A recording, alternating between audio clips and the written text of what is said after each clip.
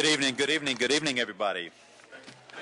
We want to call this meeting, this October 14th meeting of the Tallahassee City Commission to order. See that we've got some prepping going on up here and are about to commence. We're going to go ahead and begin this meeting with the invocation followed by the Pledge of Allegiance. Those of you who are willing, please stand for the invocation followed by the pledge.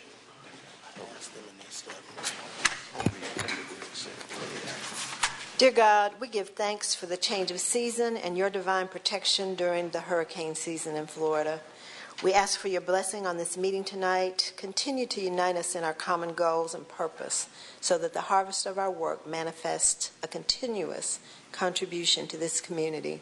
Grant that as we complete the business of this evening, we seek your will in all things so that Tallahassee may continue to prosper in your care. Amen. Amen. I pledge allegiance to the flag of the United States of America and to the republic for which it stands, one nation, under God, indivisible, with liberty and justice for all. Thank you. Madam Manager, are there any modifications? Good evening, Mr. Mayor and Commissioners. We have one agenda addition this evening. It is item 5.09, and that's a presentation of proclamation recognizing Paloma Rambana. We have one item pulled for discussion. That is item 9.03, and this is a status report on the new user-friendly comprehensive plan. And this was pulled by Commissioner Miller. We have a couple of items that are rescheduled for the 10/28 commission meeting, and they are presentations. We had a total of 10 presentations on the agenda, and so we've tried to move them. We know that your policy is 5, and usually on the first meeting. But October seems to be one of those months where there are a lot of things going on. So if it is your wish, we are going to just try to move some of those to the next meeting. Sounds good. Thank you. Okay. We have one item deleted, and that is the update on financial viability of the Government Target Issue Committee update.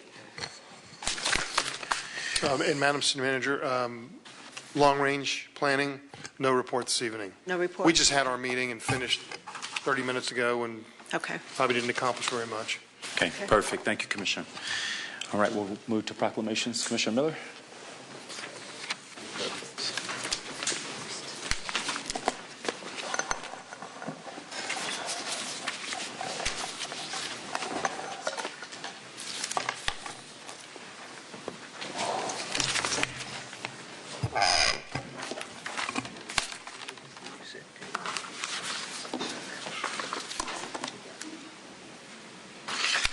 Good evening, everyone. We'll begin this evening with a few proclamations. Excuse me, one that we've been trying to do for some time, and I understand we've finally been able to wrangle Senator Mumford. Senator, we know you have a very, very busy schedule, but this commission wants to take the opportunity, along with the Florida League of Cities, to make a special presentation to you. And so I believe on behalf of the Florida League of Cities, we'll have, who's coming forward from the league? Casey Cook. Is Casey here? There you are. Hey, well, welcome. Thank you, Mr. Mayor, Commissioners, Madam Manager, Casey Cook with the Florida League of Cities.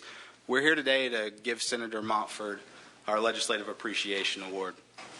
Senator Montford always calls our office. He stays engaged. He's former local government, and we believe that he's always going to be local government. He cares about this city, and he cares about Florida cities. As many of you know, during session, life can get pretty hectic. So one of the key things that make a good legislator is that they're accessible.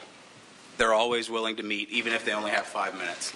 Second positive trait that he has is that he's open. He's willing to listen to ideas, and he listens to both sides of the story before he makes his decision. And the final thing, and I think this is the most important, is that he's honest. When Senator Montford tells you something, you can take it to the bank. It's going to happen. And so for that, we are presenting Senator Montford with our Legislative Appreciation Award. So if you would, please join me in giving Senator Montford a round of applause.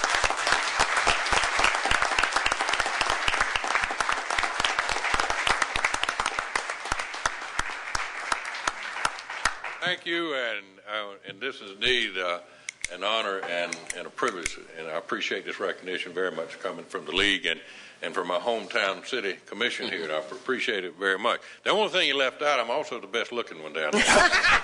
Now, I said that at some other gathering, and they said, well, you better look around the room. That's not saying much. But I do accept this with a great deal of humility, and I often say whatever I do that's good is a result of the people that I've been able to work with over the years. I've been blessed in this community. It's been my whole career here in government and especially in education, and been able to work with some wonderful, wonderful people, and including members of the city commission, the city manager, and everybody. It's been a pleasure to spend my professional life here. But I also take just a moment just to say how blessed we are in this state to have the group of young people that we have coming up. Those of us who are getting my age, we begin to wonder about the future. But getting around the state, I can tell you with a group of young people that we have coming up, our future is in good hands.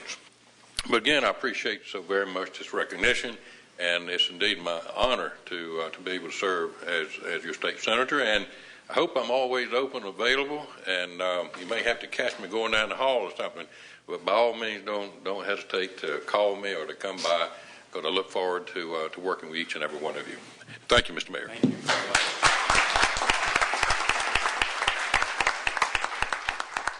Thank you very much, Senator. You have always had an open door to this community. I appreciate you even chasing you down the hall, trying to get a word in. You've been an amazing advocate for this city and for this county and your larger district, so thank you. Commissioner Miller now will come forward to present a proclamation on Native Plant Month. Commissioner Miller. Hello, everybody. Hello. Well, first of all, I'd like to invite the native plant folks up here with me to make this presentation. Helen Roth, Scott Davis, Donna Laguerre, Nicole Zampieri, and Louis Castillo. And anybody else that wants to come up that's here on the behalf of the Native Plant Society. Native Plant, we like to celebrate Native Plants Month because native plants are so absolutely amazing in Florida. We have plants here that are basically unique to us, and we have ecosystems here that are very unique to Florida. And so if you haven't been outside lately, and if you haven't been in touch with all these folks, you should get in touch with them and let them show you some of the field trips they have. So that said, whereas the Florida Native Plant Society was started in 1980 in Winter Park, Florida by a group of scientists, educators, conservationists, and others concerned about the loss of Florida's native plants and the introduction of non-native species. And whereas the mission of the Florida Native Plant Society is the preservation, conservation, and restoration of the native plants and native plant communities of Florida. And whereas the Society now consists of 37 chapters and 3,500 members from all walks of life who volunteer their time, knowledge, and skills in public workshops, land management reviews, raising money for conservation and research grants, landscape awards, restoration projects, and teaching Floridians about the benefits of native plants.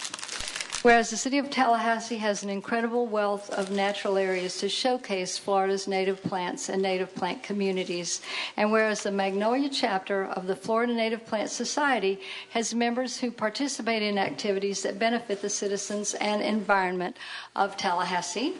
Now, therefore, be it resolved by the mayor and commissioners of the city of Tallahassee, Florida, that October is proclaimed Florida Native Plant Month.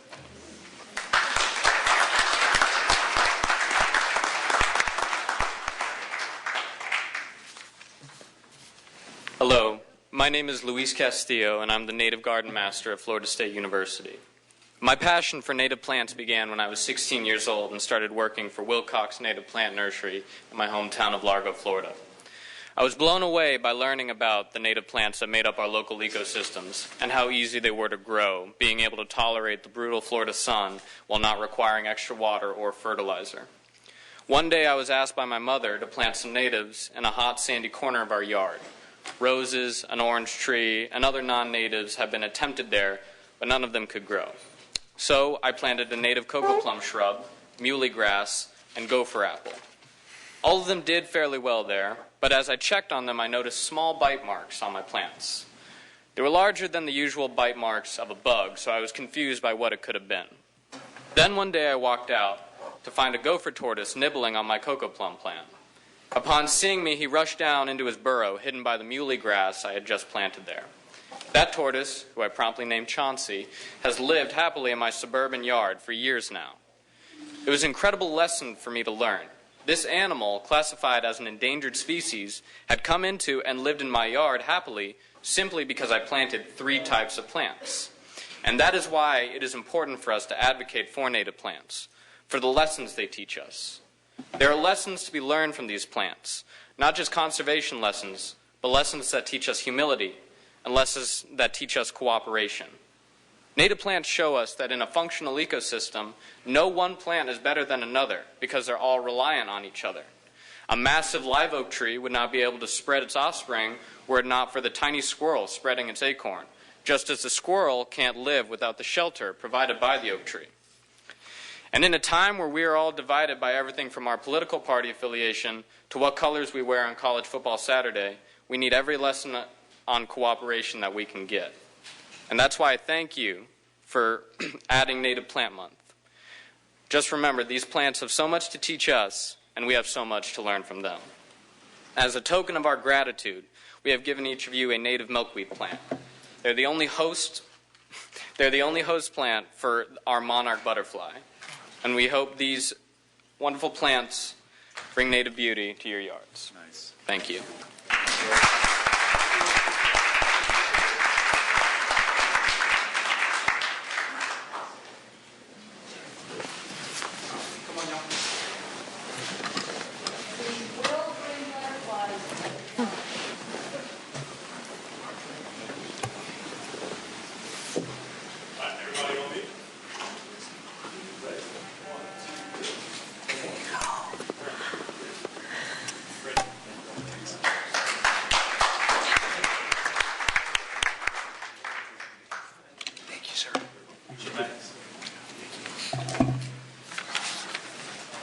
Thank you. I appreciate it. Next will be a presentation recognizing Breast Cancer Awareness Month. Some of you all may have noticed the city has turned pink for several days, and with those associated with that presentation, please come forward. Presentation will be read by Commissioner Scott Maddox. Thank you. Leslie and Jennifer, I think, are coming forward. Anybody else? Come on, please. Got pink on.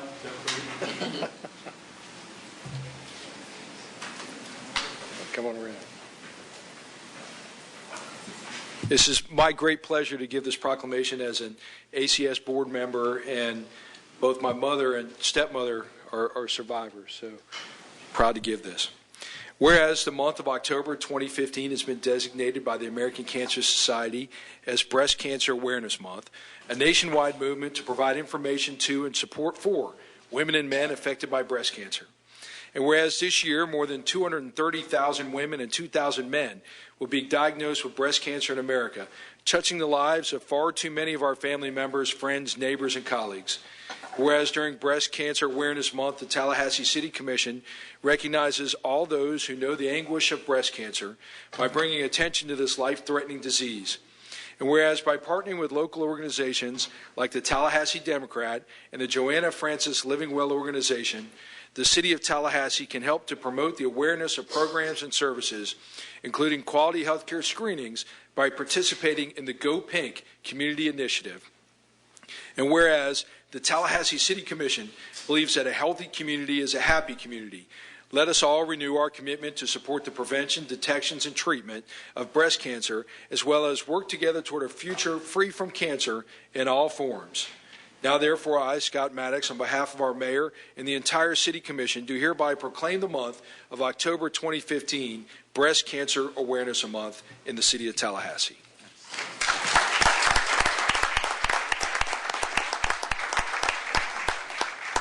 We so appreciate all the support that the City of Tallahassee has given us this year, but we definitely couldn't have done any of this without the Tallahassee Democrats. So we hope that at some point Joanna Francis Livingwell won't be needed because breast cancer won't exist anymore. But we want the Democrat to stick around for a while, so we sure appreciate all your support. Thanks so much.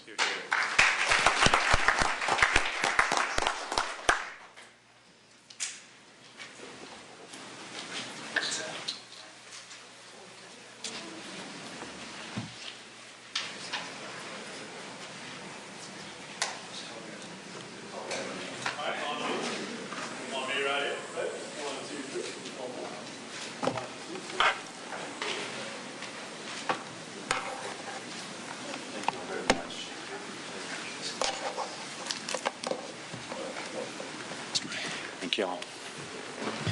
All right, next we'll have a presentation of a proclamation for Disability Employment Awareness Month. And with those associated with this presentation, please join me here at the podium. Good, come on up.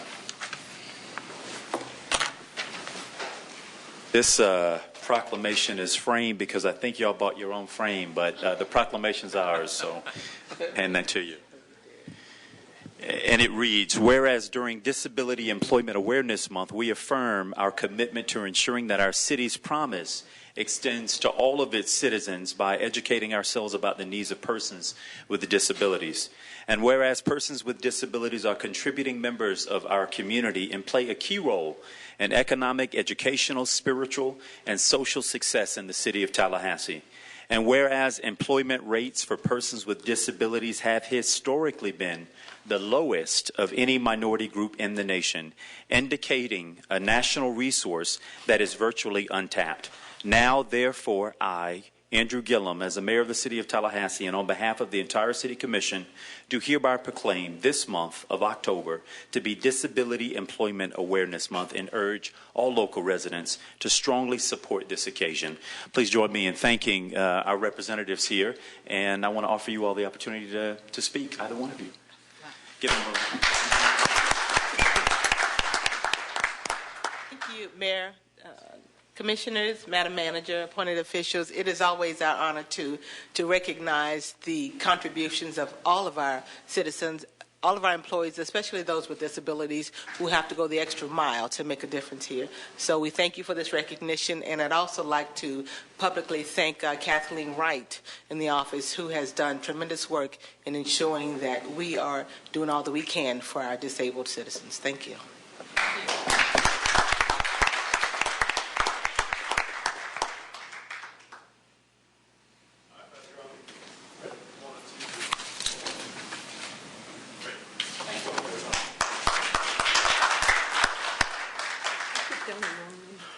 Right. The next presentation of proclamation will be an awareness of White Cane Awareness Day in October as Meet the Blind Month. And with those associated with this presentation, please join me here at the podium.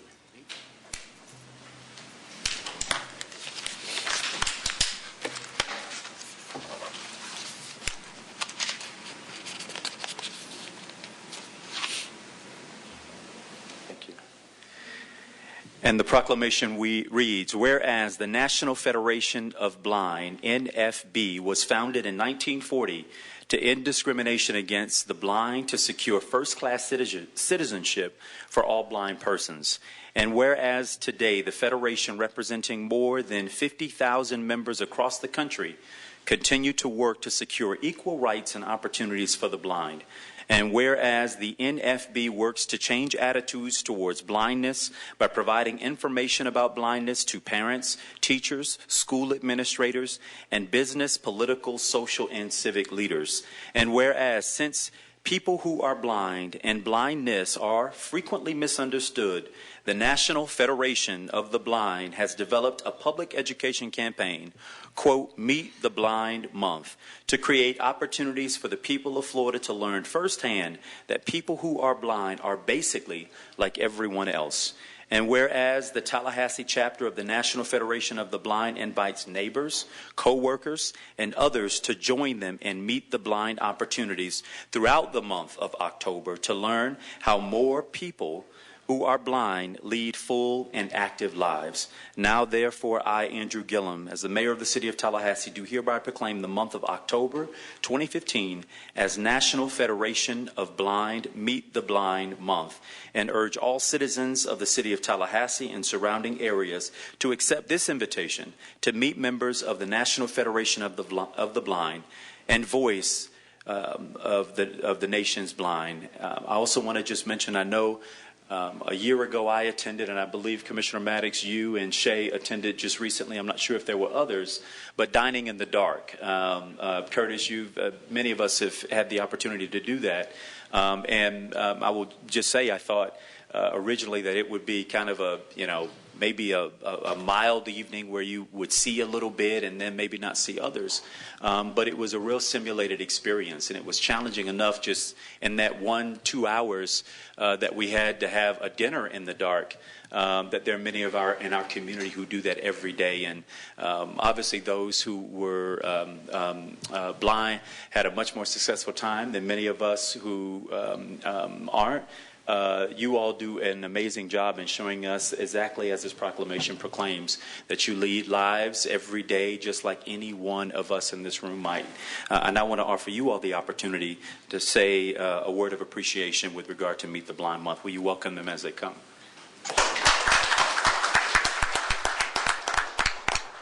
Good afternoon. I am blind. I am Jada Michael, the president of the Tallahassee chapter of the National Federation of the Blind, here with Donald Christie, our chapter's treasurer. BNFB is an organization comprised of people with all ranges of vision. Some of our members have 20/20 vision, some wear glasses, some are visually impaired, some are legally blind, like Donald, and some are totally blind, like me.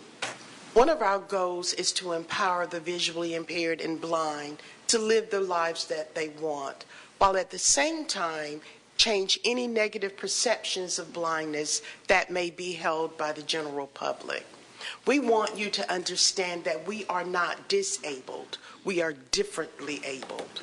We don't see with our eyes, but we do see with our touch. We do see with our hearing. We do see with our smell. And sometimes we see with our taste. But mostly we see with our hearts. So on behalf of the NFB, I would like to thank Mayor Gillum, the city commissioners, and the city of Tallahassee for this proclamation. For through it, it shows us that you see us for exactly who and what we are, a vital member of this community, just like you, who just so happen to be visually impaired and blind.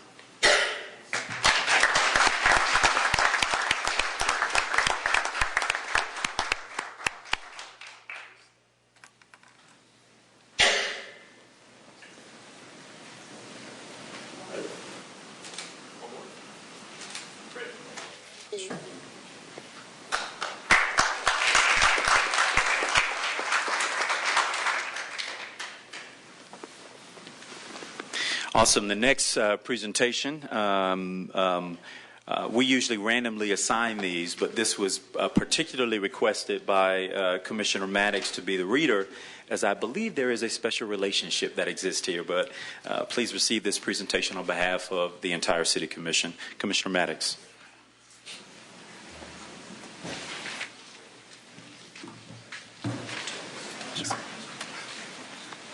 If I could get the Rambanas to please come forward.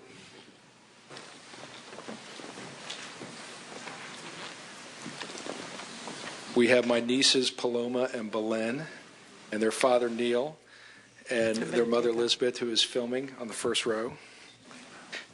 So thank you, Mr. Mayor, for the point of personal privilege, for the honor to give this proclamation to this outstanding young lady. Whereas Paloma Rambana was born with Peter's anomaly and is legally blind, and whereas October is National Blindness Awareness Month, and whereas Florida is home to over 400,000 blind and visually impaired individuals, and whereas Paloma Rambana started Fund the Gap, a campaign to raise awareness for the need to fully fund blind and visually impaired Floridians ages 6 to 13, and whereas Paloma Rambana assisted by her sister Belen, led a march to the Capitol and helped to secure $100,000 for direct services for blind and visually impaired children in Florida. Actually, that's $1 million. $1 million for direct services for blind and visually impaired children in Florida. And whereas Paloma Rambana, by the age of 10, has been described as a powerhouse, trailblazer, and inspirational community leader, and won several awards for her advocacy. Now, therefore, be it resolved that I, Uncle Scott, on behalf of the mayor and the city commission, do hereby honor the selfless advocacy of Paloma Rambana and express my sincere appreciation for her service to the blind and visually impaired children of the city of Tallahassee and the state of Florida. Hear, hear.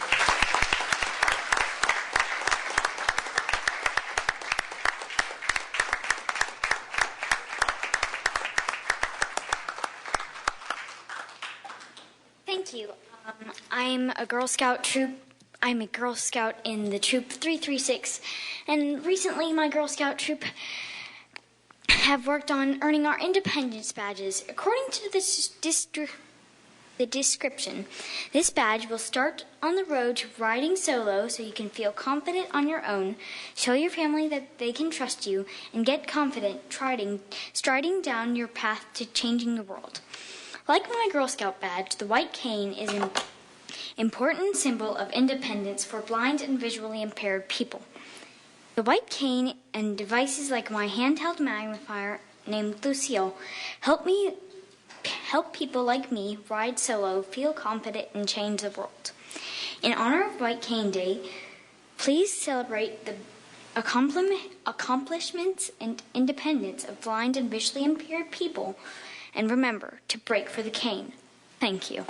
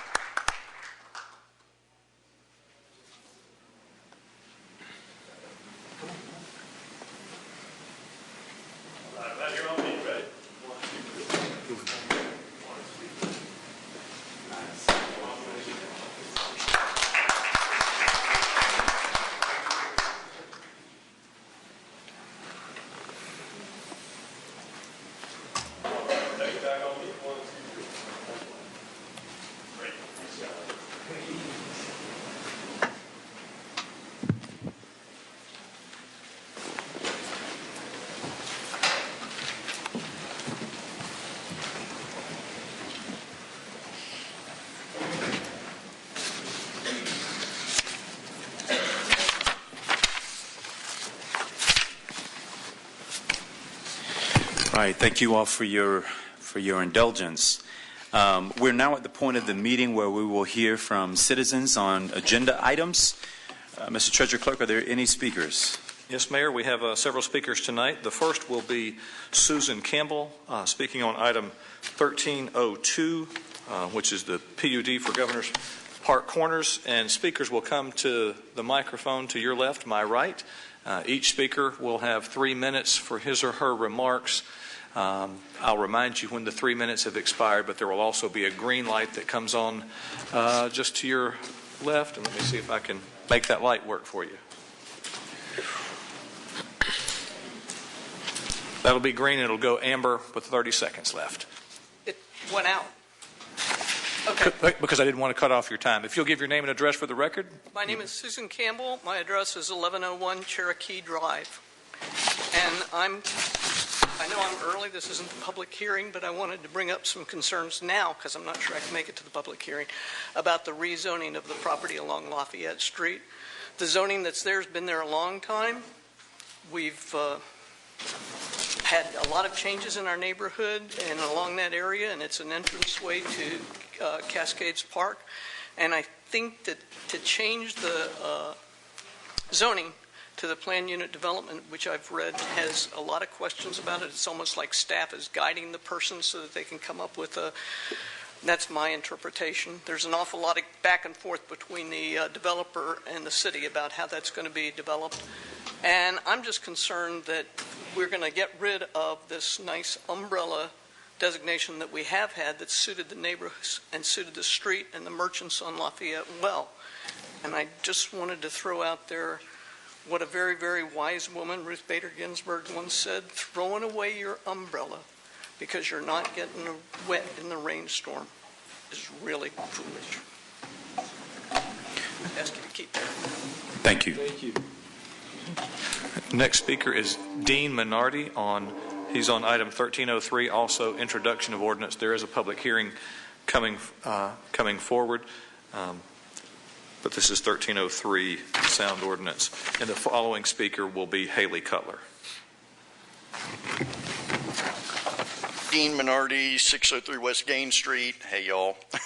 Hey, Dean. Just two questions for staff when they introduce the ordinance. The treasurer clerk's got written copies. Line 79 of the ordinance, residential use means all properties and premises containing habitually occupied sleeping quarters, including hospitals and nursing homes. That's a quote. The definition specifically uses the term properties. The property known as Clayman Plaza contains the Tallahassee Center and the Plaza Tower, both of which are habitually occupied sleeping quarters. Will Clayman Plaza be defined as a residential use under the proposed ordinance? And then the second question is, what is the decibel level of a Friday night block party on Clayman Plaza? And I'm just trying to gain a relative understanding of how this proposed ordinance relates to currently approved sound levels. I asked the person running the soundboard during last Friday's concert, and he indicated the measured level was generally between 104 and 110 decibels. And in reading table 1 of the proposed ordinance, it indicates a maximum reading of 70. And again, I'm just trying to I don't have a position at this point. I'm just trying to understand where we're going. Thanks. Thank you, Dean. Next speaker. All right, the next speaker is Haley Cutler on item 1403, proposed process for distribution of additional human services funding. And I believe the remainder of our speakers are on this topic, Mayor. And I get to be up first.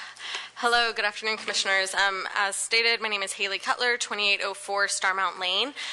All of you know me as the Executive Director of the Oasis Center for Women and Girls. I want to start out by thanking you for your recent vote to increase funding for human services. Thank you very much. And just wanted to go on record saying that I really celebrate the CHSP process as an innovative and fair process that's unique to our community. I think it's really wonderful. And I support the process being used to distribute the additional funds in some sort of expedited mini-grant process with prioritization to those promise zones, and hope that the partnership with the county will continue and that all of the additional funds will be pooled into one mini-grant process that all of our agencies can apply for. So thank you so much for your support of human services and the citizens of our community. Thank you. Thank you.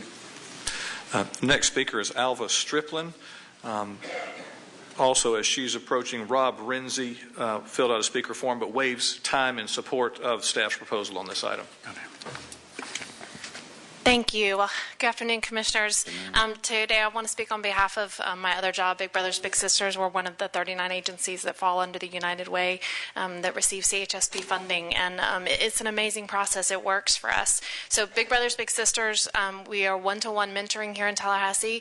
Our mission is to better the lives of children that are at risk in this community. You have a handout in front of you that I created within the last 30 minutes. Excuse any typos, so just hold on to that.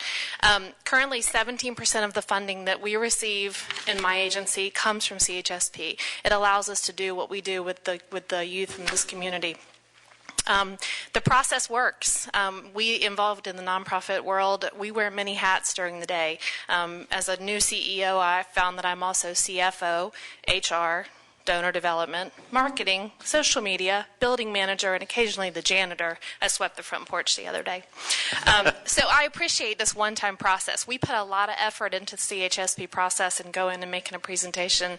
And so we appreciate the fact that we only have to do that once a year. So thank you for that. What you have in front of you are the statistics on my agency alone currently. We currently have 222 open matches. And you can see the kids waiting. And when I say waiting, this means that they are either have inquired, they have been interviewed, they're in a pending, they're waiting on a big, or they're actually ready to be matched. We have 100. These are only in the promise zone. I have apparently a staff member in my building that loves to look at statistics and maps and put this together for me. So 100 kids, 16% of everyone waiting at my agency lives in the promise zone. Those are the kids. Now you can see that the bigs, which we call, that's our mentors, 7% of our bigs actually live in the promise zone. So they're getting out and involved in their community. But you can see these statistics. Currently, this totals 172 people that are involved in my agency right now in a match that live in the promise zone. So we touch those lives directly, and through your funding, we touch those lives directly. So on my other role as a member of the Leon County School Board, I know what it's like to sit there and have people come and ask you for wonderful causes for money. And I can assure you that you are touching a huge percentage of lives through this one funding mechanism. And I want to thank you for your support and for hearing us today. And can I get one of these at the school board, the light thing, the bell? If you'll just send me that information, that'd be great. You got to get your own. Sorry. Thank you. Thank you. The next speaker is Ellen Pukalkiewicz, followed by Jim McShane. I'm excited to report that she did not have to spell her name phonetically for me for the first time. Thank you so much. Ellen Pukalkiewicz, 2477 Tim Gamble Place. Regarding the additional funding for CHSP, I support the staff proposal for an abbreviated CHSP grant application with only CHSP eligible agencies being allowed to apply and are directed toward the promise zone. Currently, the CHSP prioritizes South City and Frenchtown, so I do not believe this is a significant departure from pre-existing emphases.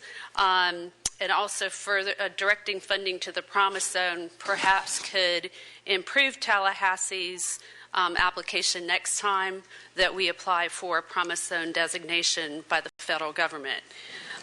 We also agree with the staff proposal that collaboration is important between CHSP agencies and community groups, churches, neighborhood associations, and other community stakeholders. Leon County has also increased funding for CHSP 175, which is without geographic designation for the FY15-16 budget, and also has recommended an additional $100,000 for at-risk youth programs. There have been preliminary conversations that I've been a part of about these resources, and it's possible that these increases from the county will be paired with the city funding into one CHSP expedited mini grant that could total $715,000. Under this scenario, agencies would not have to make an application for 3 pots of funding. That's cutting down on the administrative burden to both agency staff and the city and county staff. And so we'd really like the city to support a collaborative effort with the county. Thank you. Thank you. Jim McShane, and he'll be followed by Jim Croteau. The two Jims. Okay. Well, my name is Jim McShane, 6678 Chevy Way, Tallahassee, and Commissioners, Mayor, and Madam Manager, thank you for letting me be in front of you. I'm also speaking to the same topic here. As Career Source Capital Region, you know we're a statewide network in all of Florida, and job training and skill development for youth and adults is what we do. We're federally supported, but our funding too has declined 50% since the year 2000. So it's forcing us, and in a good way, to leverage our assets and what we bring to the table and collaborate with the agencies that are in this city. Initiatives are on the south side. I'm looking at a couple of examples that I'm seeking some partnerships on with a youth build model with sustainable partners that would create our own in-house model, and again focused on the same area as the Promise Zone. Unemployment here essentially is flat, and statistically we're at full employment at 5.3% in August, yet there's still 5,000 jobs that are posted every month here on average of openings that are left unfilled. So I do support us trying to find a way to fill those jobs for our business community. I support the allocation of focused dollars towards the Promise Zone area, As a past grant writer, I can tell you that what this is building is a local investment that then can be leveraged at the federal level and with certain foundations. In addition, I believe the university's engagement are necessary for tracking and measuring results. It will strengthen the application for the additional resources from those foundations and the government. In summary, there is a we do need to experiment in order to put new ideas and new processes in place to address poverty and its entrenchment in certain neighborhoods. I'm also working with key nonprofit leaders to become more aware of a collaboration potential in what I am calling a highway from poverty to prosperity.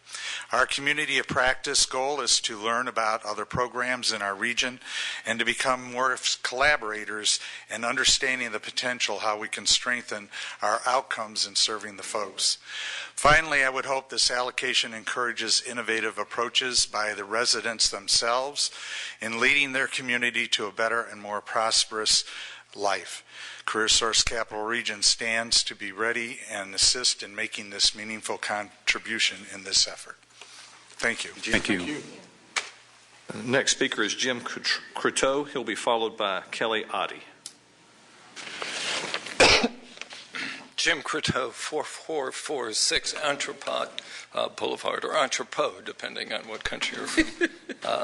I'm representing Second Harvest and would like to express our appreciation for the designation of the additional funds and using the CHSP process, the citizen review process, to distribute those funds. Our only concern is with the basic needs category being limited just to the promise zone.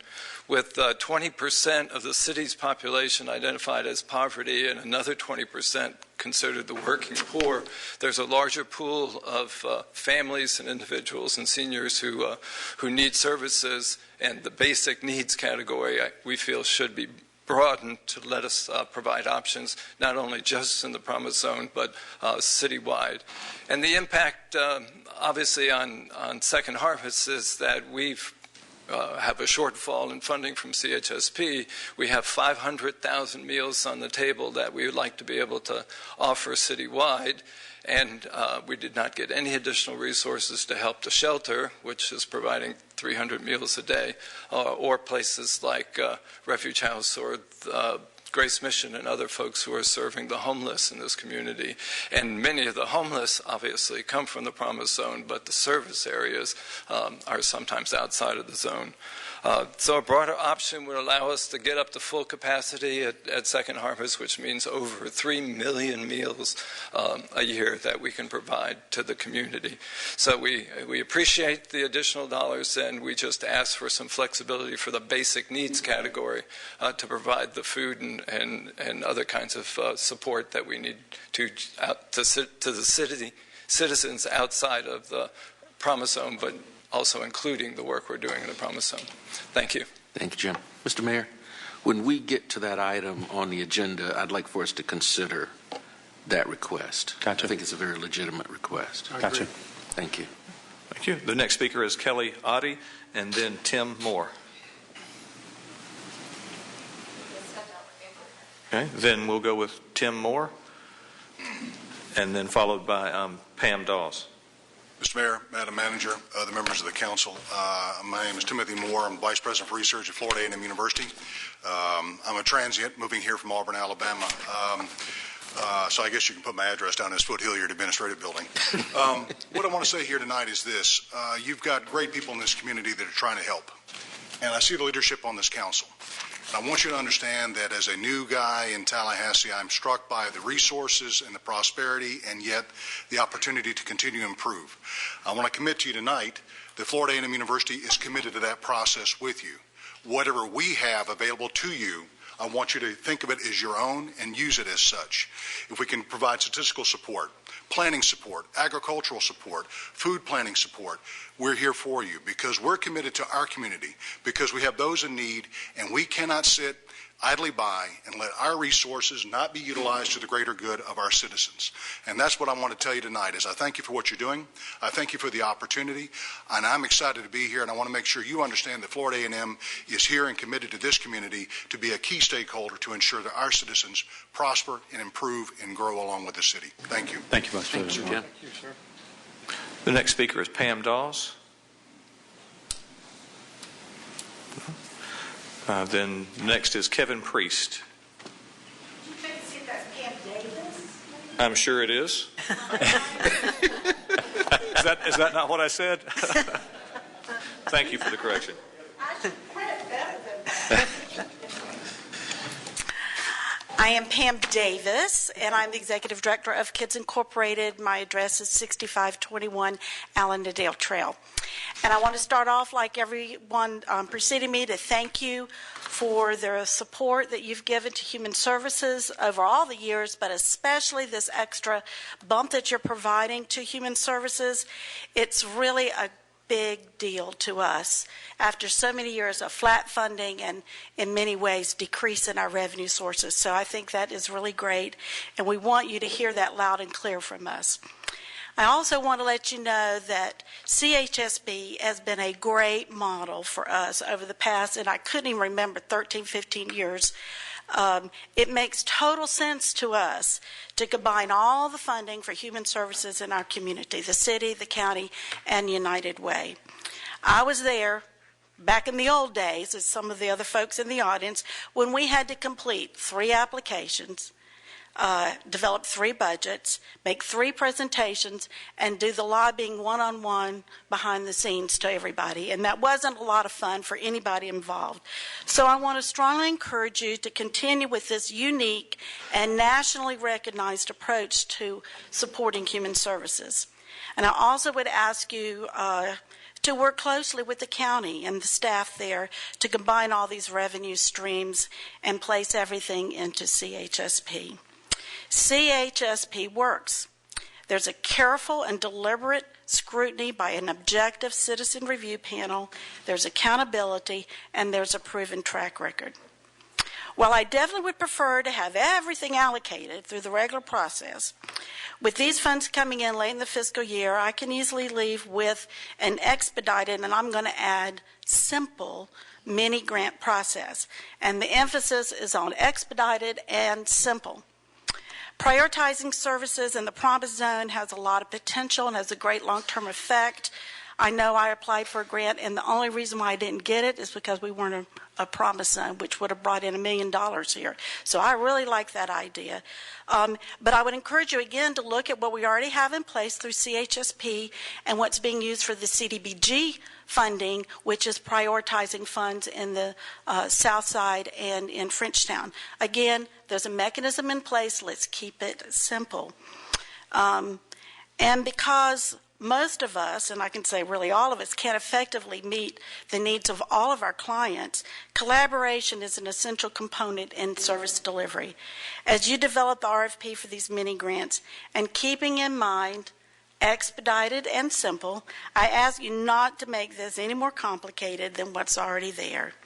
Instead, look at the CHSP component and enhance that for the 2016 cycle. As to evaluation, I would encourage you to incorporate proven track records and proven outcomes from reliable, valid, independent measurement processes. Excuse me, your time's expired.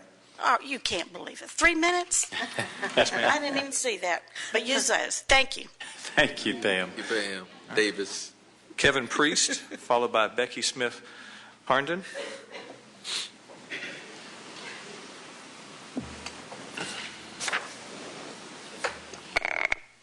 Kevin Priest with 1920 East Indian Head Drive. I was going to just wave in support, but I will say this. I've met with all 5 of you this past 2 weeks, and I think the biggest thing I would like to leave you with is that we need to ensure that we're investing the money into organizations that have a proven track record, particularly in the areas that have been identified in the Promise Zone as well as the South Side. So with that being said, I think I'm under my 3 minutes. I'll let it be. Thank you. Next speaker is Becky Smith Harnden, and she'll be followed by Courtney Atkins.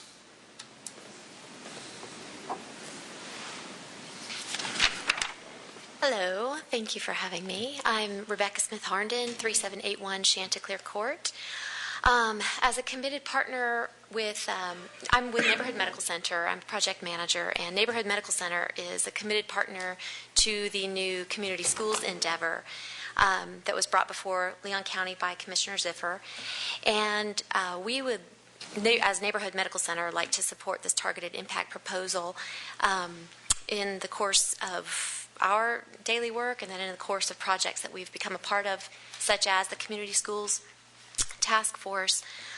We are moving forward with several tenets that are also central to the targeted impact proposal, which include provision of basic needs and health care, community collaboration, which is the bedrock of everything that we're doing. We couldn't have a coordinated effort to address the needs in an area like the Promise Zone without a cohesive coming together of the resources that already exist in our community and delivering them in one, in one location where people can access them, where there's not barriers to accessing these vital resources. And then finally, partnership with FAMU and FSU in the interest of developing metrics to measure what it is that we're doing in the community, how impactful are our collective resources, where do we need to maybe focus our attention more closely, where maybe our funds being used in inefficient ways. Developing that type of a model in conjunction with the higher learning institutions is really vital for all of us to be able to hone our resources and make sure that the services that we're delivering to the community are as impactful as they can possibly be. So thank you very much, and thank you for the additional funding. Thank you. Thank you very much. Courtney Atkins, and then Gigi Rollini.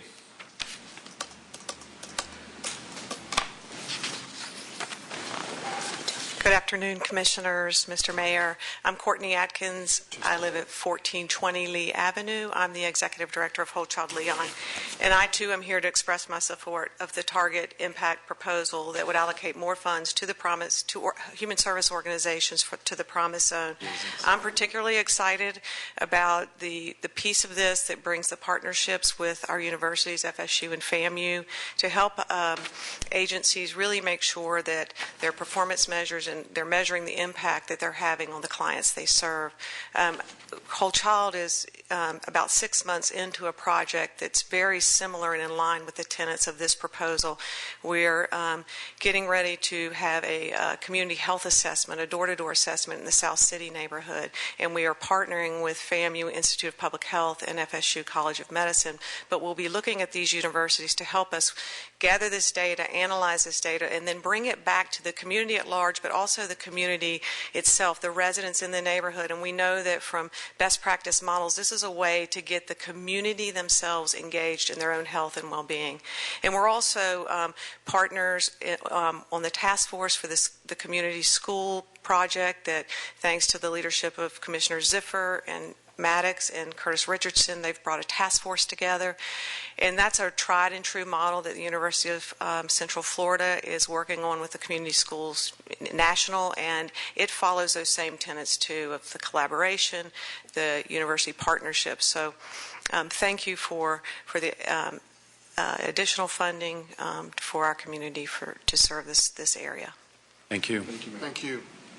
Next speaker is Gigi Rollini. And after her, the only other speaker I have is Kelly Oddie, and I don't believe I saw her come back in, so this will probably be our last speaker at this portion of the meeting, Mayor. Thank you. Good afternoon. My name is Gigi Rollini, 5367 Carisbrook Lane. I, of course, want to start by thanking this commission, but also the hard work of staff and all the legwork that's been done through outreach into the community. I think from the consensus that we're hearing in the comments tonight, that very hard legwork is evident. I am here on behalf of Second Harvest tonight. I'm president of the board of directors.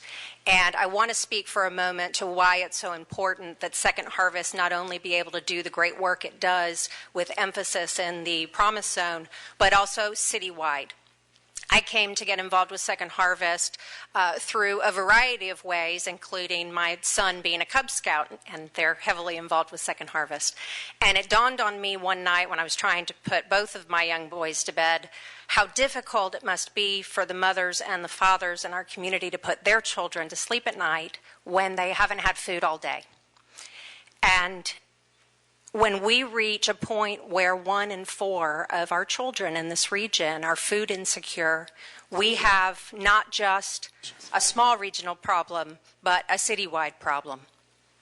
For basic needs, it is essential that everyone who needs those basic services get them, because it is a root cause. It's a root cause in everything else we're trying to solve in this community. Children who don't have food can't learn. Families who don't have food can't improve their health care.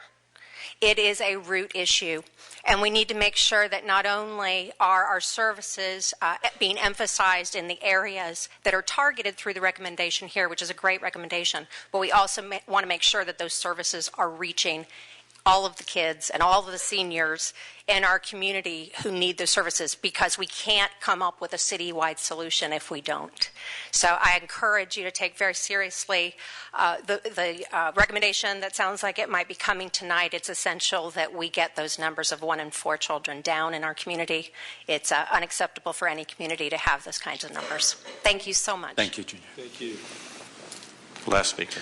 All right. Thank you all very much for your thoughtful comments this evening.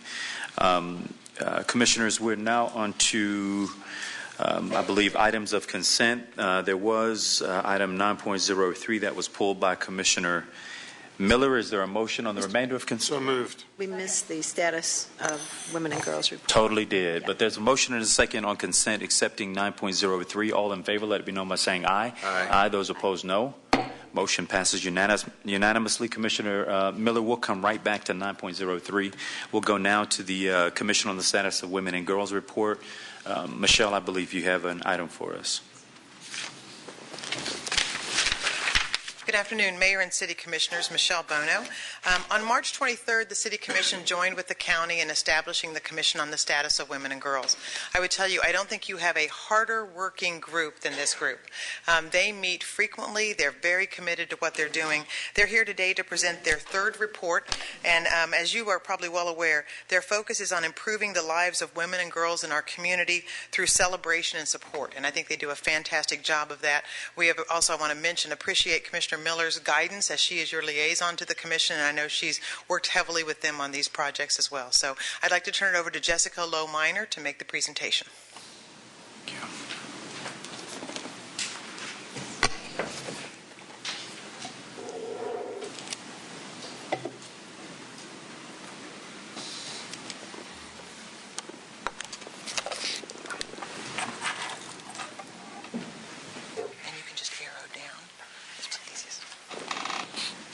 Good afternoon. Good afternoon, Mr. Mayor, Madam City Manager, Commissioners. Good afternoon. I am very privileged to serve as the immediate past chair of the Commission on the Status of Women and Girls. Our new chair, Sharon James, officially took over on October 1st. So I'd like to, I know that she's here. She would stand, or maybe I saw her earlier. Oh, maybe not.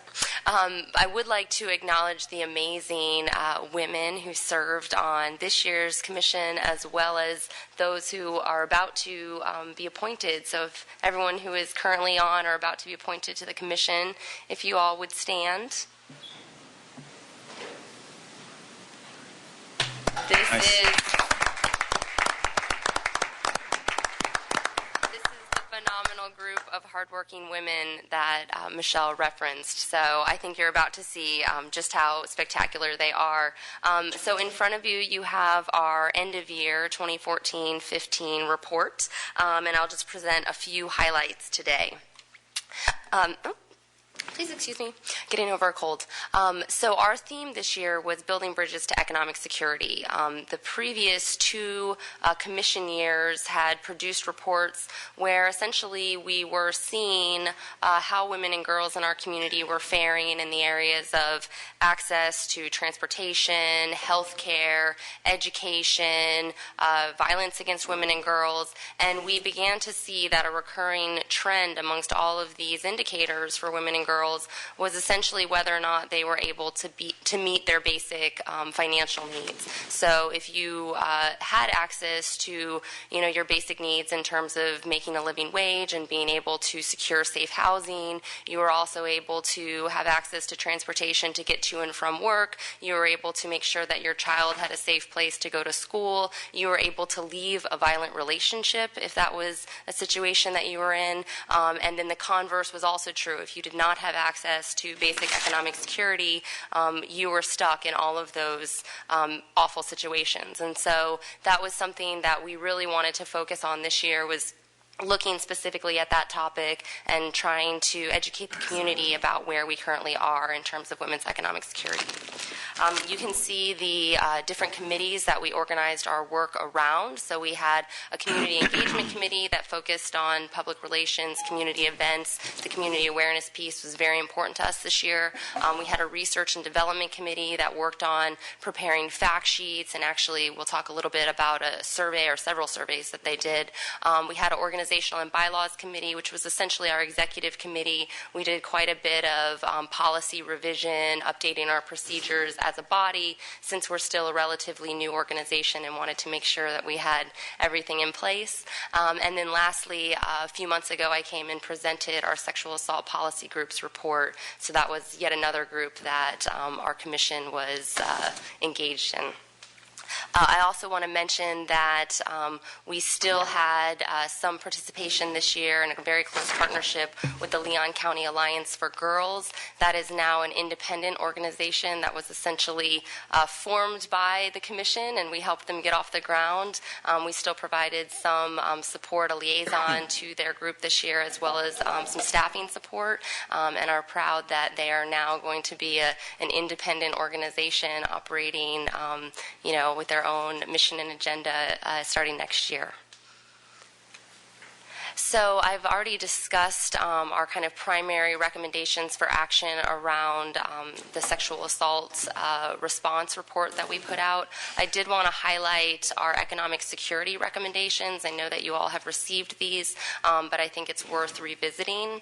So the three kind of primary focal areas around economic security that the Commission really felt like our community could make some, kind of small changes would make a critical difference. We felt that it was very important for the community to focus on economic opportunities for women and girls, particularly around entrepreneurship and job skill training. So as, creating an entrepreneurial ecosystem becomes, a driving force of this community, and as we're talking about additional vocational training opportunities and things that can help create a more talented and skilled workforce, we want to make sure that women and girls continue to be an important part of that conversation, and that they're not left behind when we're talking about, the Leon Works initiatives, the DOMI Venture initiatives, all of those wonderful things. We want to make sure that women are a major part of that conversation and are not on the sidelines. Additionally, public transportation was a major issue that came up at all four of the public hearings that we conducted last fall. So access to transportation, and not just access, but ensuring that usability and route times, service options, those things were really critical for women. Particularly, they would tell us about not being able to use public transportation. They could use it to get from their home to their work, but they couldn't use it to get from their home to drop off their child at daycare and then back to their work on time. So when you had multiple stops and you were needing to engage with the transit system at a more complicated level, that's when it became, in many cases, simply unfeasible. Lastly, one of our recommendations was to increase funding to the Community Human Services Partnership. So check. Thank you very much. We really appreciate that you all did that, and we know that it will have a massive impact on women and girls in the community, so thank you.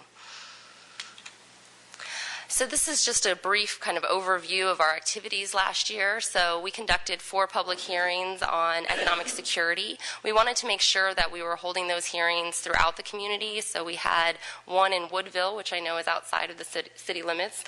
We also had one at Jack McLean Community Center, one at the Leroy Collins Main Library, and also one at the Tallahassee Senior Center. It was really important to us that we were hearing from, a broad diversity of the community's residents, that we were hearing from people of different economic backgrounds, people of different ages, races. That was very important, that we were not just kind of cherry picking which residents we were hearing from. We wanted to really capture everyone.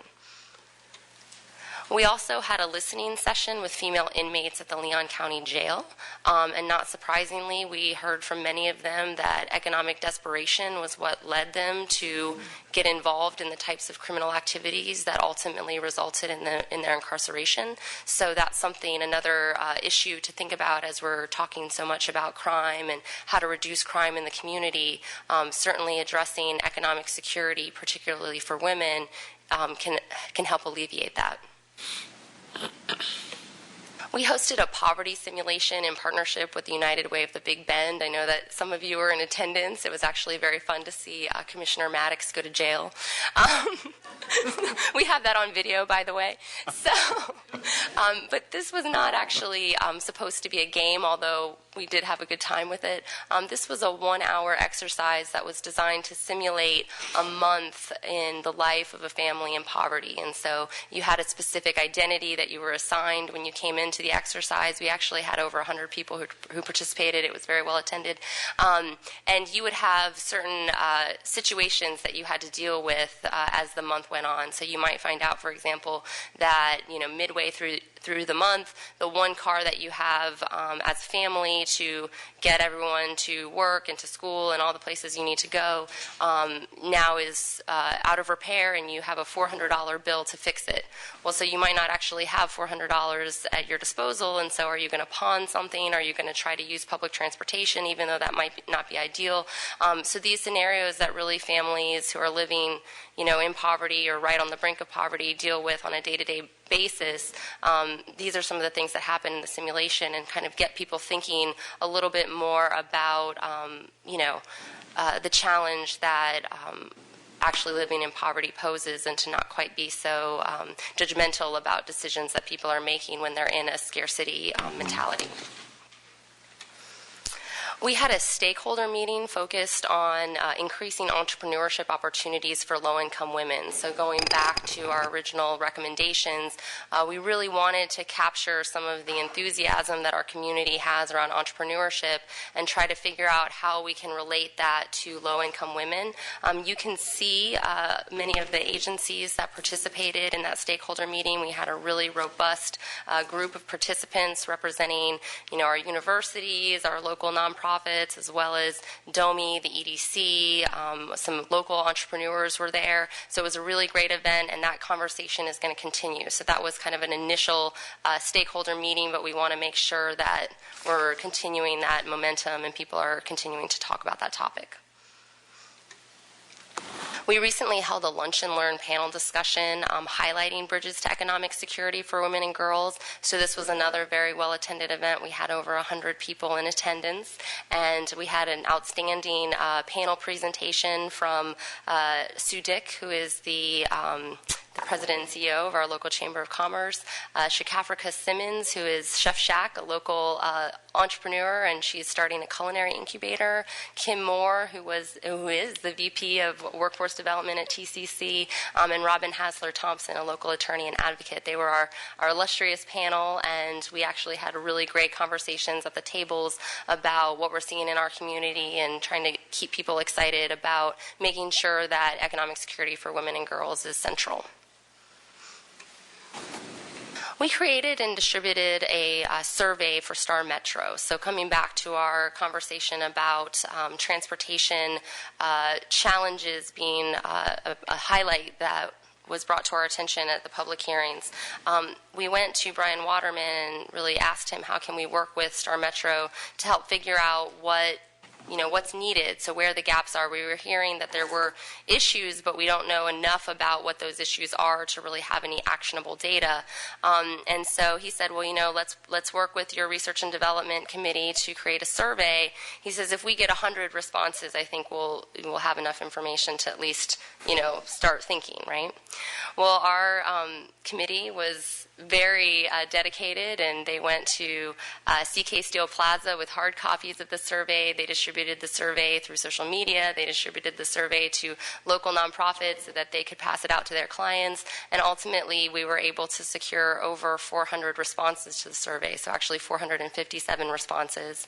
Almost 60% of the respondents were female, so that does provide a good glimpse into what local female residents are saying about public transportation. Some of the things that they mentioned as factors for improvement, safety of bus and bus stop infrastructure was something that they mentioned. Also, more information about routes, service times, et cetera, a way that they can access information in a user-friendly format. And then finally, concerns about commute time were present amongst all the respondents.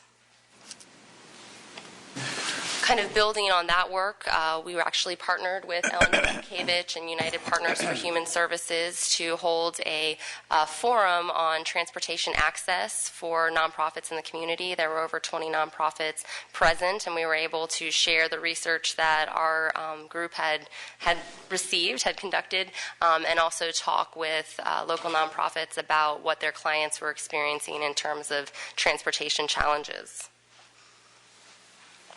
I already mentioned our report on sexual violence. That was very well received. We did also have a news conference to release that report, which was well attended. It was held at Tallahassee Memorial Hospital and at the new facility, the SANE facility that they will be opening or have opened, I think this month or last month. So you can see some pictures of that. We had great community presence and enthusiasm around the release of that report. Lastly, Ruth Nickens is here. If she would just give a quick wave, Ruth. This is an amazing project that Ruth really took on as her own, but essentially when we were working on our sexual assault policy report, we took a tour of the Tallahassee Police Department, and something that Chief DeLeo kind of noted or pointed out to us was that TPD was in the process of creating a private interview room for victims of sexual violence. So in the past, if you had been assaulted, when you would go in to be interviewed, you would go into the same, sterile interview room that anyone who had been, accused of a property crime or even, a capital offense, with just a table and, very double-sided mirrors, and it was very intimidating. And as a victim, that's a very traumatic experience. And so Chief DeLeo told us that they were in the process of creating a private room, and they took us to see it, and I have to say it was a little drab.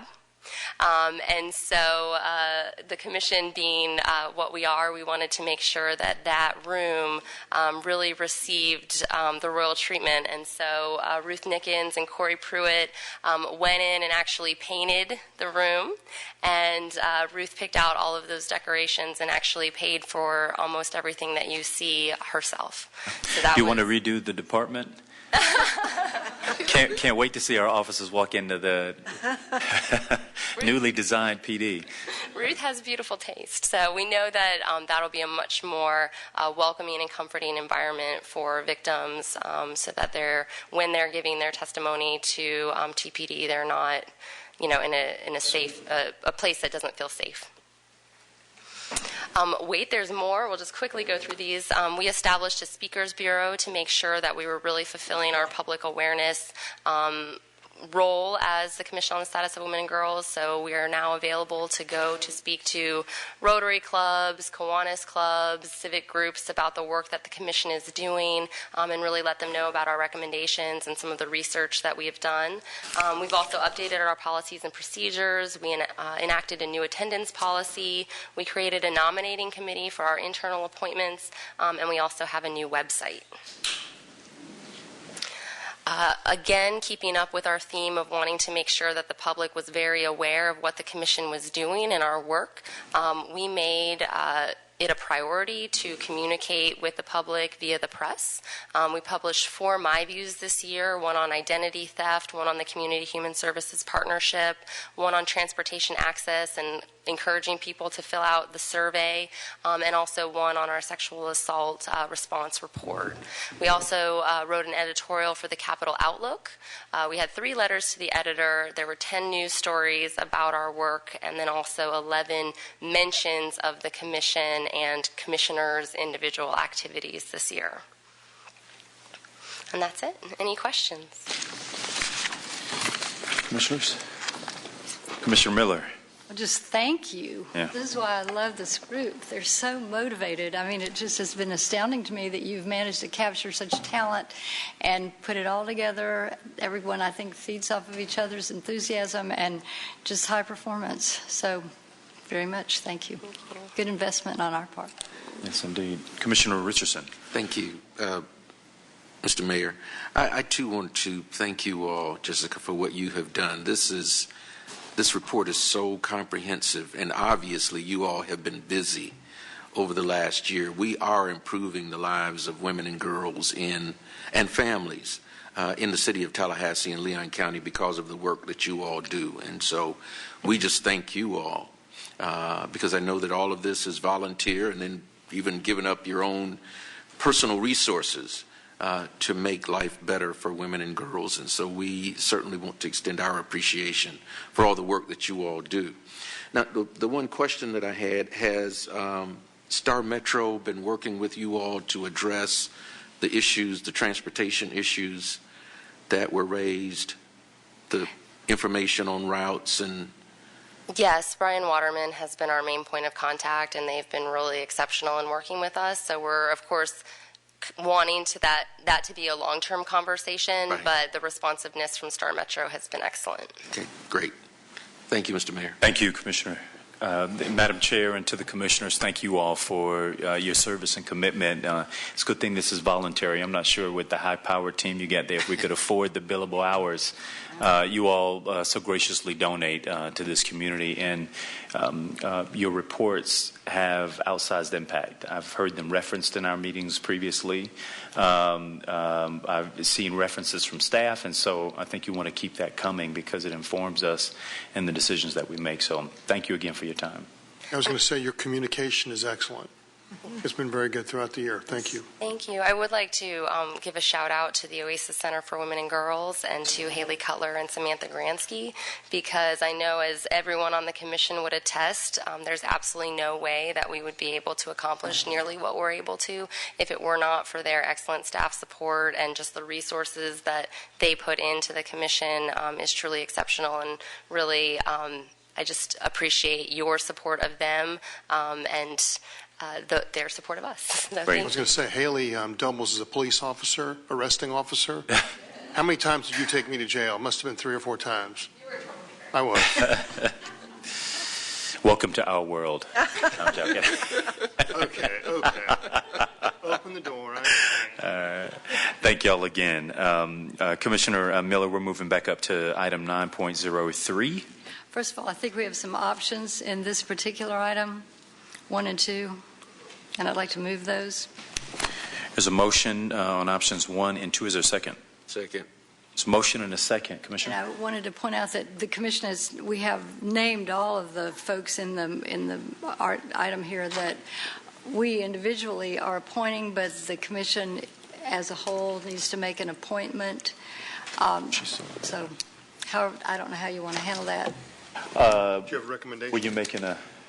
Well, the Commission on the Status of Women and Girls has a certain number of appointments that they are able to make, and they're very attentive to the needs to make a balanced organization, and have actually developed some internal processes in order to figure out who their appointments are. They have done that, and they have also recommended to us 2 people that they weren't able to include. Those are the 2 that I had asked Michelle Bono to email those to you and just make you aware that those were recommended by the Commission on the Status of Women and Girls. They're both excellent. It would be very hard for me. I mean, when I looked at it, I was leaning toward Andrea Jones mainly because I felt like she'd have more time. Erica McKibben is phenomenal and has her own organization that she also has a family. She's completely dedicated to the cause. But at this point, I thought Andrea might be a better option. But that is entirely up to you. And so... If that's a recommendation, is there a second? Second. There's a motion and a second for Andrea Jones, recognizing the high caliber and quality of both candidates. Any discussion? Seeing none, all those in favor of this nomination, let me know by saying aye. Aye. Those opposed, no. Motion passes unanimously. And we just have some logistical issues. We had two motions on the floor. The other one is to, now that we've decided on that, probably we should have done that first. And then back to the original moving of option 1 and 2, which accepts the recommendations of the rest of the people that are proposed for the committee, and also staffing by OASIS. Right. Is there a motion? So moved. Second. And a second. There's a motion and a second. All those in favor, let me know by saying aye. Aye. Those opposed, no. Motion passes unanimously. Commissioner, now we are back up to consent item. You pulled item 9.03. I did. Well, that's an item that I wanted you all to have a little bit more information about. The reason that was a concern of mine is that, and I don't see Wayne. Is Wayne here? He's back there. If he could come forward and give you a little bit more information about this particular topic. The item that's before us today really just approves the formatting changes that Cherie's going to go over with you. But the larger picture includes the fact that there is a larger effort underway to actually rewrite the entire comprehensive plan, element by element. It's going to be quite an ambitious project. They've already done the rural area. That didn't affect us, so I didn't really bring this up to you before now. But the next work product is going to be the land use element, and that is something that does directly affect all of the city's property and also our growth management. So I think that I just wanted you to be aware of it, so turning it over to Sri. Sure. The actual item on consent is there's two separate things. One is just, and I think that in the public there may have been some confusion between the two, so I wanted to clarify that the one that's actually up for tonight is simply a reformatting of the comp plan online to make it easier to read, put in a table of contents and index. I'll spare you a presentation on it, but website if you want to see it. But so that's really what's on. The schedule I have up here is the schedule of work for the land use element update. And if I could just clarify, this came from the strategic initiative that the county initiated last year, and it really is to update the land use element only. Transportation and land use are so interrelated, it's probably going to lead to some mobility element updates as well. So I want to put a stress that when the community collaboration will occur in this comprehensive plan update, and again, this is the larger effort. It's going through 2017, but that would be when we'd bring forth the comp plan amendments. It might, then it would actually go through 2018 for the final product. We're currently in what we'd consider the evaluation phase, where we're pulling together all the other visioning that's been done for Blueprint, for various other efforts, and finding out what does the state specifically require. Just doing an analysis of what's required, what previous visioning efforts have developed, and we'll be bringing that forth in February. Then that's to set us up for the community collaboration, where we then will be holding a series of, I expect, town hall meetings around different parts of the city and the county, which we did when we did the evaluation, when we do our regular comp plan evaluations. And as a result of that, then come back and do a draft and share that draft again with both the City and County Commission and the public, with the putting forth an amendment for adoption in fall of 2017. We went over this just briefly at one of the comp plan hearings at the end of May, but a lot of the public aren't really part of that, so it's good to reiterate it at this point. I'm happy to. All right. I'd move consent after that. I just wanted to bring this to your attention. Second. It's motion and a second to approve. What are we? Item 9.03. All in favor, let it be known by saying aye. Aye. Those opposed, no. Motion passes unanimously. Thank you very much, Ms. Bryant. We're now on target issue updates. First update being economic. Did we do the approval of the appointments? Yes. We did those. Yes. Item 12.02, economic development. Commissioner Richardson. Thank you, Mr. Mayor.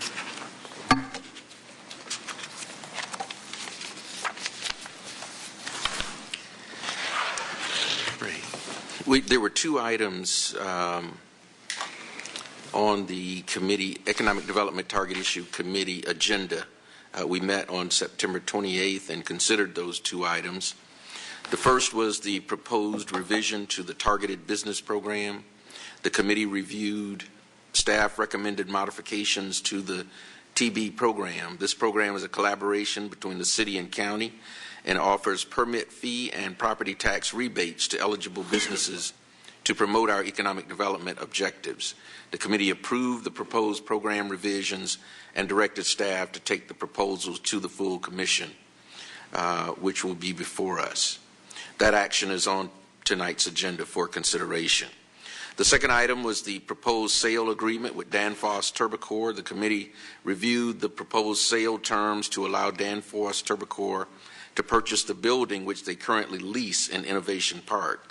That building is jointly owned by the city and the Leon County Research and Development Authority. The lease agreement with Danfoss includes a purchase option which Danfoss has exercised. Danfoss wishes to purchase the building to facilitate a planned expansion of their Tallahassee operations, which is good for us and our economic development objectives. The Research and Development Authority has already approved the sale terms. The Target Issue Committee approved the proposed sale terms and directed staff, again, to bring this item before the Commission, which is on our agenda tonight. That's our report, Mr. Great. Thank you, Commissioner. Any questions? Saying none. Quality of life. Commissioner Thank you, Miller. Mayor.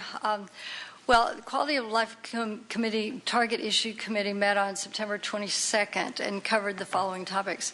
Commissioner Ziffer continues to regularly bring us updates on what's happening with the Community School Initiative. In this case, a working group including representatives from the school district, local hospitals, FSU, FAMU, neighborhood associations, and nonprofit organizations. They have met twice to develop a proposal which would identify a south side location for a new community school. And would you like to, do you need to add anything to that? We continue to move along. The next big effort is going to be getting out into the community and actually do a good job, hopefully do a good job of listening to find out and identify what in particular things they may want to see in the school. We had applied for a grant from the University of Central Florida, and we received notification we did not get the grant, which is, you know, a negative thing, but actually, as it turns out, it was very positive. The two schools that did receive it are over 2 years in the process, and we were surprised that we were actually a finalist. So they are extremely impressed with what we had done in only 2 or 3 months. So we took that as a very, very positive sign. So things are moving along well. And aren't you a new appointee to the State Advisory Board? Yes. Hopefully we'll help our chances in the future. I'm hoping. All right. It's a little influence there. It'd be good, right? Arm twisting. The second item was by Audra Pittman, who's the Executive Director of COCA Council on Culture and the Arts. Dr. Pittman provided an update on the implementation status of the cultural plan, which many of you might have heard us talking about quite a bit last year as it was revised. Ms. Pittman provided a status report on where they are. Basically, I'm not going to go into a lot of detail, but they're moving along. Everyone's on board trying to implement the various elements of the comprehensive plan. City received a report from Public Works on the possibility of installing removable bollards to facilitate the use of the Fifth Avenue Sense of Place initiative street that you all drive by just about every day, but it's been a concern of ours that that's not being used. So we really put this on the agenda to find out what the problems were. We did identify those, and we're still trying to figure out exactly what to do about them.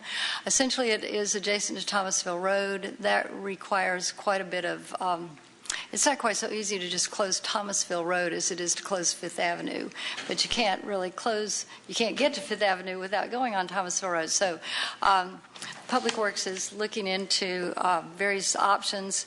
The idea of putting bollards there that are, they can be raised and lowered at will, that is one of the most viable options, it seems. And we need to find out exactly how much policing we'll still need, even in spite of those. In other words, that may not eliminate the need for more police personnel even to control traffic, and that is an expensive endeavor.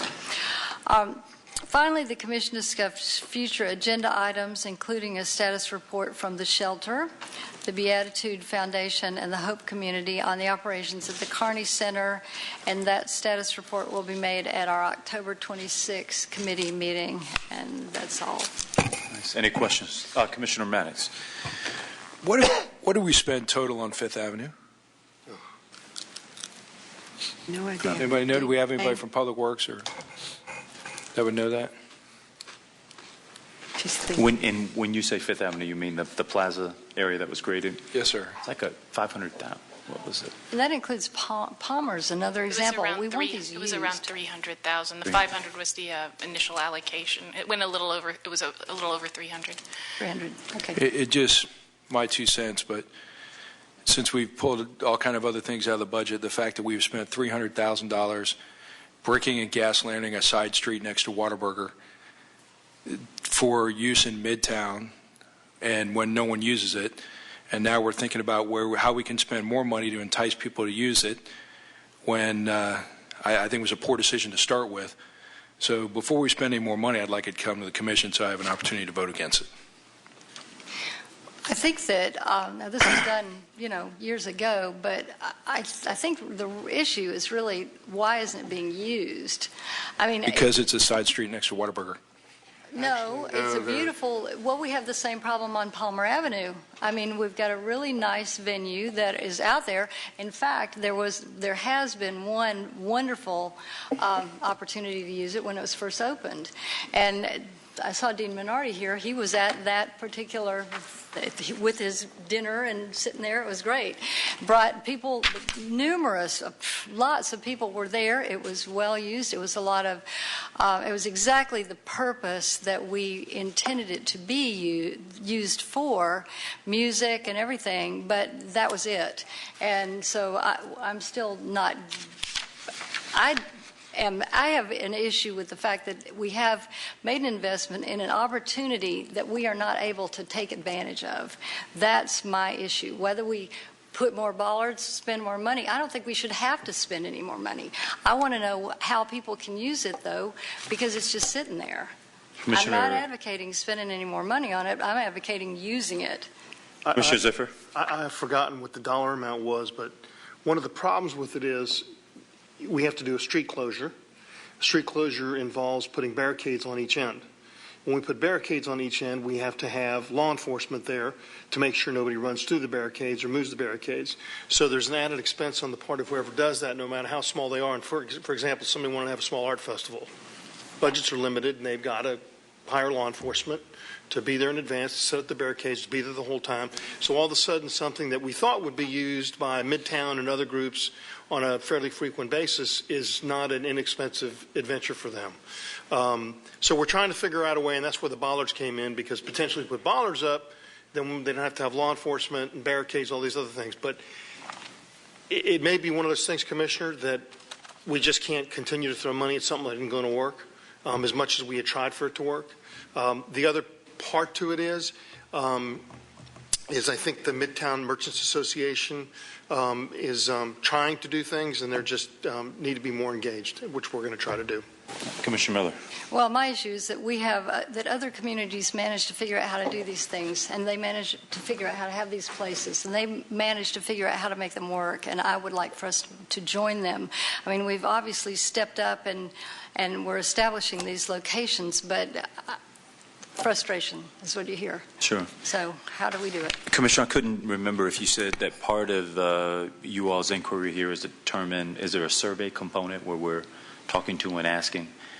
It may be, might be one recommendation for the committee is to actually get some, because I remember when this decision was made, and it was the merchants in the area who came together, sort of pounded at us on this to move it forward. So if there was demand initially, and Commissioner Ziffer, you may have tapped in on some of what the concern is, but it'd be great to get that qualified. Mayor, on point, that has been indicated to us. They're very frustrated. The thing standing between use and non-use is the cost of policing it and putting up the barricades and so on, and that has just basically presented an insurmountable obstacle. Got it. Commissioner Ziffer?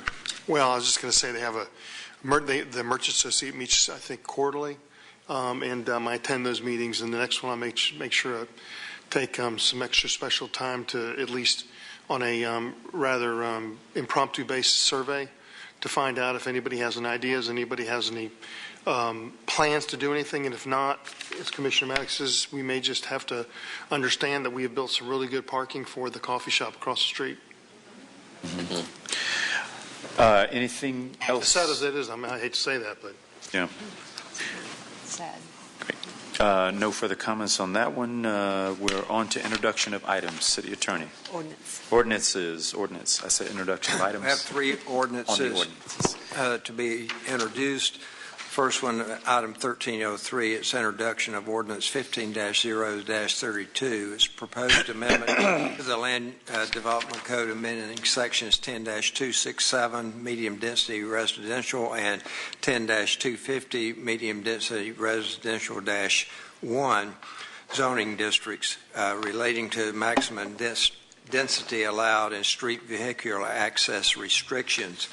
The title of the ordinance 15032 is an ordinance of the City of Tallahassee amending the Tallahassee Land Development Code medium density and medium density -1 zoning districts to increase maximum density and to remove access restrictions in MR zoning districts. The public hearings for this ordinance are scheduled for October 28th and November 24th at 6 o'clock. The second ordinance is 13-02. It's introduction of ordinance 15-Z-29, proposed amendment to the official zoning map to change the zoning classification from target planning area TPA zoning district to Governor's Park Corners Plan Unit Development PUD zoning district. The specific title of the ordinance is an ordinance the City of Tallahassee, Florida designating and including additional territory and in the PUD development on the official zoning map of the City of Tallahassee. There is one public hearing on this ordinance. It is scheduled for October 28th, 2015 at 6 o'clock p.m. The third ordinance is introduction of ordinance 15-0-37, creating a sound ordinance for the City of Tallahassee. The specific title of the ordinance is an ordinance of the City of Tallahassee, Florida, amending Article 4, Chapter 12 of the Tallahassee Code of General Ordinances relating to sound standards, providing for definitions, specifying violations, and imposing penalties for excessive sound. The ordinance is scheduled for a public hearing on October 28, 2015. Let me mention to the Commission on this last item, when I read ordinances for introduction, it doesn't necessarily mean that the commission has to move them introduced. For example, on the sound ordinance, while staff and specifically the city attorney's office recommends that you introduce the ordinance and that we go forward and we have a full public hearing, and we think that will be plenty of opportunity to amend that ordinance prior to a final adoption. If it is ever the desire of the majority of the commission not to even introduce it, to send it back to staff, for example, there is always the option to not introduce it at that point in time. That's a little bit of an evolution on this interpretation. I recall early on very specifically asking whether or not items had to be introduced, and I thought the answer from legal was they need to be introduced, and if you choose not to go with them, you vote against them. So what you're saying now is if there are issues with the introduction of the item, we can choose by a vote of majority not to introduce? Yes. Got it. Now, so at this point in time, I want to make sure that the first two that we read, I assume there's... Without objection, we'll show those introduced. Moved. And again, for the third item, which is item 1303, the sound ordinance, again, our recommendation certainly is that you introduce it and we go forward and we deal with any concerns that you may have or the public may have when we have the public hearing. But I do want it to know that there is an option, if you're not ready for whatever reason, to move forward. Quick question, City Attorney, is how substantially can an item change after it's introduced? Well, Mayor, it's always a question of whether the changes are such that the public had fair notice of what the essential parts of the ordinance were, and that's really a case-by-case basis. Got it. Commissioners, is there a will to not introduce at this time, or are these issues that can be sort of debated through? Commissioner Ziffer. And I know that our time is not totally limited, but a little limited. We've been working on this a really long time, and basically the language that's in the ordinance that's being presented today is virtually, with the exception of a couple of tweaks, the same as it was on August 22nd. I know probably some of you have received some comments and suggestions, and I'm hopeful that if at all possible we move this forward and we bring it back to us in 2 weeks to vote on.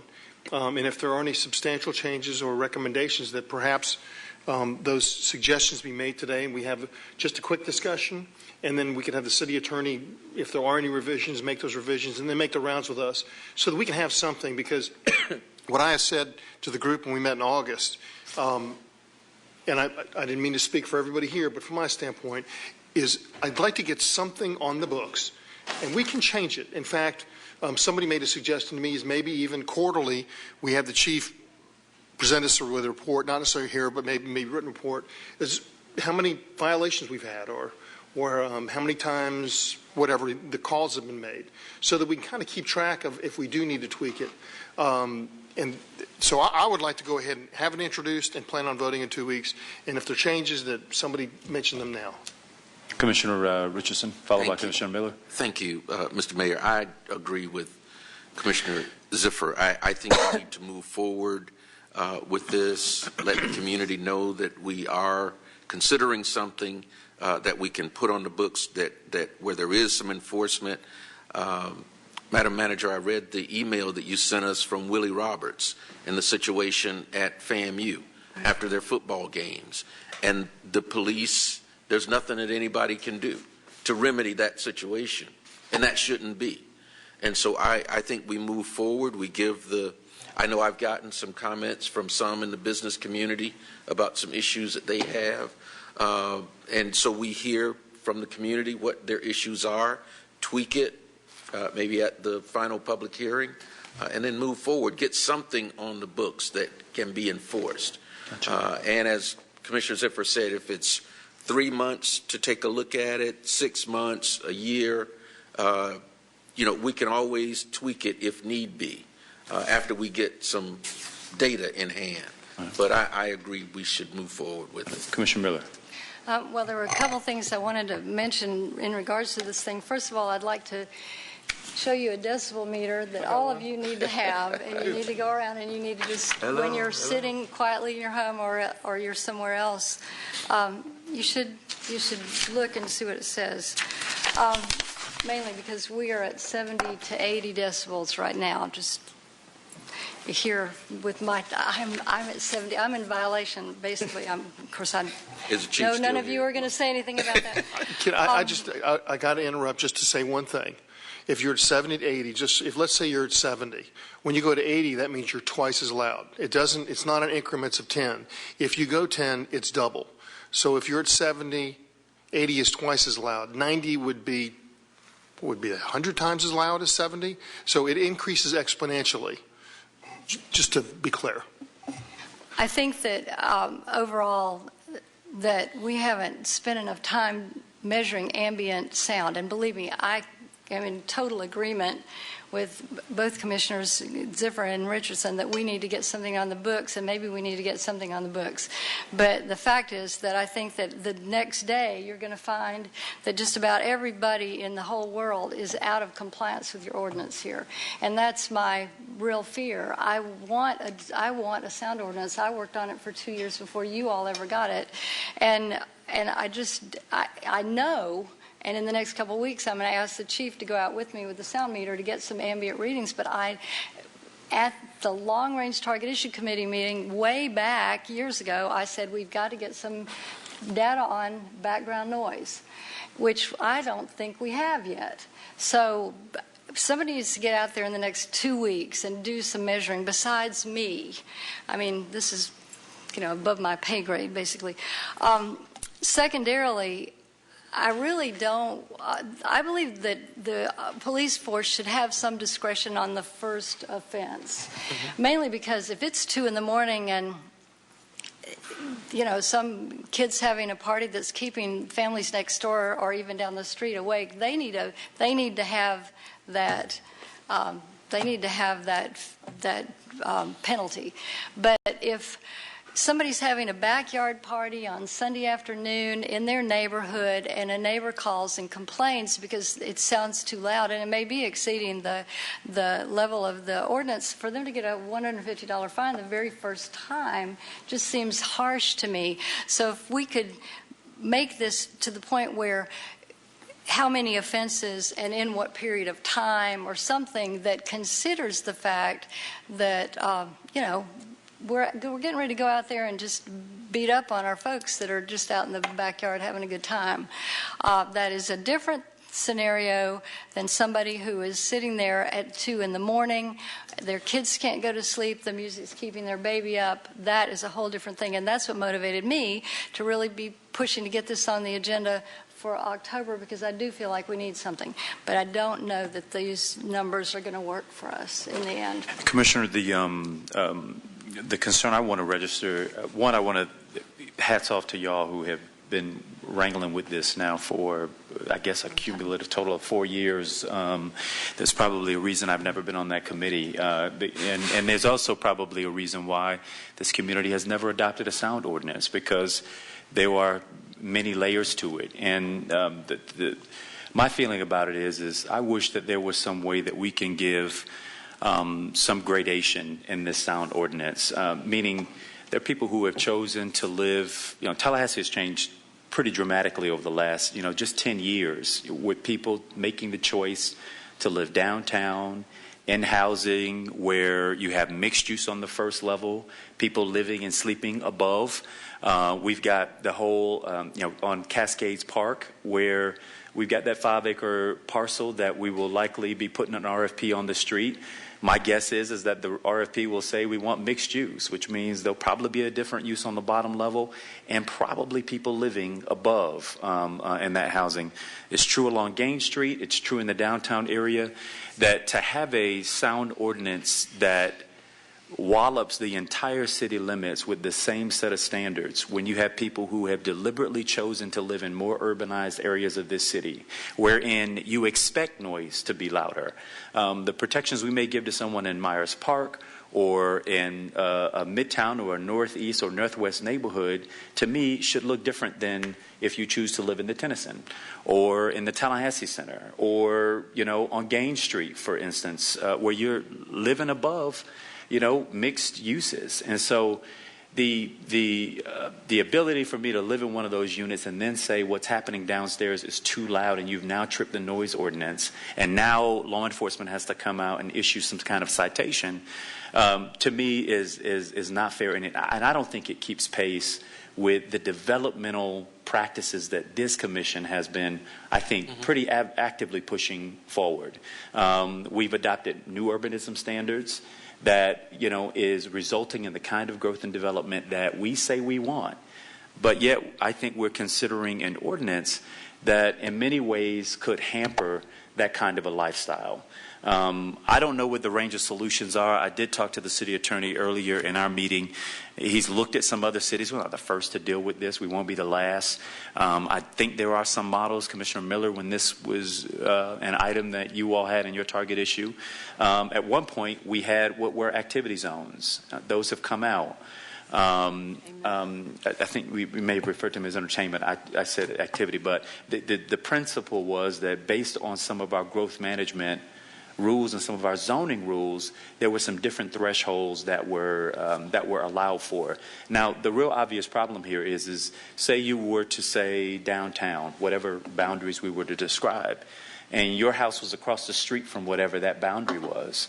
Is there going to be a radius by which we then graduate the sound that's more tolerable, or does the sound law then come into effect right there on the site? And my preference, and it will be imperfect, would be wherever you live, if you're not in one of the zones that's not covered by whatever the sound law is, if you're in a protected zone, whatever the protected zone regulations are there, a measurement takes place for you in that protected zone, and if it gets tripped, then wherever the noise is originating has to be rectified for.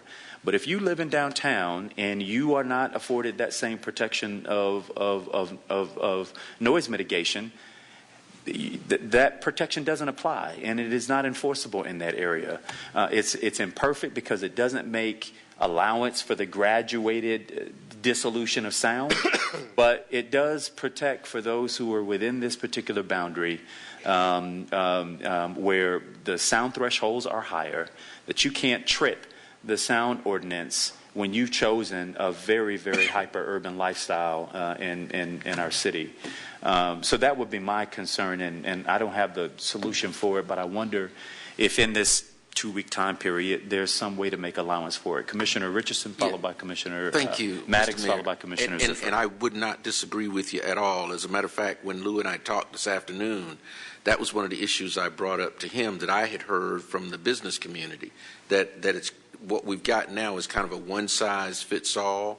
But what I was hoping is that in these 2 weeks, those kinds of issues could be addressed, and it could be modified and amended to address those kinds of issues. But just for us now to move forward with getting something on the books that can be reacted to. You know what, Mr. Mayor, your comments, I'm sitting here and it dawned on me how disparate the city boundaries really are. And we have some areas that are calmer and some areas that are wilder, for lack of better terms. But because we had an aggressive annexation program in the 80s and 90s, we kept pace with growth, but it resulted in elastic city boundaries. So it's hard for me to imagine a noise ordinance that would be the same for the people that live in Clayman Plaza, for the people that live in Summerbrook, for the people that live right next to campus, to the people that live in Myers Park. So I agree. I think we're going to set up ourselves for an enforcement nightmare. Now, I lived through this earlier in the 90s with Eastside Mario's. I don't know if any of y'all remember Eastside Mario's, and the Town and Country neighborhood behind Eastside Mario's and outdoor entertainment. And we were able to solve that because we had the discretion under Florida statutes and the court rulings with a nuisance ordinance. And it was more than just sound. So we were able to look at parking and nuisance and trash and other things and solve it that way.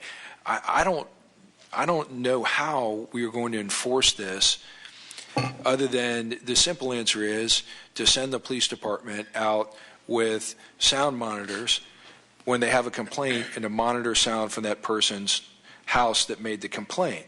Now, the problem with that is our police officers have better things to do, or more crucial things to do.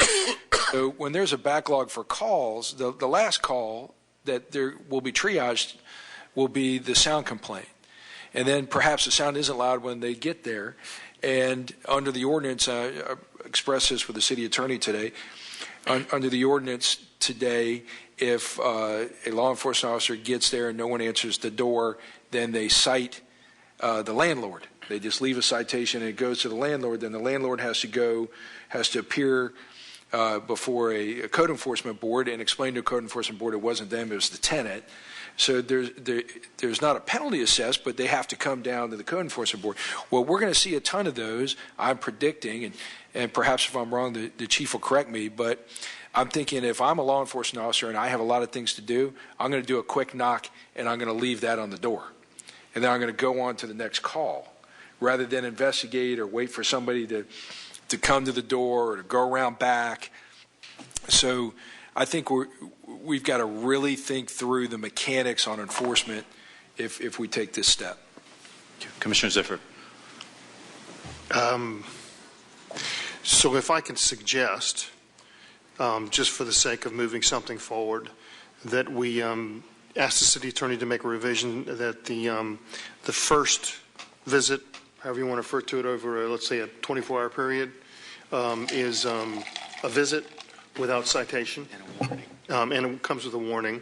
And the other thing is perhaps the city attorney, working with city manager staff, could identify entertainment zones that might exist. And somebody circulated to me suggested entertainment zones. It looked reasonable. The problem was that they had no decibel limit during the 7 a.m. to 2 a.m. in those areas, which I think is completely unreasonable, because then you're going to have potentially, feuding bars. Sure. So perhaps the city attorney could, and then I have one more question. Chief, could you come up, because I have a question for you, because when I got involved with this, you were my first conversation. Perhaps come up with some entertainment zones and suggestions and then visit with the commission. Chief, can you enforce something that includes zones that are removed from the ordinance? It'll make it a little bit more challenging as far as officers verifying where the sound's emanating from versus who it's disturbing. And that's, Mr. Shelley and I are going to have to talk about the mechanics of being able to do that. That'll make it very complicated. I think what we're suggesting, if I follow the mayor's suggestion, the sound emanating would have to be within the zone. And if the person's living outside the zone, it's enforceable. So in other words, if you know what the zones are. Well, that's going to be the question when you've got a 103 square mile city. I think we're going to carve out different zones, and then how do we document those things, let people know. I think there's going to be an issue with letting people know what zone they live in and what rules are applicable, and then also training almost 400 officers the delineation of each zone. And code enforcement officers too. Because we talked about this being enforced by code enforcement. Commissioner, one thing, Ybor City is one place you may want to reference and talk to the chief there, but we wouldn't be the first place that. No. I was just out in Austin and they have it. And the numbers, by the way, the decibel levels that we've chosen, we just didn't pull out of thin air. These are coming from different markets in the state of Florida and other places. So we tried to be consistent with what other people were doing. Right. So that would be my recommendation, and then bring it around to the individual commissioners and. I think that's solid. Commissioner Maddox, followed by Miller. Quick question I was on the original target issue with Commissioner Miller when we started this, and then transferred off. But so a lot has changed. Are you contemplating different decibel levels for different times? So, at 9 o'clock, it's 1 decibel level. It's midnight, it's 1 decibel level. At dawn, it's another decibel level. What we had suggested in it was, I think toward was midnight or whatever the time was, and then from till 7 a.m. it's a much lower number, and then the rest of the day it's a higher number. And then I would also be consistent. I wouldn't have different numbers for different entertainment districts. It would be one flat number for them too. Yeah. I agree. Thank you. So with those recommendations, would you like to move introduction? I would, yes. All right. Please show it introduced without objection and the stated recommended amendments. Commissioners, City Attorney feel comfortable? Yes. Okay. Let's move forward. Yes, Commissioner Miller. I want to make one more comment. It said 150 the first reported time, 250, 500. By the time they get up there in the 4th, 5th, and 6th time, I think they need more than $500 penalty. First of all. Second of all, I think there should be some time frame applied here. I mean, and back to the back room, I just don't want us out there giving tickets to every neighborhood neighbor that ever has a pool party. But some of these, there are some serious offenders in town, and I think those are the folks, and some of them basically feel $500 cost of doing business. No, but if you're getting repeated violations, I think that it ought to be more severe than $500. Commissioner, just on point, and then I'll go to Commissioner Ziffer. I agree with you at a repeated level at the point that you identify that kind of a repeated nuisance offender, that maybe we can raise the fines. I personally would not support anything that would be more than civil violation. I think it would be important to stay away from getting to the point of a criminal violation. You mean arresting people? The proposed ordinance doesn't contemplate criminal violations at all. Commissioner Ziffer. Well, I was just going to say, as I said at the outset, is let's just plan on every 3 months or 60 days after implementation. Let's see where we are, what we've done, and if it needs to be adjusted, then we'll make adjustments. And if there haven't been any calls, then we seem to be okay. And if there's certain areas that seem to be problem areas, but I think we monitor it and we make adjustments accordingly. Thank you, Commissioner, and thank you for your and Commissioner Miller, Commissioner Maddox, you all's collective work on this over the last 4 years. Commissioners, I'm now going to open the public hearing and not close it, but then we're going to announce a 15-minute recess. We will reconvene as the City Commission at 6:20. Okay, thank you.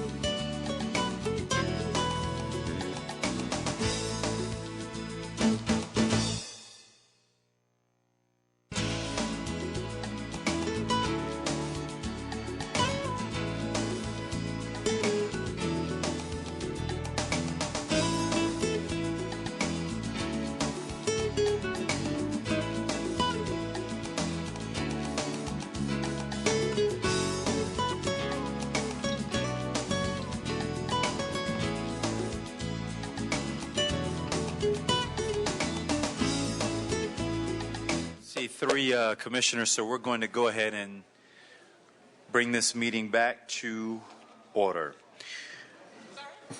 Mr. City Attorney, we are now in the public hearing portion of the meeting. And to start with, the manager has some introductory comments she'd like to make.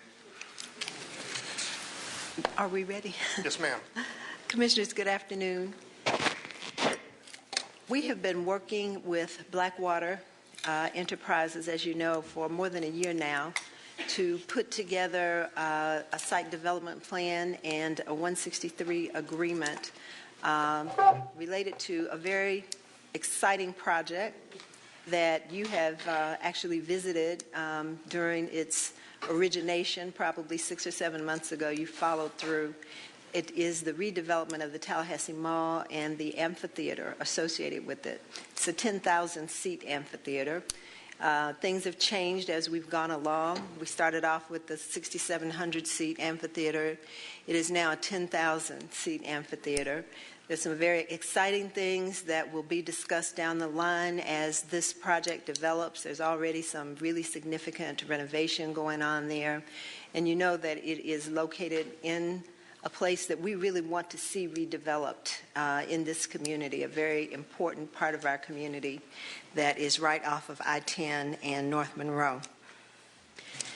The issues that we've been dealing with over the past year are really all related to balance, and you've heard this on many occasions about many different projects.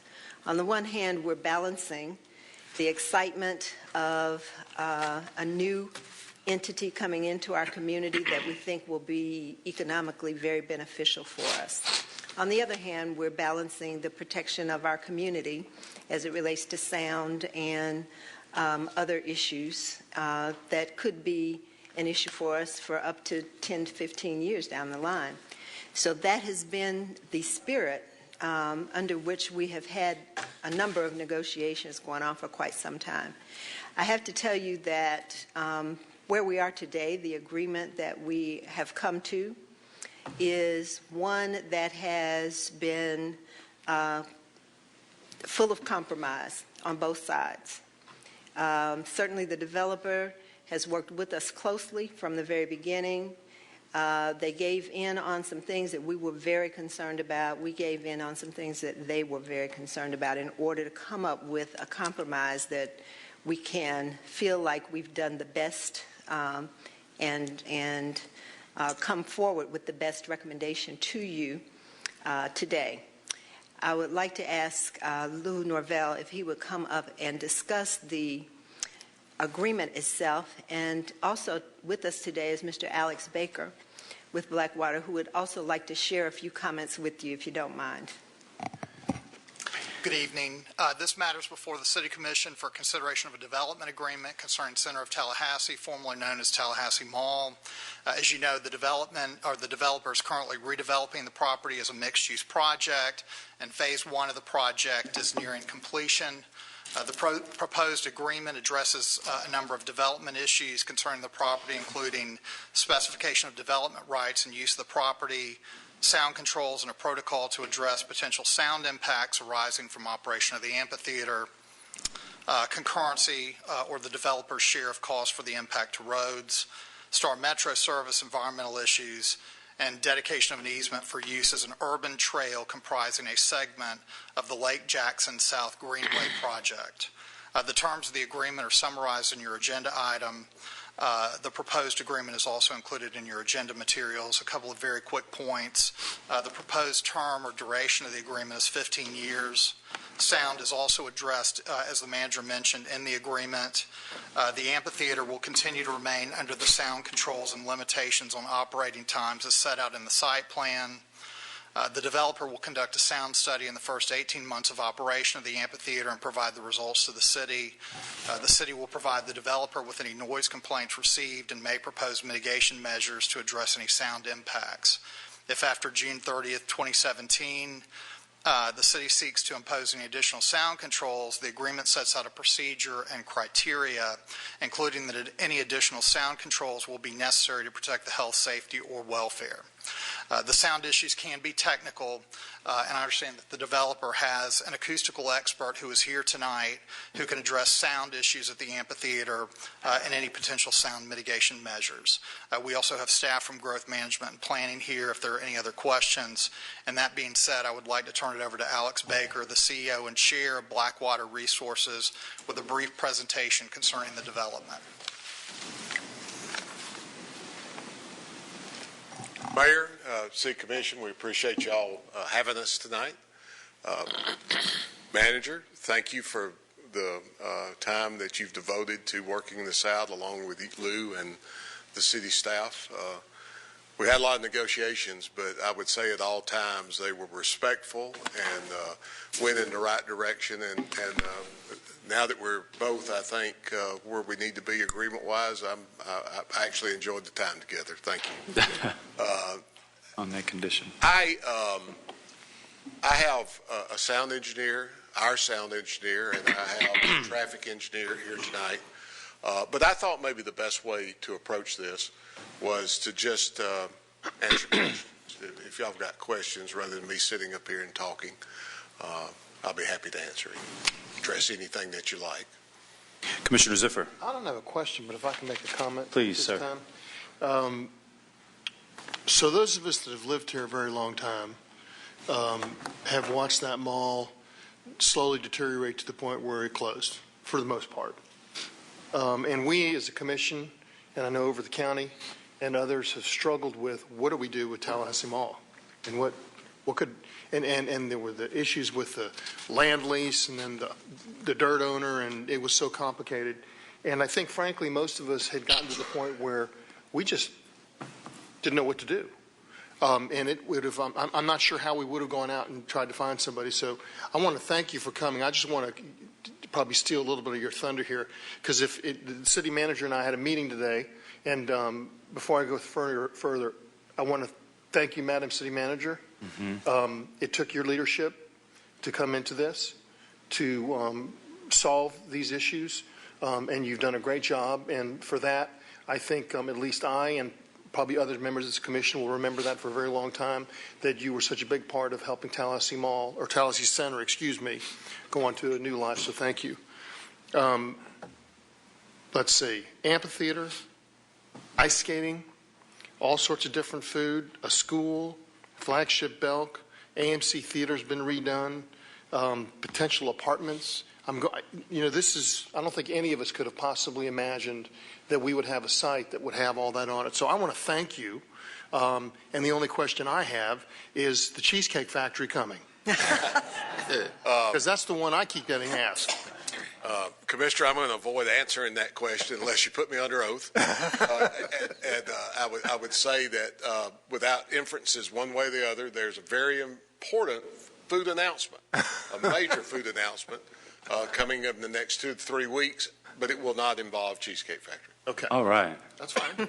You guys really know how to tease things out, man. Thank you, Mayor. Thank you for that. I want to, obviously join my colleague. I think it was Commissioner Ziffer who hosted the first collective target issue meeting, I believe, that all of the commissioners were able to attend, and I couldn't make it, but I came out later and got on your little goat car. What is it? Gator.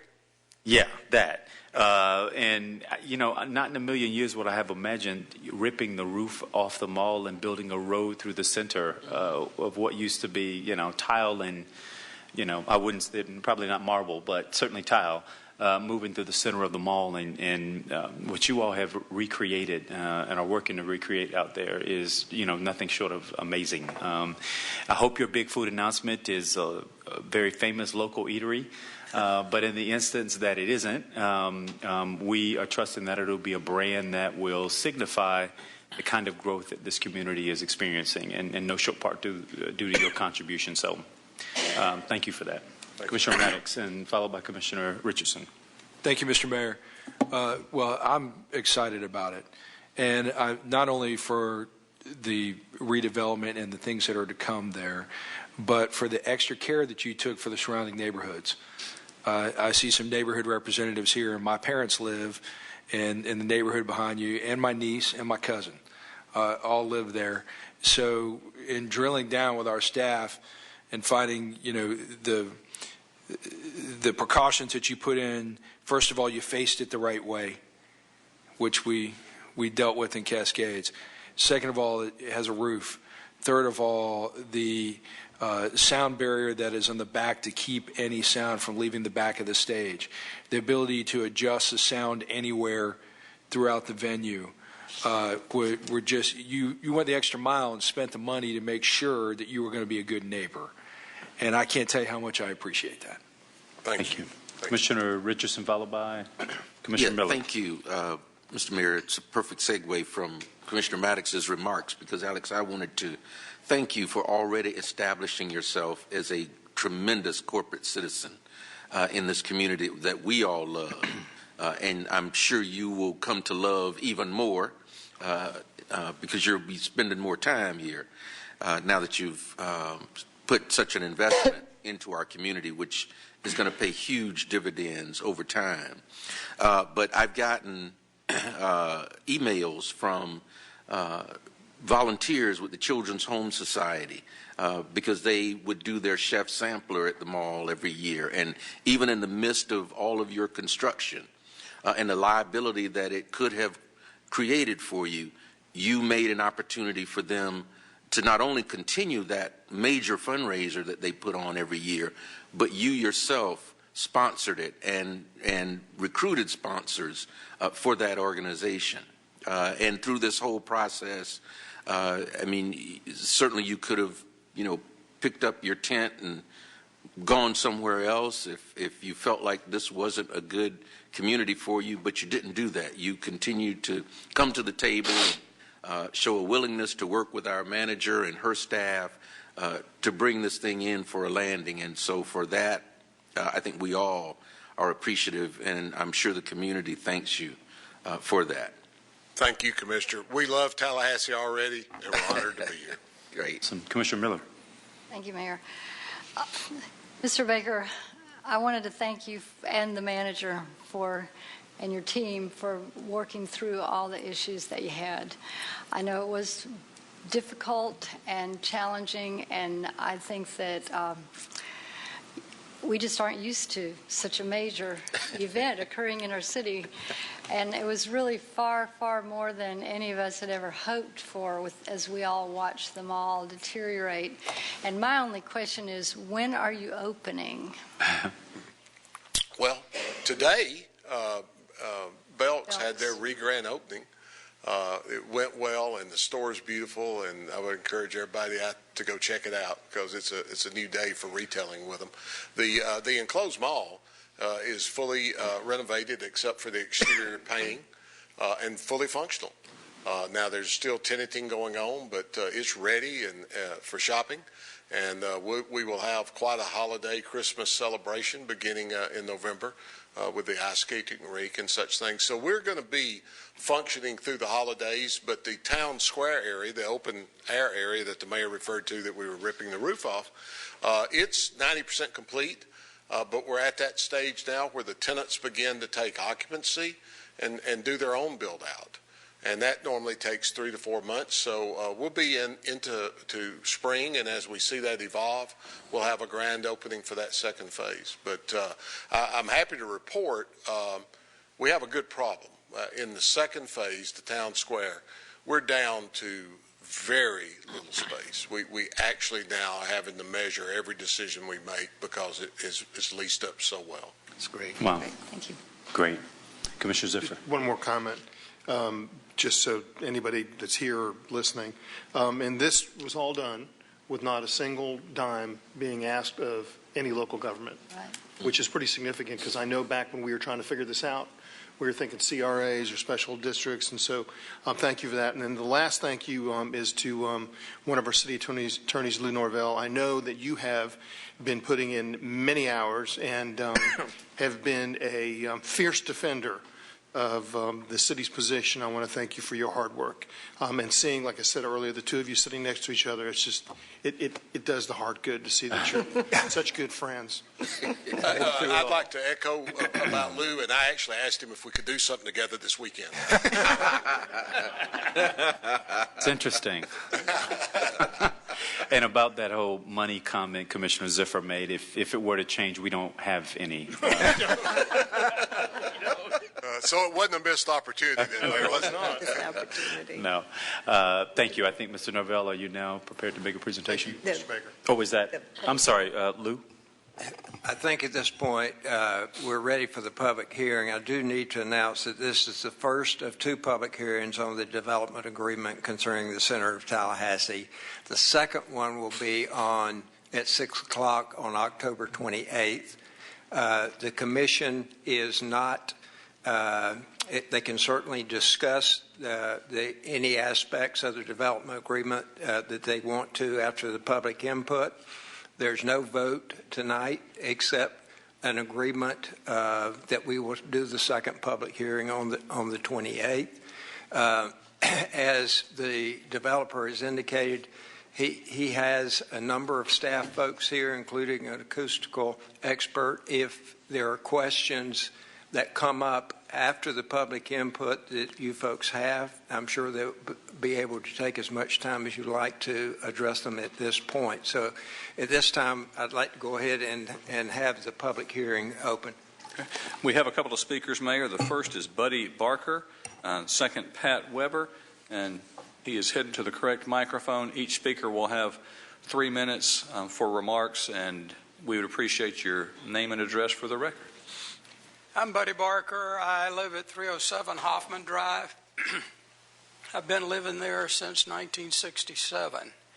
So we're very close to the center of Tallahassee, and we like to think the center of Tallahassee in our area anyway before this development happened.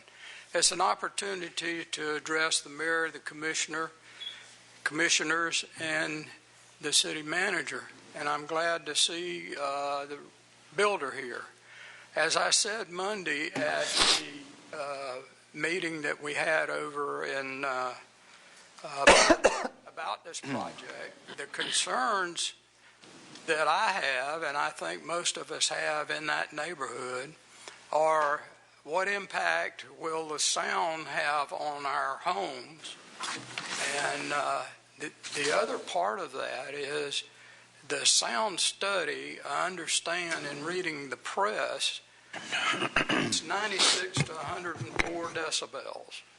In today's paper, you have the sound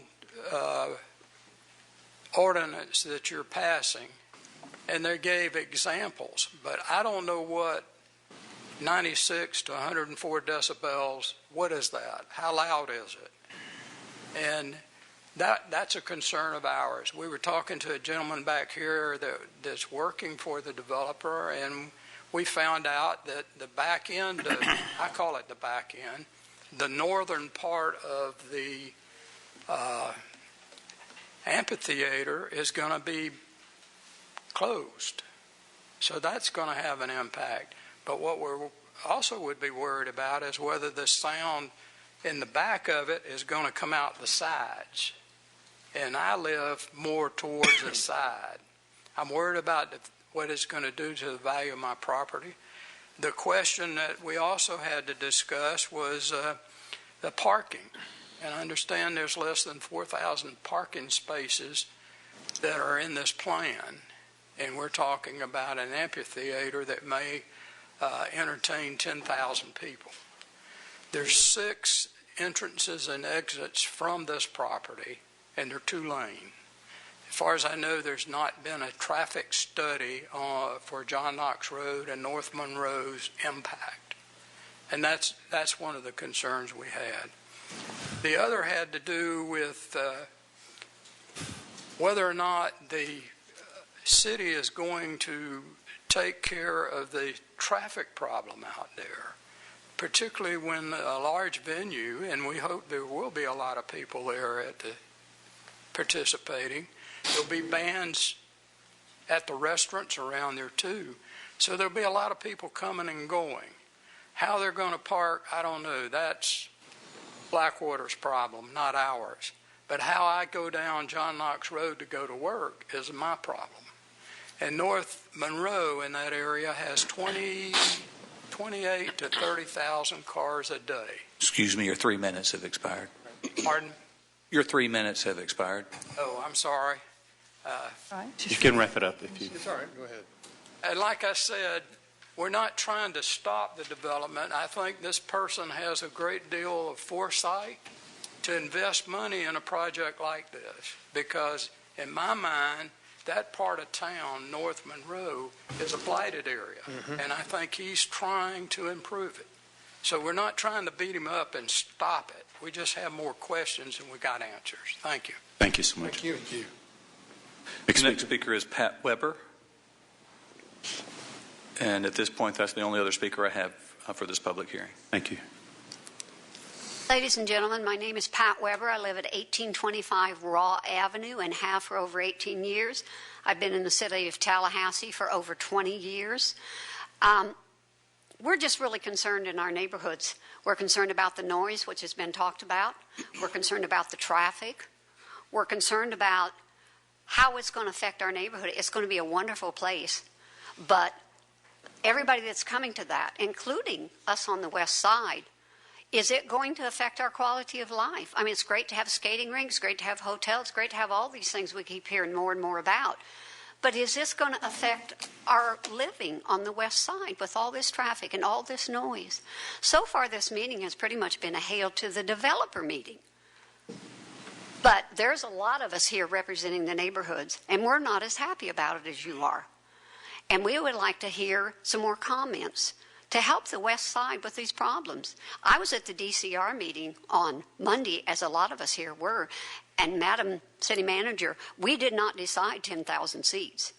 There is a continuance on that, and you mentioned 10,000 seats, but that's not set yet. And so we would just like to have a little more consideration for the neighbors. It's not that we don't want some development there, but already now from Ocala on up to Tharp to I-10, it's bumper-to-bumper traffic any time of the day. So you throw all of this out onto that, we need some controls there. So we would just appreciate more. The gentleman here said the sound simulations have all been fine, but we all know under different conditions, the sound does weird things. So until you actually do it, like Cascades Park, then you're going to find out it's not going to be exactly as the sound people say. So thank you for your time. Thank you for your time. Mr. Maddox? I just want to, I think those are great comments, and we can continue to try to incorporate. I think the best part of what we've got back is we know we can tinker with it. We know we can change it if there's a problem. But I do want to make the point that this isn't the cow pasture that all of a sudden is going to have new development. So this had a putt-putt golf with a bunch of screaming kids right next to the residential area. This had the Brown Derby, Morrison's, Orange Julius, Gayfers, movie theaters. This was once a big, thriving business mall area that brought lots and lots and lots of cars to it in my youth, and the Barkers will certainly remember that. So it's a little bit different standard than if it were never developed. It had been a park and we're starting from scratch. So while I think there's going to be an impact, I don't know that the impact will be discernibly more than what it was in the 70s as far as development and noise and activity in that area. But the good news is we've got the ability in this ordinance that if it is something that drastically affects the public welfare and your quality of life, we can revisit it. So I'm happy with that. We can come back and look at it, and we're triggered and forced to look at it within 18 months. Thank you, Commissioner. Commissioner Miller. All I wanted to ask our city attorney if do you know that copy that you had in my office today of the agreement? Yes. Do you have that? I do. I have a copy of it. But I mean, well, his was significantly thicker than yours. But the point is, it's pretty major. And what I wanted to assure you all of, it's about 40 pages, is that this makes an agreement like this includes traffic, all kinds of traffic, concurrency, and several of the things that you brought up are actually addressed. You and the gentleman that spoke before you, those are addressed in the agreement. And this little agenda item that we have, it's just like not very long, but there's much, much, much, much more that these folks have had to talk about and agree to, and that's what this, and this is the entire ordinance that we're talking about here tonight, much bigger than you might think. Can I make a comment? Yes, Madam Manager. For the folks who live in the neighborhood, one of the things that may give you some comfort is that in looking at this issue, one of our concerns was, well, we had several concerns related to everything that you've brought up, but particularly the noise, because we knew that that would be one of the biggest concerns. And the way one of the ways we've attempted to address that is that we have in our agreement a sort of a pilot project time frame of 18 months, during which time we will evaluate. Right now we have 30 events planned, that's the agreement, per year, 30 major events planned per year. And after every event, we will be monitoring the sound, we will be talking with the developer about mitigation, and they have agreed that they will do whatever it takes to mitigate during that period of time. So we have an 18-month period to get it right. You mentioned the fact that we didn't know how the sound was going to bounce off of different things in Cascades. Same here. We really don't know that. They have also agreed to do a sound study as part of the mitigation if necessary. So I think it will be a trial period where we'll have time to figure out all the kinks. And so we will want to hear from you about all of that. Any concerns that you have. Thank you, Manager. Mr. Norvell. No question? Okay. City Attorney? No, just to remind you, we're not talking about an ordinance here. We are talking about a development agreement that's under different provisions, Florida statutes. It does require 2 public hearings. That's because of the significance and the long span that it will be running.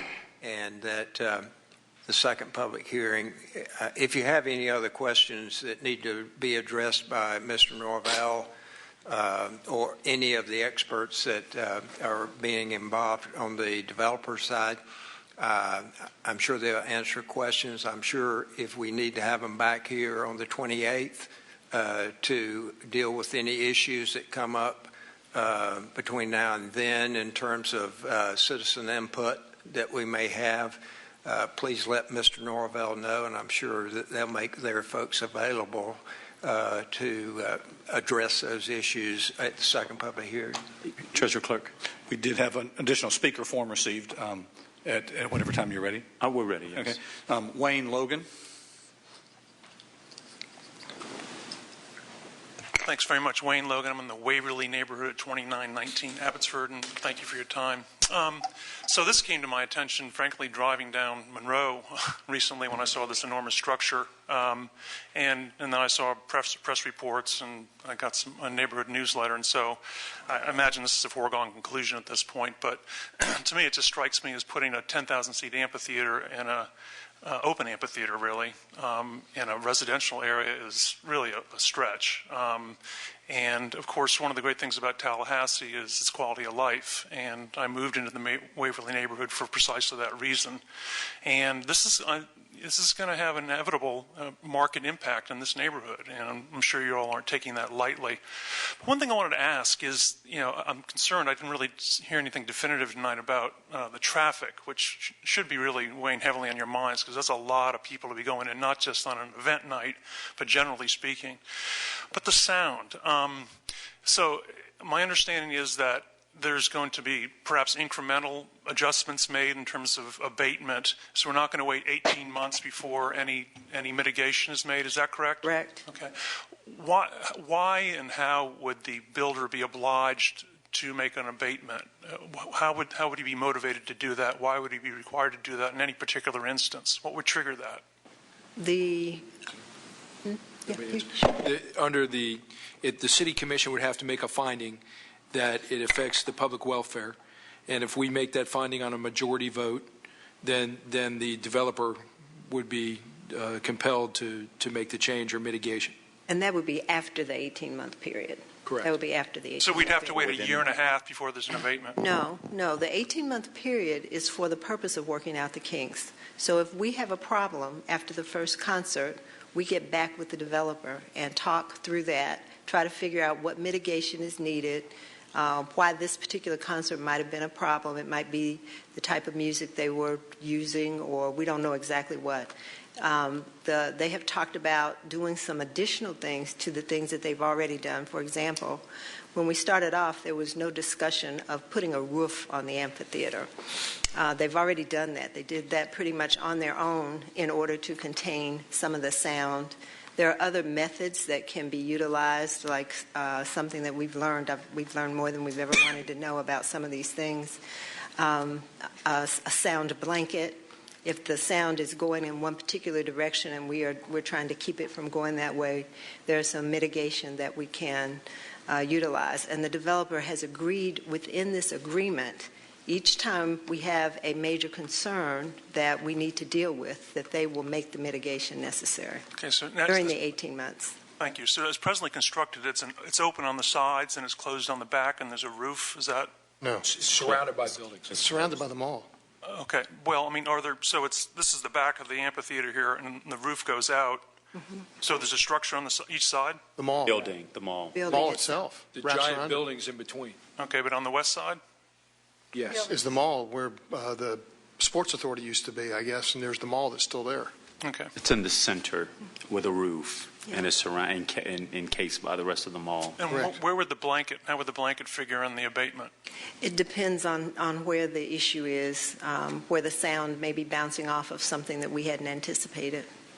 I think one of the things that Mr. Baker indicated to me that he wanted to do, and he didn't mention it, maybe he intends to, is to invite the public to come out sometime soon to actually take a look on, not just from the outside, but to look on the inside to see how the facilities are being constructed so that you have a good sense of that. I think it's going to be difficult if you got 30 contracts cut for major acts to cancel those acts if, in fact, a particular type of music isn't a good fit for the venue. I definitely don't think we are going to be censoring the type of music. This has to do with the sound emanating. That's what I mean to say. If there's my inference was that there are particular kinds of music that may be louder, heavy metal, for instance. Right. No, we're going to mitigate. But the sound levels are the same regardless of the type of music. Okay. Very good. It might be helpful if we could hear from the acoustic engineer. That would not be too much of an imposition. Just I don't know if other people are amenable to that, but. Are you done with your public comments? I want to make sure we. Thank you very much. Great. Thank you. Mr. Mayor? Yes, Commissioner Ziffer. I want to reinforce something that Commissioner Maddox said. The mall was there before John Knox Road was a 4-lane road. It was a very narrow 2-lane road.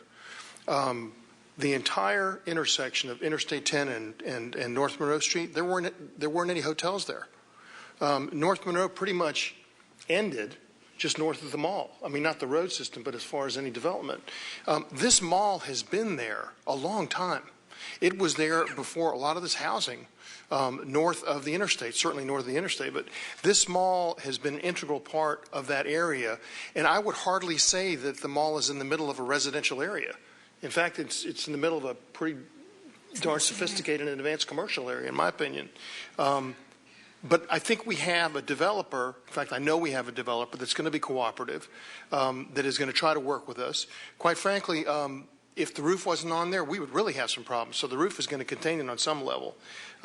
So I'm confident. And my question, I may be mistaken, because it may be something we want to talk about the next time we have a blueprint meeting, but weren't there blueprint dollars in place for North Monroe improvements? Didn't we have some dollars in there? Did we, Wayne? Gateway. But in 2020. So, and I know we're not going to bond anything in advance, but as a result of this development occurring, at least start to have that on our minds and what we're going to do on North Monroe to improve, the beautification and things of that nature, because it's going to be a popular place. Mr. Baker, I know your acoustical engineer is here, and I'd like to invite him forward. Is that right? Not? Yes, here. And we don't need a presentation, but just if there are any, I think, more questions from the commission or any statements that he may be able to make. Well, let me quickly introduce him, and he is here. It's Chris Carlson, and very impressive resume, but I got to keep it where I understand it. And so I like to talk about the fact that Chris has done sound production in his career for Barbra Streisand, Aretha Franklin, Julio Iglesias, and Vaughn. I forgot one of them, among others. This guy's a real pro, and he has been with us from the beginning. Chris, do you mind coming up? Is he going to help us get those people to come play?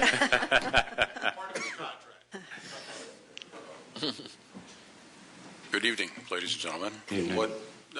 I'm not sure if I'm answering a specific question or I sort of skip past the presentation that we had presented because I think you've already got all the information. Are there any pieces of it that you may want to highlight given the questions that have been raised by the citizens? Well, I think that, just saying that we put a roof over it is not quite adequate because the roof has insulation also under it.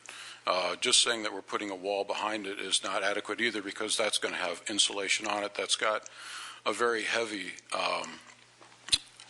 capability of absorbing sound. So, and also the sound system that we've designed for the venue has a pattern that keeps the sound within the audience area. It's got cardioid subwoofers that allow 20 dB dispersion, rejection behind them, so the residential areas behind them won't be affected by the low frequencies as you would normally hear in a big concert.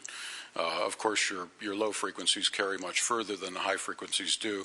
I think the high frequencies are very well contained by the roof itself because a lot of that is reflected energy that goes up and comes down a mile away. By putting the roof over the place, you've already done a lot of that, but by insulating this, it's helping it a lot also. So, other than that, the amount of buildings that are around there and the entire shopping mall is going to absorb so much more of the energy than if it was a standalone amphitheater. It's not really an amphitheater, it's a pavilion. An amphitheater amplifies sound acoustically.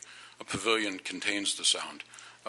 You look at a Greek amphitheater or a Roman amphitheater, and it's fan-shaped, similar to the other venue here in town. This is the opposite of that. So, very helpful. Yeah. Thank you. Commissioners, anything? Yes, sir. Thank you very much. And to the public, please recall that this is the first of 2 public hearings. And so you've heard an open invitation for additional questions or points of clarification. Staff is more than happy to provide, but we'll also have another opportunity for public comment. And that's scheduled for 6 p.m. on October 28th, 2 weeks from today. 2 weeks from today. Anything else, City Attorney? No. Treasurer Clerk? All right. Commissioners, we are done with the public hearing portion. We're moving back up to policy formation, and we are going to go by request to item 14.06. Madam City Manager. Commissioners, this item is proposed revisions to the Tallahassee-Leon County Targeted Business Pilot Program, with which you are familiar. In 2001, the city adopted the Targeted Business Pilot Program to provide incentives to support the city's business recruitment and expansion efforts. Leon County also participates in this program, which provides rebates of permit fees and property taxes for targeted businesses.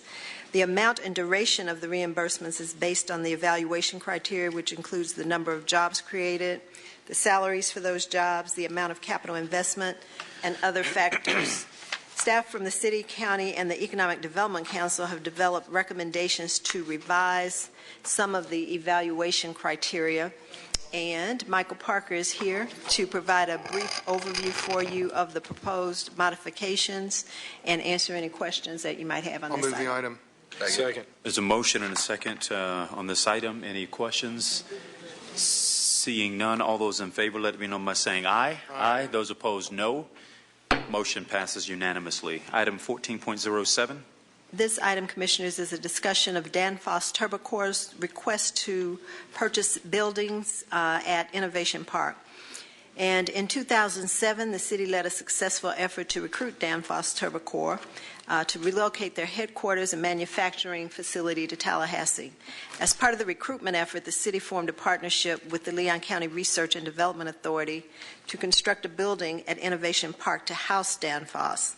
Danfoss leases the building from the partnership, and the lease agreement includes a purchase option. Danfoss wishes to exercise the purchase option as part of a planned building expansion. The proposed sale terms will allow the city to recoup its investment in the construction of the building, and the relocation benefits that will be provided to Danfoss are part of the corporate recruitment. This is really what our thought was when we started this whole process with Danfoss, and we're happy that they are still here with us and willing to expand, and we're recommending approval of this option. Second. There's a motion and a second. I would just want to acknowledge some of our economic development partners who are in the room. Obviously, Michael Parker. I see Sue Dick here with the Chamber EDC. And also I see our director. I don't know if we've acknowledged you from this dais yet, Mr. Pingree, for your new role, but we're extremely happy to partner with you in that. And I think I may be the only commissioner here who was here when we sort of fought this out in 2006. We originally sort of did this. It was supposed to be in concert with Leon County. Leon County decided to go a different direction, but the partnership moved forward with the support of the EDC and obviously our own economic development professionals here. It was, Manager, correct me if I'm wrong, but it may have been the largest subsidy incentive package that we had put together locally for an economic development project, almost $5 million toward the building in and of itself. A little over $1 million that was given in direct cash incentive. We obviously were to become the landlord. They were supposed to produce 150 jobs at, I believe, 150% area median income. They have not only met that goal, but they've surpassed that goal. Over 200, hovering around 200 jobs, and I believe the median income is around 175%, about $65,000 on average. I totally forgot to reference our Innovation Park board partners who are right here. We're extremely appreciative of y'all's partnership as well, and thankful for the work that y'all have done on this project. But there were lots of varying voices, some naysayers at the time that this agreement was entered into. And at the time, a lot of concentration on Danfoss Turbocor, the company.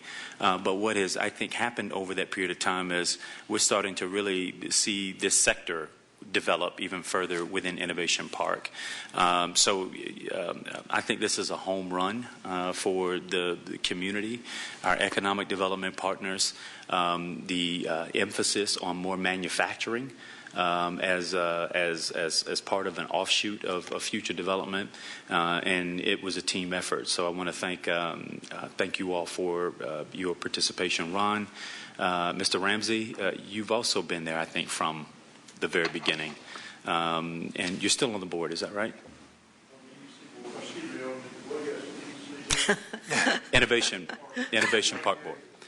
Absolutely, and we thank you also for your work and your partnership. Commissioner Ziffer, followed by Commissioner Miller. Just a quick comment, because I do want to thank Ron, obviously, for being here and help make this happen. But Dave, I know that you had an integral part of bringing people together at the table and asking them to sit down. And when Dave Ramsey calls, even though Dave is retired, people respond. So I want to thank you for everything you've done in our community since you've been here, Dave. Thank you very much. Excellent. Thank you, sir. Very much so. And I understand, and tonight is not the time for their announcement, but that we'll hear later from Danfoss about what their future plans are here. Mm-hmm. Commissioners, there's a motion and a second on this item. All those in favor, let it be known by saying aye. Aye. Those opposed, no. Motion passes unanimously. Moving on to item 14.08. Madam Manager. And Commissioners, this is obviously a segue from the last two items. 1408 is authorization to approve Danfoss Turbocor's targeted business program application. You approved the continuing process 2 items ago, and now what we're asking you to approve is Danfoss's application for the Targeted Business Program. So moved. Second. There's a motion and a second. Any questions? All those in favor, let it be known by saying aye. Aye. Those opposed, no. Motion passes unanimously. Thank you again, Mr. Ramsey, Mr. Miller, Michael Parker, our EDC fantastic team, Mr. Pingree, Ms. Dick, and obviously this Madam Manager and your team. We're now back up to item 14.01, Chief DeLeo. Madam Manager, do you want to introduce? Yeah. Oh, there he is. I was wondering if this would have been the third time that we put this off, I think. Commissioners, in 2014, the Tallahassee Police Department contracted with the Police Executive Research Forum to provide a review and an assessment of Tallahassee Police Department's policies and procedures. You will recall that this was one step in several that our new police chief brought forward as an effort to try to make some significant changes in the police department. The 6 areas that were reviewed by the PERF representatives are use of force, incident report writing, the department's field training program, internal affairs investigations and complaint resolution, high-risk operations, and special investigations and confidential informants. And we've had the report back for several months now, haven't we? Yes, ma'am. And the chief is going to just highlight for you what the findings were. Good evening. I just wanted to take a few minutes and go over some of the major findings in the report and how we're working to implement the different areas of the recommendations from the team that PERF sent down. We sent them the policies, not only policies, but training curriculum and supporting documentation for the areas that you see listed here. Based on that, they did 2 site visits, one in October, and then a follow-up visit in January, and then we continue to work with them providing documentation. They interviewed over 70 people from the department throughout the rank structure, both civilian support staff and sworn officers, training supervisors, so they really did a good job of getting the overall picture of how things, and just because something's in writing, what are we actually doing in practice? So they looked at it from both ends of the spectrum. They also did ride-alongs with officers. They conducted focus groups with officers and supervisors as well. So they spent a lot of time here, not just looking at what's on paper, but what are we actually doing? I know a lot of people talked about why are we doing this with PERF? We're accredited, and we have the national accreditation through CALEA and the state accreditation. Well, the accreditation sets a minimum standard for police agencies. PERF makes recommendations based on nationwide best practices, and that's what we're trying to build at the police department, is a model agency established on best practices and really trying to become a leader in the field. So when other people are looking at what they should do, they're saying, well, what does Tallahassee Police Department do? And that was the impetus to bring PERF in and make some recommendations. Use of force was obviously one of the main areas of concern. One of the recommendations is going from a use of force matrix, which is an old basically checkbox kind of step ladder approach to force. If someone does A, then you can do B, and up and down that way. Objective reasonableness is the current case law that governs use of force, and they made the recommendation that we transition from what was the standard probably 15 to 20 years ago to what's currently in place now by case law. Along those lines, clarifying definitions to make sure that we're all speaking the same language, that when someone says they did something, it means when the officer says something, it means something to the supervisor, regardless of whether they're working together. There was some vagueness in some of the definitions. They recommended a prohibition against chokeholds and neck restraints, and an absolute prohibition against shooting from a moving vehicle or at a moving vehicle, if the moving vehicle is the only weapon involved in the incident. Currently, our use of force policy. Yes, ma'am. Here. Please. Do you have questions as you go, or do you want us to wait till you get to the end? However you want to do it. As we go. If you want to do it as we go, so that way we don't lose track, right. That's fine. Back to the shooting. Yes, ma'am. What if the car's driving toward the officer? And that's where most of these recommendations are going to be implemented, but there's some that we're still looking at. This is one of them. I understand the theory behind it is the fact that, and unfortunately we did have an incident about, just about 15, 16 months ago where this did occur, and we did have an officer-involved shooting with someone driving a vehicle. The issue is even if you shoot the driver and kill the driver, the car continues to move. So you still, now you have no one in control of the vehicle, but by the same token, if an officer is between a vehicle and a wall behind them and has no place to go, I have a hard time telling them that they can't do something to defend themselves. And so I understand the rationale behind the policy or the policy recommendation, but I get a little nervous with absolutes because you're talking about a very dynamic field where human beings and split seconds, and there's no two circumstances that are ever textbook the same. That's one of those ones we're actually doing some other research on. There are some agencies that have gone toward that. They referenced NYPD in their report that they've had it in place for, I think, close to 30 or 40 years that they've had it in policy. Now, the question is just because it's in policy, is that their practice, and which is always the different issue. So that's one of the recommendations that we're still on the fence and having discussions with command staff and our training staff about. We understand the theory, but the absolutes, and I had the conversations with them when they were here, and they said, well, this will be one of our recommendations, it'll be an absolute. And I said, well, what if that one chance in 100, and the response was, well, then you just tell your community that, in this case, you didn't follow the policy and it was okay. I said, well, but then the first thing the community is going to say, so your policies can be ignored at whim. So that's one of those ones where we're kind of struggling with on whether or not to implement it. Right now, our policy strongly discourages it. And that because of the fact that the car would continue to travel, but it is not an absolute prohibition, which is what their recommendation is.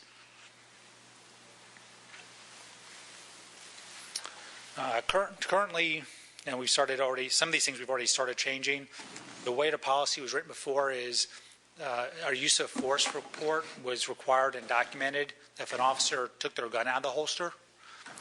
So, for example, if they went to an alarm at somebody's vacant house and the front door was open and officers go in to check and make sure everything's okay, we do so with our firearms out. That, under the current policy that was in place, that required a use of force report, even though nobody was threatened, nobody else was there. So in that sense, we were artificially inflating our use of force numbers. Most agencies, a use of force is required when somebody is threatened, either physically, if a weapon is pointed at somebody, threatened, not just a simple drawing of a weapon. So that's one of those things where we've artificially inflated our numbers unnecessarily by maybe being overcautious with over-documentation. So their recommendation is that we shouldn't be doing that because that's not what the best practice standard is around the country. All officers complete their own use of force. We've already started transitioning to that. When I first got here, if you had 4 or 5 officers involved in an incident, one officer was able to complete the report. The problem is not everybody perceives the same thing, and use of force is based on an individual officer's perception. So that's being changed to where anyone that uses force will have to complete their own report to document what they saw, what they did, as opposed to going, hey, you got that, here's what I did, and one person tries to compile and interpret everything, which then can cause some issues later on. Previously, lieutenants was the final review of use of force. And when I got here, we actually changed it to captain. One of those things that we have to, formalize. We've been doing minor modifications. We were waiting for this recommendation before we overhauled the complete policy. So that's one of the things we've started doing now, just for that there's a higher level to make sure that the command staff was aware if there was an issue. That adds another layer of review in. Currently, we do an annual report that analyzes use of force incidents throughout the year. The Office of Professional Standards does a major document that looks at complaints, internal affairs investigations, use of force, traffic crashes, pursuit driving, and compiles this big document. The problem is by the time it's done spring of the following year, if there was some trend last summer, it's too late for us to start addressing it. So the recommendation is to start doing that quarterly, and that's something that we'll start doing in January 2016. Because we were all the way so far in the year now to go back and do that would have been very difficult. So we're working on our process to start doing quarterly reports starting in the next calendar year. We'll require sergeants respond to on-scene complaints when there's injuries as far as use of force. Currently, it's if there's a definite injury or if the officer requests it or the citizen requests it. So this will ensure that there's more accountability, more immediate follow-up, where a supervisor can go out and document and observe some of the situation, and so that way there's more of a review process, an immediate review process in place. So if there is something that's not being done correctly, it can be addressed immediately as opposed to a couple days later. Electronic control weapon policy, everyone knows it by the taser. Obviously, they made several recommendations as far as clarifying language. Most of what they recommended is in there. It's just not as stringent as far as other factors to consider before deploying an electronic control weapon. One of the recommendations is electronic control weapon versus taser, because that covers, there's multiple, tasers are brand, and there's multiple electronic control weapons. So, recommendation is to post our general orders and policies online, that things that are not required to be kept, confidential, as far as investigative things like that, just so that way anybody in the public has access to them at any time. If someone has a question, they can go and review it without having to ask for it and do a public records request. We do crisis intervention training. It's a mental health component. It's a 40-hour training block. We do that in partnership with several groups in the city and the county. We've got over half our officers trained in it, and their recommendation, obviously, with the different mental health issues, not only here but throughout the country, is that we continue to develop that and continue to train our officers. Any other questions on use of force before we move to report writing? Yeah, could you just clarify, in the report it mentions shifting to an objective reasonableness standard. Can you just explain that a little bit for us? Graham versus Connor is the Supreme Court ruling right now that governs use of force, and that's the terminology from the course. Is the court looks at it, was the use of force objectively reasonable from the perspective of the time the officer used force. So what they're doing is, from the officer's point of view, what they perceived and can explain, would another officer with similar training and similar circumstances have used that type of force? And that is different. I'm just trying to get the point of difference. That is different from the use of force matrix.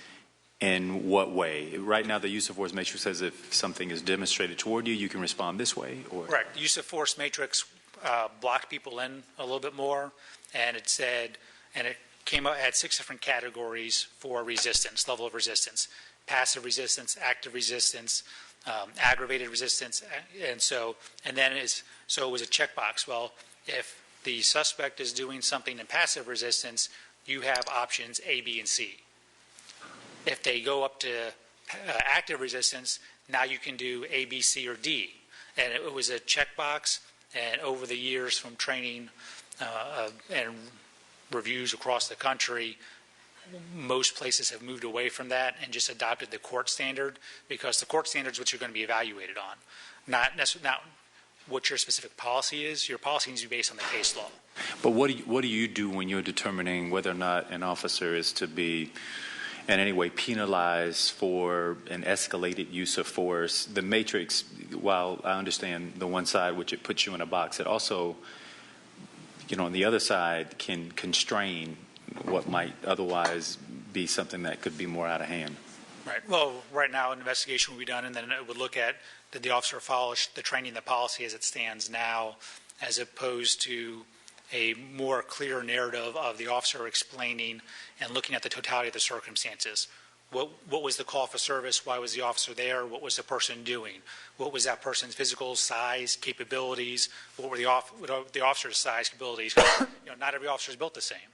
There are a lot of officers that are much bigger and have a much higher skill set than I do when it comes to defensive tactics, and there's officers that are much smaller than me and aren't. So it gives an allowance for that, where the matrix was a one-size-fits-all. So it's a more individualized for the situation, for the suspect, and for the officer. And it takes all those factors into consideration. Thank you. Sir. Report writing, and we've talked about, since I've been here, about quality control and documentation. There were a lot of things that we did well, but weren't always necessarily documented well, and we've gone back and forth with different formats. We were using a template style. They recommend that we go back to a narrative style and write it out, as things happen and chronologically. Again, emphasizing more consistency among the supervisors when they review a report. what's acceptable to one supervisor may not be acceptable for another one as far as the quality. And so we're working on a formalized training program for supervisors with the report writing to emphasize the factors that they need to be looking at to make sure it meets that standards. An emphasis on report writing training during our in-service. Every officer goes to a 40-hour in-service training each year, from me down to the newest officer, and to make that a component of our in-service training program. It's been quite a few years since that's been a part of it. And then also to do an advanced report writing training for our new criminal investigations investigators, to make sure that this is what maybe a patrol report looks like, but here's the additional factors that you need to make sure you're documenting when you're getting ready to go to court. Our field training program, the emphasis here was making sure that we were turning out officers that were prepared to do the job. You can see here one of the recommendations was to recruit and hire potential officers prior to their entry into the academy. Thanks to the manager and all of your support, we've already started that, and we have 7 recruits in the academy currently that we hired and are doing that. That has helped our recruiting tremendously. We have more than tripled our applications over the previous hiring process before we started doing that. It has made us much more competitive, not just within the city and county and region, but even starting to get some from outside the region. It's allowed us also to start recruiting out of state. We've gone up to Atlanta, over to Alabama, to Birmingham, Mobile, and other places too, where we can start recruiting people where they're close enough in geography where they can still go home and visit family on a weekend, but it's also allowed us to expand our scope of recruiting. So that's made a huge difference for us. We have a mentor program for new officers now. One of the recommendations was if we're going to start hiring people and putting them in the academy, that we expand that mentoring program to those people in the academy. One of the crucial factors, the 2 most important positions in the police department for day-to-day and longevity are our first-line supervisors, our sergeants, and our field training officers, because they shape and they spend more time with the officers than anybody else. So obviously the people that we get in the field training officers have to be of the best caliber. And they made some recommendations as far as trying to find ways to offer incentives. It's a lot of work. It's a very challenging job. You've got somebody in your car with you for the entire shift. You basically live with that person for a month. They're assigned to a field training officer for a month. It's a lot of work, a lot of documentation, and to encourage people to do it, they've recommended some different incentives, and those are things that we've started talking and consulting with the PBA about, depending on whether those are benefits and things like that we have to be negotiated, or there's some other perks that we can give that are not contractual. So we're starting to have those conversations internally. Fair and impartial policing, you've all heard me talk about that. We started the fair and impartial policing training in the spring with Dr. Larry Friedel from USF, and she formerly was the executive director of PERF. We're just about through the entire agency at this point. We've got a few more classes to go. And the transition nationwide now, best practice is transitioning from a bias-based policing policy to a fair and impartial policing policy. So it's a matter of transitioning, and they gave us a model policy to help draft that. Internal affairs investigations. Internal affairs is obviously a critical component because that's how we handle complaints. It's an important component of maintaining public trust, that we can police ourselves. I think we've demonstrated that we've been able to do that in the almost 2 years I've been here now, that we take the complaints seriously, we investigate them thoroughly, we share the results publicly. One of the things that we've been working on before I got here and since then is when I got here, almost every complaint went to internal affairs. So the workload was tremendous. And what we've done is we've provided training for our supervisors, so less serious complaints can be handled by the immediate supervisor.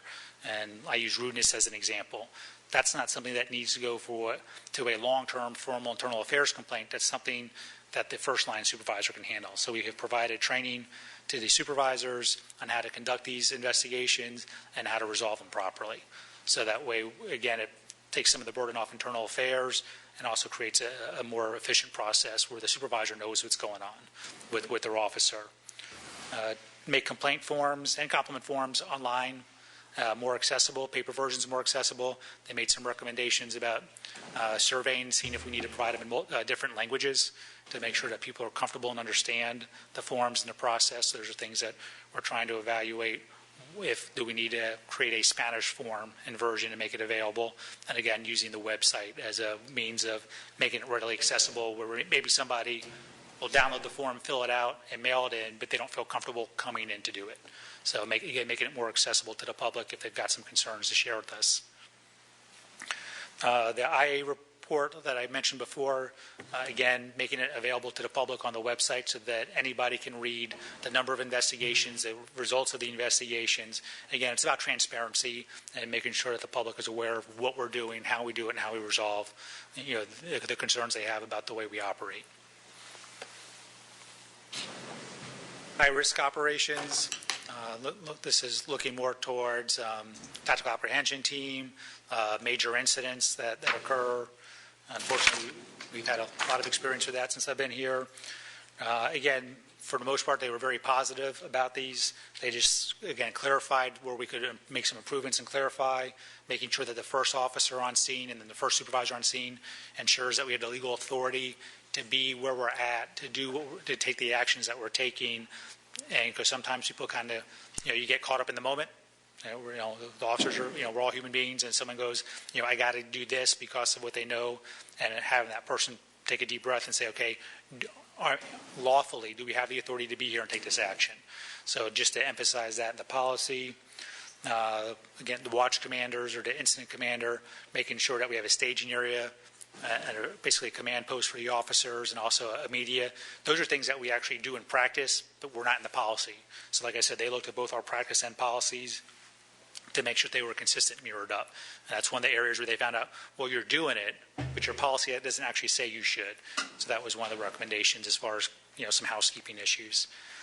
The debrief, again, that's one of those things that the supervisors would do, is they would debrief the officers. Hey, here's some things we could have done better based on that. But then the recommendation of a more formal written after-action report that would get sent up the chain of command to my office for review to make sure that we had all the details of whatever happened.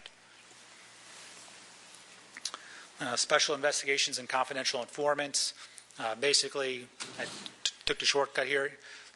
Again, it was the specific wording. We had these things in our policy, but basically this says that these two subsections of the statute says that the police department cannot promise somebody that they can get a reduced sentence for cooperating as a confidential informant, and that only the proper legal authority, typically the state attorney or the U.S. Attorney's Office, can do that. And that's what those two subsections state.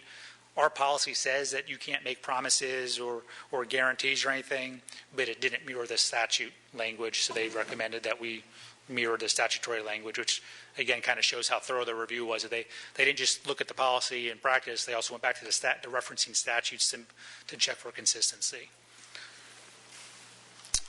Two other additional topics that they covered that they mentioned in there that we did not specifically ask them to look at. One was patrol time. We've already started addressing that with your support with the additional officers that we'll be hiring and putting out. Even when they came back, like I said, they went out and rode along with officers, and they're like, we don't know how they do it. They're going from call to call to call and trying to juggle everything. How do you guys get out and basically talk to people in the community? So even in their short time here, they made comment of it in the report. Again, I can't thank you enough for the support that you've shown and the huge steps that we're taking as far as starting to address that already. And then the early intervention system, that's a process that we have in place where we track officers based on complaints, use of force, and different factors like that. There's a standardized software that gets used pretty much throughout the country called IA Pro, Internal Affairs Pro, and it gets tracked through Internal Affairs. But one of the things we weren't doing that's considered a best practice is some agencies also monitor what officers do well and put that in there as a balanced counterpoint. Right now, we were only tracking things that could be viewed as a negative. We weren't documenting things that the officers do well as a positive to counter that, okay, if all you're doing is every time they do something that you go, well, that wasn't really great, not a huge issue, and then they get a certain score and all of a sudden they have to sit down with the supervisor, they may have to go for counseling or something like that. Those things should be offset when you get a letter of commendation. When you have a citizen call up or send an email, say, hey, Officer Jones did a wonderful job. They were so patient with my son or my daughter and went above and beyond. And we weren't tracking that. So they provided some references for us to look at that and how we can make sure that we have a balanced early intervention system as opposed to a very one-sided one, which obviously was more beneficial for the officers and more balanced. Right. Any other questions? That's kind of a Reader's Digest version. I know you have copies, and obviously later on, if you have any questions about it, as always, feel free to contact. Yes, sir. Yeah, well, one, excuse me. One, I want to thank you for taking the affirmative step to invite this review in. A lot of times when my suspicion is when departments go through this, it's because it's been forced in some way. And in you all's case, you went out and actively sought the input. My question is one, a request. I'd love to hear back whether there's a simplified matrix we can say we're in progress on this, or this has been done successfully, or whatever. And then I'm interested in knowing within the department itself, is there a compliance officer? How are you making this sustainable so that you've got a person who is inside the house who's checking these boxes and are making sure that this is sort of being adopted as part of the culture? Right. Well, a lot of it's done formally through our accreditation unit, Office of Professional Standards, and as they're getting incorporated into policy, they go out. A lot of the policies all go out electronically. We can track when people have read them, signed off on them. We also do testing on a lot of the policies, so someone can't just go in and sign off on electronically without ever having looked at it. Most of the policies will come out with anywhere between a 3-question to a 10-question test that they have to take before it's recognized as being signed off on, and they have to get 100% on the test. So we have that check as far as paper and the administrative side of it, and this is where that key part of our supervisor comes in. The first line supervisor is making sure that our training supports these concepts and ideals that we've implemented with the fair and impartial policing and procedural justice. I have a conference call next week. We're going to bring an additional procedural justice training class in this probably February, March, specifically geared towards supervisors and how to make sure to effectively supervise with those principles and reinforce them. And we're doing that based on through the COPS office and as at no cost to us as part of some of the reforms that we've already done and the partnerships that we've already created. So we're reinforcing through policy, we're reinforcing through training, and then as well as through the proper supervision. And that's where that key component of making sure we select the right field training officers so that way when a new officer comes in, this is the only culture they've known. Obviously it's much more difficult to change people who've been there for 20 years. Right. The fact is 99% plus of the officers come in trying to do the right thing anyways. Mm-hmm. It's just providing some guidance and reinforcement, and then having those rights, promoting the right supervisors to then continue to reinforce those ideals and culture. That's good. Thank you, Chief. Commissioner Maddox. Thank you, Mr. Mayor. Chief, I just want to say it takes a lot of courage sometimes to ask somebody from the outside to come in and take a hard look at you. And I appreciate you doing that, and I appreciate everyone in the Tallahassee Police Department that went through this process. It's for the betterment of not only our agency and our government, but our city. But that doesn't make it easy sometimes when folks point out things that you can do differently or do better. But it's part of always trying to improve, and I appreciate you doing it. Thank you, sir. Thank you. Any other questions at this time? If not, we will absolutely accept your report, and thank you again for your diligence. And I'll provide some updates as we move along. Sounds good. Thank you. We have to do action. Thank you, Chief. Commissioners, we're going to skip now to item 14.03. I think that's the last remaining one where we have folks who are here on that are here on that one. I'm going to come back up to it. I'm going to come back up to 14.02. We're going to skip to 14.03 and then 4. All right. So, Madam Manager, you want to introduce that item? Yes. 1403 is a proposed process for distribution of additional 2015-2016 Human Services funding. And Commissioners, as part of the adopted budget for this coming year, the City Commission approved an additional $442,651 to the funding that is already currently available for human services. The addition of this funding comes too late to be included in the traditional CHSP annual application cycle, as that process was completed in August of this year, as you know. We're proposing to distribute these additional funds through a special funding cycle.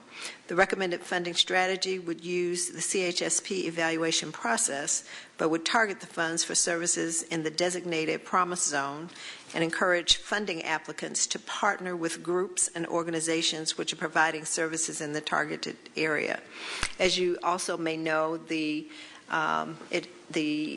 requirements have been also set forth such that the current CHSP eligible entities would have to be the sponsoring agency. They would be encouraged to partner with other agencies that don't necessarily have to be CHSP eligible, but the major partner does have to be CHSP eligible. Let me ask Michael Parker if he would come forward, and if you have any questions about this process. You've heard a lot about it already today from the citizens and the agencies who are interested in seeing this move forward. You have added some of your input. I know that a couple of things have been changed in the process since it was originally discussed. One of those things was to add a subject expert to some of the committees that would be involved. And what else was in that list, Michael, that changed? There was a request to make, excuse me, that even though we're incentivizing collaboration, that the requesting partner had to be a CHSP agency. Right, eligible agency. That would be the contracting agency that we would. Contracting agency. Right. I'm sorry, did you want me to have a presentation or respond to questions? I was trying to see whether the Commission had any questions or concerns about it before, or if they wanted a presentation from you on this. Move the option. I had a question. Sure. Commissioner Maddox, followed by Ziffer, followed by Richardson. I just had a question as to, I guess for our body, as to the testimony we heard about limiting it only to the South City area. While I think that I think in large part a vast majority of these funds will end up in services directed specifically to that area based simply on need. I don't know whether we need to exclude just to that area in case something comes from the outside. And my question also is, did the county exclude just to that area? It was never just South City area, was it? I mean the Promise Zones. Mm-hmm. Right. Promise Zone. Promise Zone, which is approximately 31,000 residents. Did the county limit it to Promise Zone? No, the counties in their action did not make it geographically targeted. On the 175, they've not made a decision about the 100. CHSP funding. Okay. Right.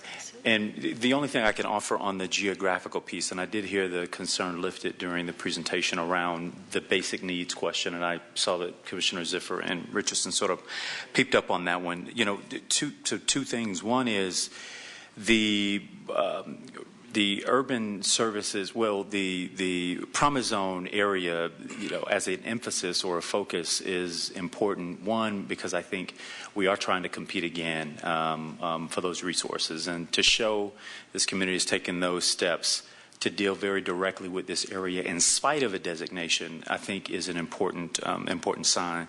But I think more importantly, if we were to look at the Promise Zone and the issues that are confronted there, the poverty rate in the proposed Promise Zone is just above 50%. One of every two persons is in poverty.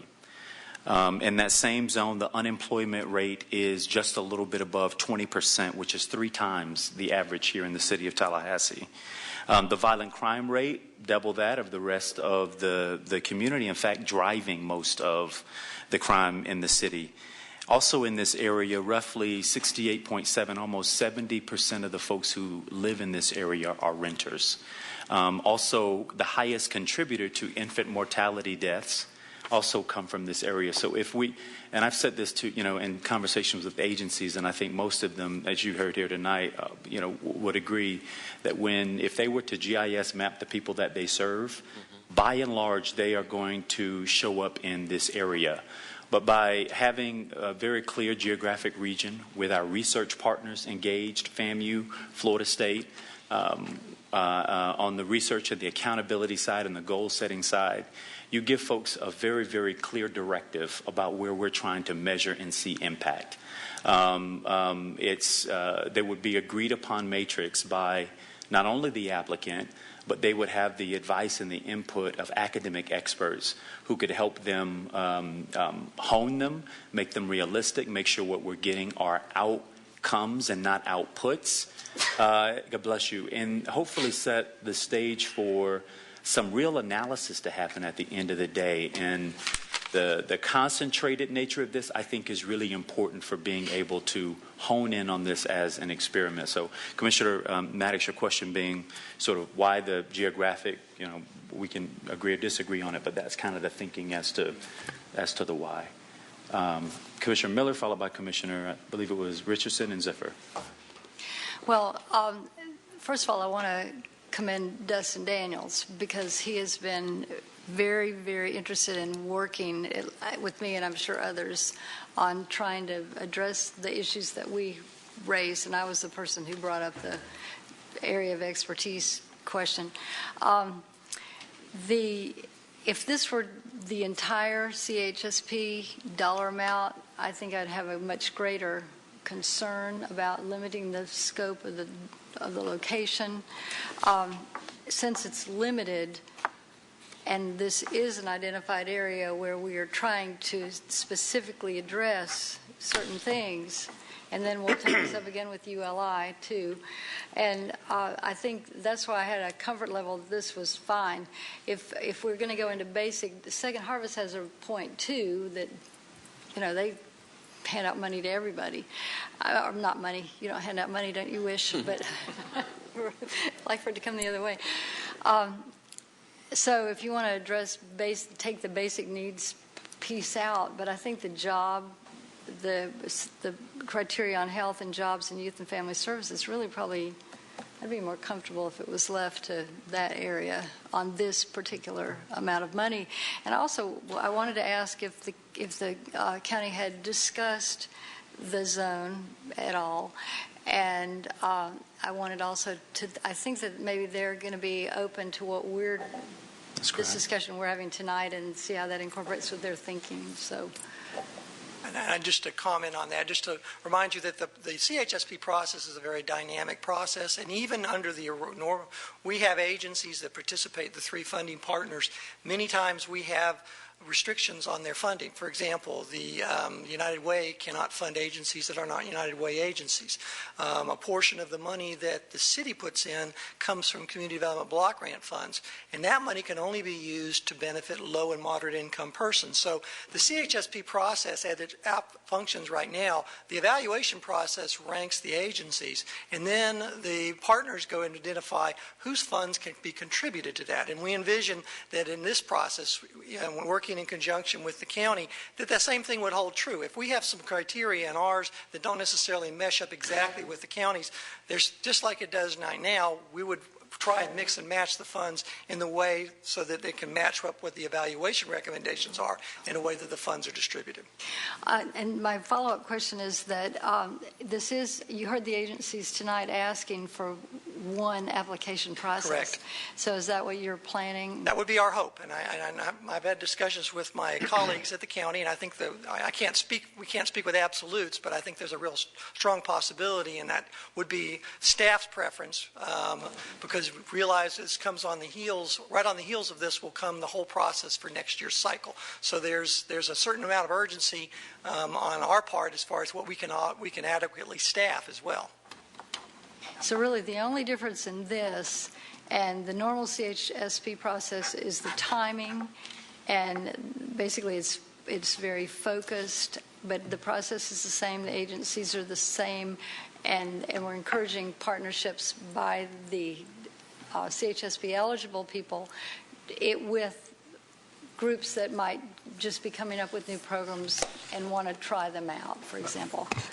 And the geographic targeting, which is part of the staff recommendation, that is a difference from what the standard process is, and there are 4 identified topic areas that we're recommending the funding, the total CHSP process has a broader view, a broader scope of number of projects. But fundamentally, it is the same in the process that we would be going through as far as developing the recommendations from using citizen input in committees would be the same. Well, and I do want to get on the record the fact that we have people living in poverty all over the city and all over the county, and reiterate the fact that this is one specific amount of money specified for this area, but I would not want us to move toward the entire effort from CHSP toward just one or another area of town, for that matter. So, good. It's good the way it is. You've done great work. Thank you. I'm going to support the item as it is. I have a couple of concerns. Commissioner Miller expressed some. Please be mindful, and you said it when it comes to dividing things up. The basic needs really bother me. I'm extremely concerned about Second Harvest. I'm really concerned about Red Cross. I mean, these are two that I've mentioned over and over and over again, and they serve communities far greater than just the Promise Zone, but I would hate to see either one of those suffer any more than they already are. I know that Jim has done a good job of fundraising and been able to open the senior program back up again, but it's still way behind. So I am expressing concern to make sure that some funding goes specifically towards these basic needs. I have a broader concern. I'm going to support this, but it seems to me we're kind of defeating ourselves in some way in that we're going to focus these funds in the Promise Zone, and that's good. And we're hiring a lot of new police officers that are going to be community officers in these areas. Commissioner Richardson, you're working on potential housing improvements in these areas. I'm working on a school. We got all these different parts. And then we've got this ULI report where we have just basically split everything off into target issue groups and here, there, and everywhere. And I am really concerned that we are creating more silos than already exist. And I would like to have a broader discussion about how we bring that back in. And I have a recommendation for you. You do? Yeah. Good. Because the one thing that we have learned in our, and Mayor, you and I have not had this discussion yet, but the one thing that we've learned in this community school process, your early childhood learning effort has crossed paths with our community school. And we actually changed it from elementary school to early learning through third grade so that we could accommodate what you're trying to do. Wow, isn't that awesome? What we've done is two major efforts by two different members of this commission coming together, three members, excuse me. Mr. Maddox, you've been involved, 4 members. I mean, Nancy? All five, everybody. Everybody. But my point is, it works. Mm-hmm. And we really need to bring all these efforts under some umbrella, whether it's this commission and workshop or something, or community members that can do this. But I'm concerned that we're trying to do too much and we're spreading it all over. And we need to do all these things, but they need to come together so that we have everything working in concert and we can actually help these folks and make a difference in their lives. They're upset. Agree. Commissioner Richardson, and I'll dub back to Commissioner Miller because I know you have a point. Yeah, thank you, Mr. Mayor. And I think your statistics make a compelling argument for what it is we're attempting to do. I've been in this community for 40 years, and I have yet, this is unprecedented, that there is a targeted focus to address major issues in our community that we talk about all the time. We read the reports, we hear the statistics, we say that we're committed to it, but then when we actually put the rubber to the road and have to invest the money in it, then there becomes some reluctance.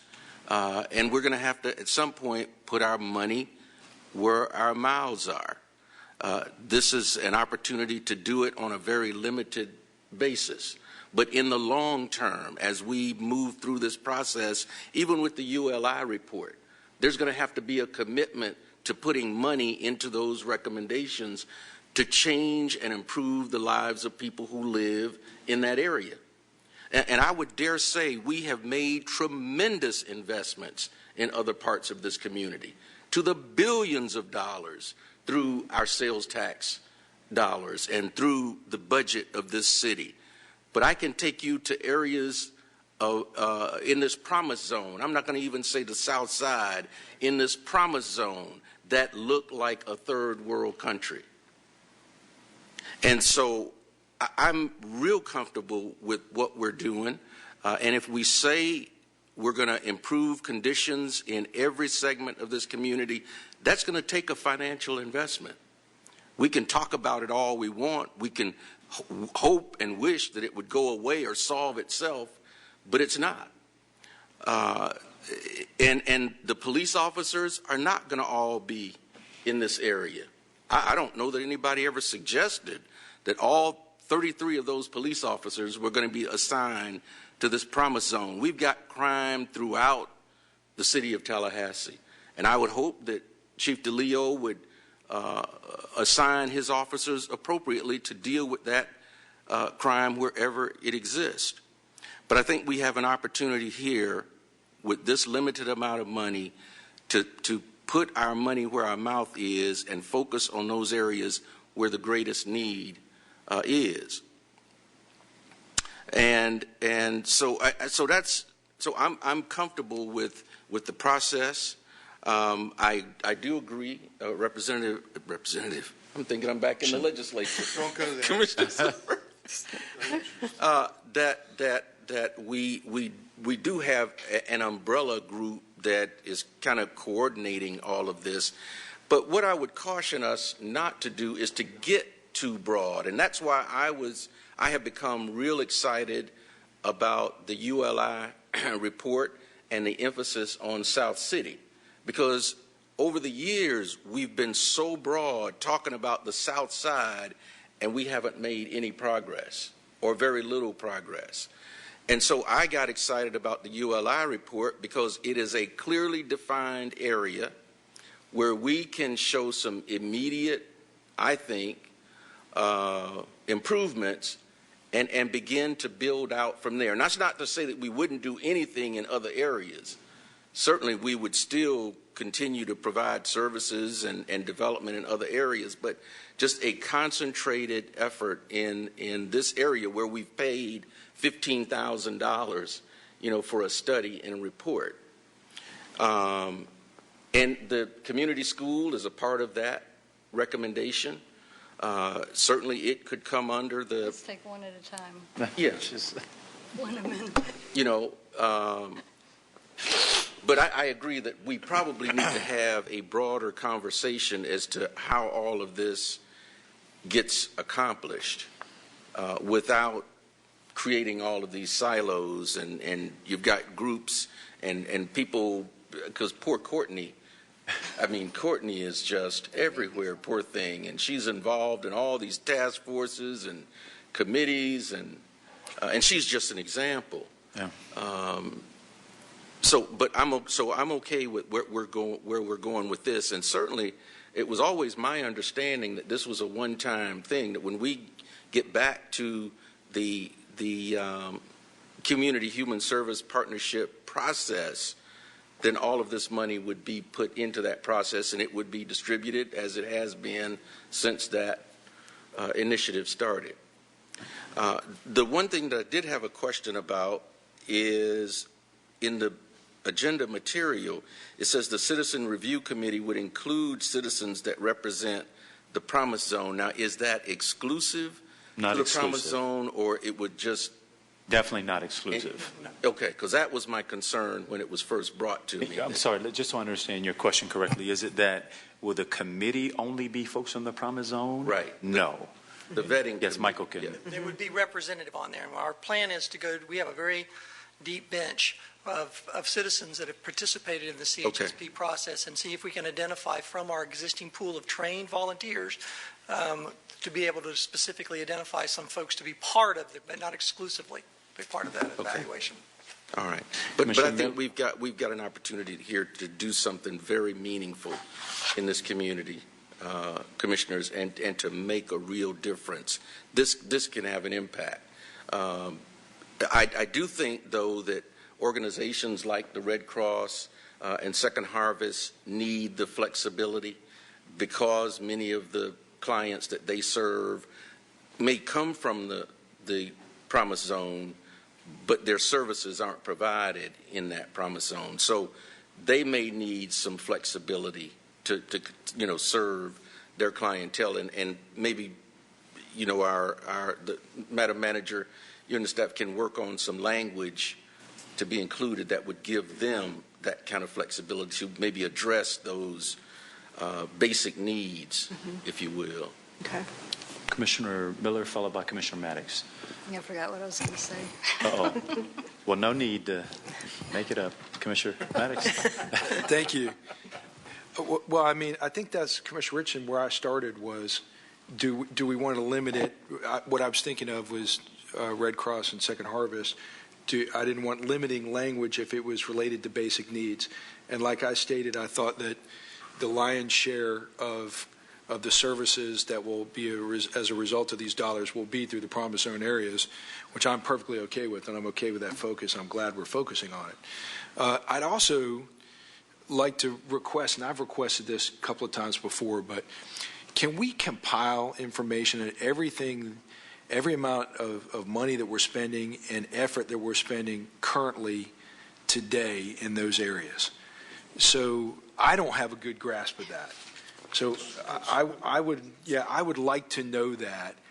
I can tell you that I did this, and we did this data for not this latest sales tax, but the last sales tax, and the majority of the dollars were being spent south of Highway 90 of Tennessee Street.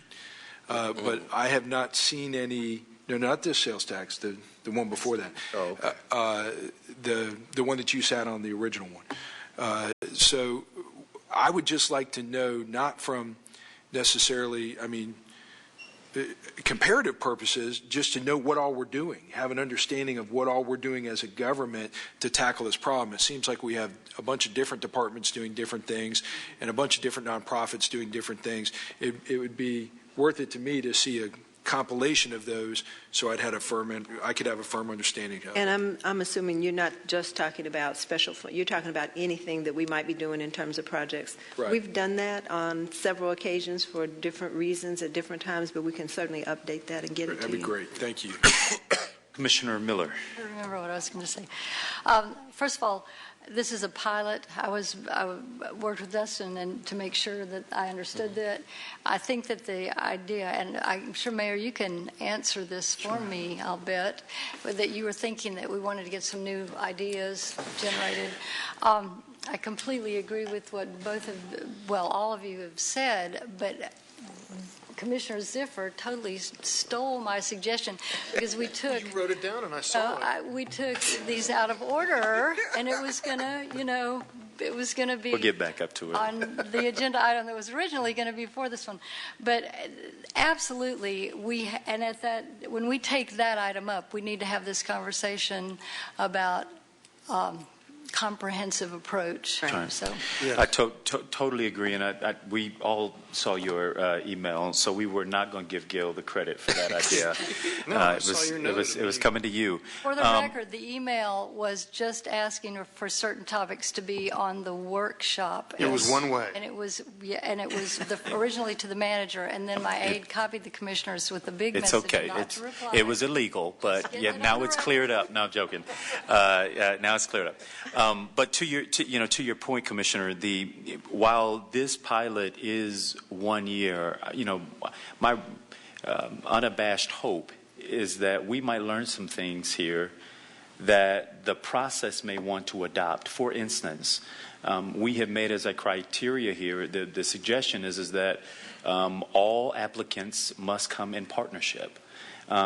We have said partnerships have been important. The CHS, the agencies, you heard them tonight speak about partnerships, but it's very hard to tell people to partner when they're dealing at like Maslow's hierarchy of needs. It's like food, shelter, like keep the lights on, keep doing the work that we're doing. And by the way, there's no money that incentivizes you to look around and see who else is doing what and where you can optimize the work that's being done. And so if at the end of this, we see that, based off the research and maybe the outcomes, that the finding is that partnerships multiplied impact, why wouldn't we consider within the context of the process whether or not you might want to begin incentivizing partnerships as a part of it? Maybe an agency before never had the resources to take the risk to do health navigators, right? To go door to door dealing with infant mortality issues and working with a parent from prenatal, through delivery or birth, and in those early months. And maybe they're connected to another agency that then picks up at a certain point and takes it further. But the collaboration creates, the opportunity to maximize the outcomes there. But, my hope is that we will surface some innovations here. We might surface some things that if we tried, it might improve the process as a whole. So while we are dealing with this bucket of money for this 1 year, I'm hoping the findings might help to lead us to something that's more comprehensive and might improve upon a process that we're already leading in. The CHSP process, by all account, by every evaluation, is pretty groundbreaking even now. A lot of agencies are still doing this one-off, sort of funding to elected bodies. Well, this is different. But we also need to pivot for today's challenges, and they change, and that's what's being done here. So if I heard the recommendation, I think there was some unanimity on this, was that you wanted to give the manager instruction regarding more flexibility on the basic needs piece. Right. Now, I think what we should identify is that there is no necessary, out of this group of money, they haven't set aside a certain amount in this pot and a certain amount in this pot. Right now, the money is at large. And that when you come in to make your application, if you identify yourself as basic needs, maybe then this new flexibility kicks in that, but the other categories would stick, strictly with the policy as it's written. Yeah, Mr. Commissioner Mayor, Richardson? Just one other thing I forgot to bring up was you heard several speakers also say that this focused approach will put us in good stead for drawing down additional monies from funding agencies. And so that in and of itself is another reason or advantage of us doing this at this time. Is there a motion to reflect the comments? Mr. Mayor, just one comment. I'm sure Commissioner Maddox will recall this, but you're probably sitting there thinking about Steve Meisberg and the collaborative. Yeah, the collaborative. Actually, I was not, but you weren't. I wasn't, but you're trying. But to I'm going to do that moving. now. I'm going to do that now. But actually, we have gone through that process once before and saw all the advantages and a few disadvantages of trying to operate through these partnerships. Pat, I'd just like to ask you, our human services expert, do you have any concerns with any of the recommendations that have been made? I think they're concerned. I actually like the discussion. I'm very happy to hear you talk about this. We were revolutionary when we tried the consortium process before. We've learned a lot from that process. We will do a dynamite job. I want to put one point to you for understanding that if we open up basic needs at large, that means every organization that is on that team for basic needs would be open and not be, they would be open and not limited to the promise zone area, just to make you aware of that. But excellent discussion. It is time. We're excited about this process. Thank you. Thank you very much. Commissioners, if you were looking confused, she was saying not just the two agencies mentioned, but any agency that's under basic needs would have the same opportunity to apply. Understood. Yeah. Okay. Commissioners, is there a motion in that regard? I would move, Mr. Mayor, that we accept the staff recommendation with the, I guess, amendment that the basic needs be allowed that flexibility. But you realize you're opening it up to all. Yeah, but I think that's important for them, though, to be able to do that. Great. There's a motion. Well, the clarification is, does that mean that people can apply and use the money outside the promise zone? Basic needs. So any basic need, and out of all due respect with you guys, but the ramification is going to be that you're taking money out of the promise zone, potentially. I think that would be... Yep. It just seems like there's not that much money, and I know that the Second Harvest people can figure out a way to supply needs to the Promise Zone. They already do. Commissioner. Can we have Mr. Pruteau? Sure, Mr. Pruteau. Is there a question exactly? Yeah, Dr. Pruteau.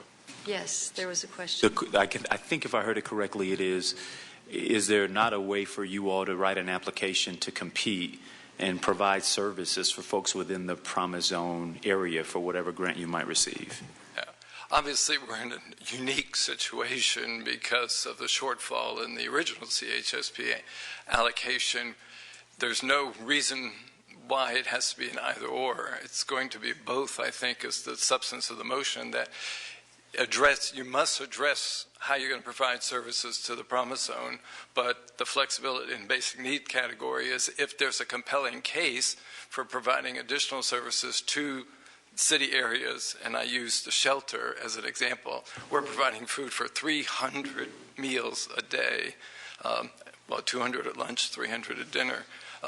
That's outside the Promise Zone. Now, I can write it to say, the majority of those vagrants, homeless, whatever you want to say, are in the Promise Zone area, but the more accurate description is this is where we're going to provide the services within the city limits in addition to the Promise Zone to get an additional 500 people services. Got it. So Commissioner Ziffer?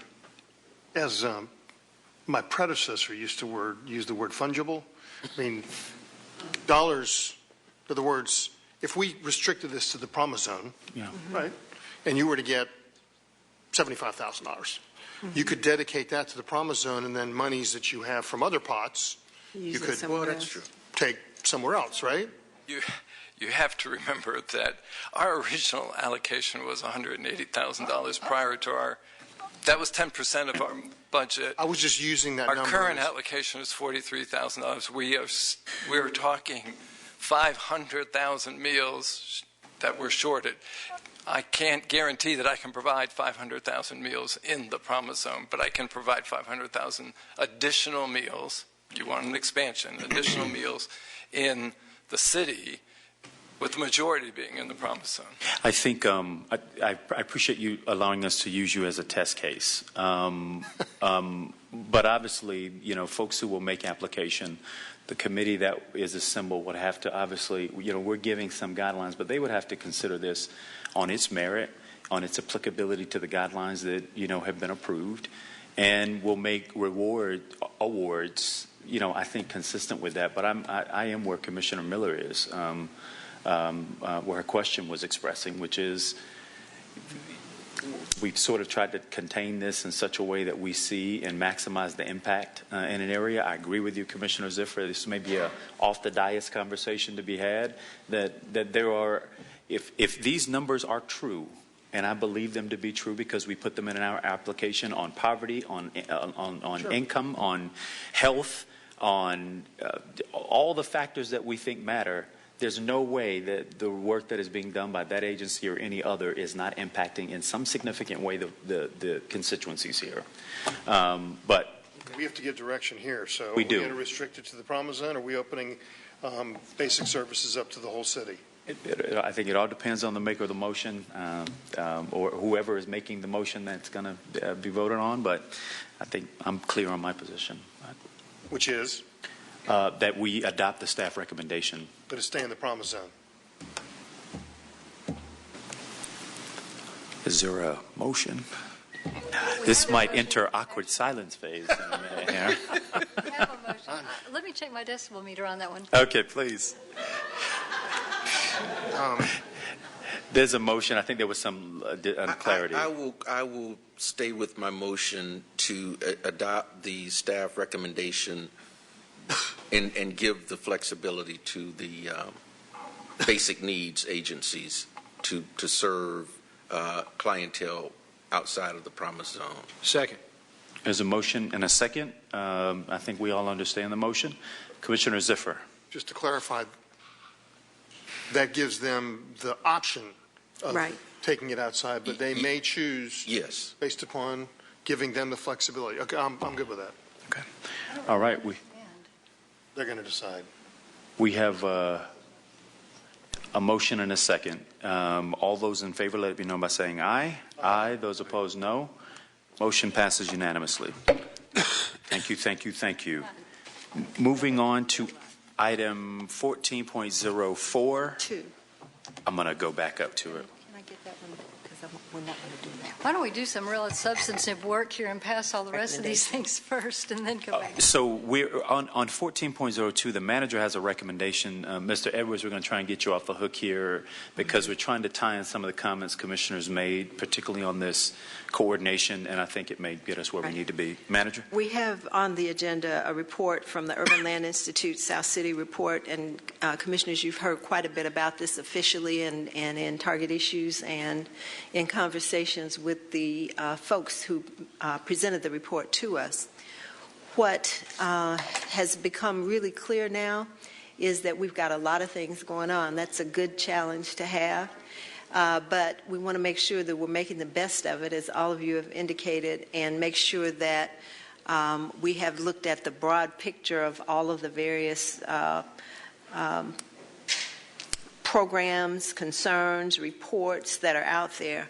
And so I had a conversation with two of the planning, well, actually I think I've had this conversation with all of you about trying to move forward with a process that would try to incorporate all of these major things, including the CARES report, the ULI report, our CRA work plan, the Promise Zone Initiative, the Built Environment report that came from the South City Revitalization Council, and our community school initiative, and actually ask our fantastic planning staff, and I have done that today, if they would pull all of that information together and put together for us some recommendations that would be also a part of a committee process where various representatives from the various committees would be a part of that whole thing.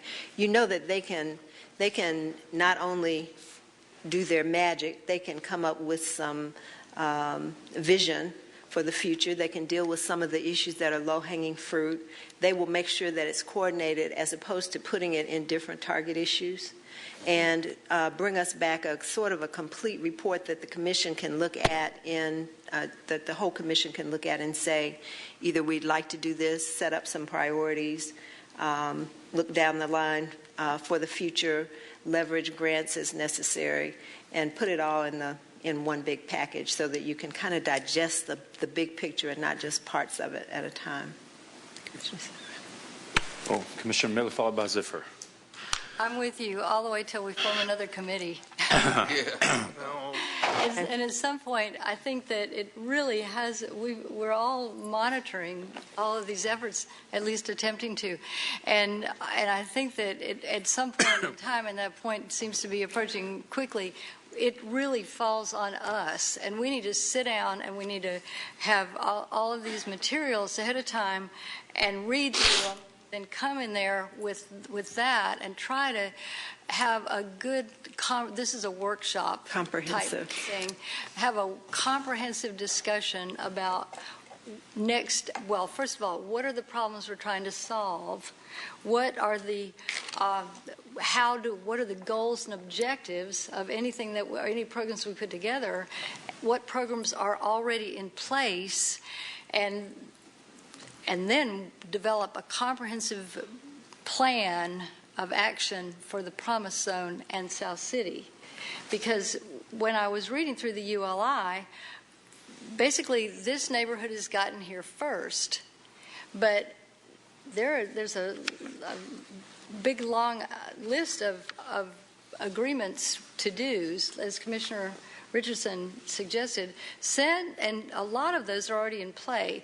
The community school is an initiative that's already gotten started. The Southside Task Force has already been put together.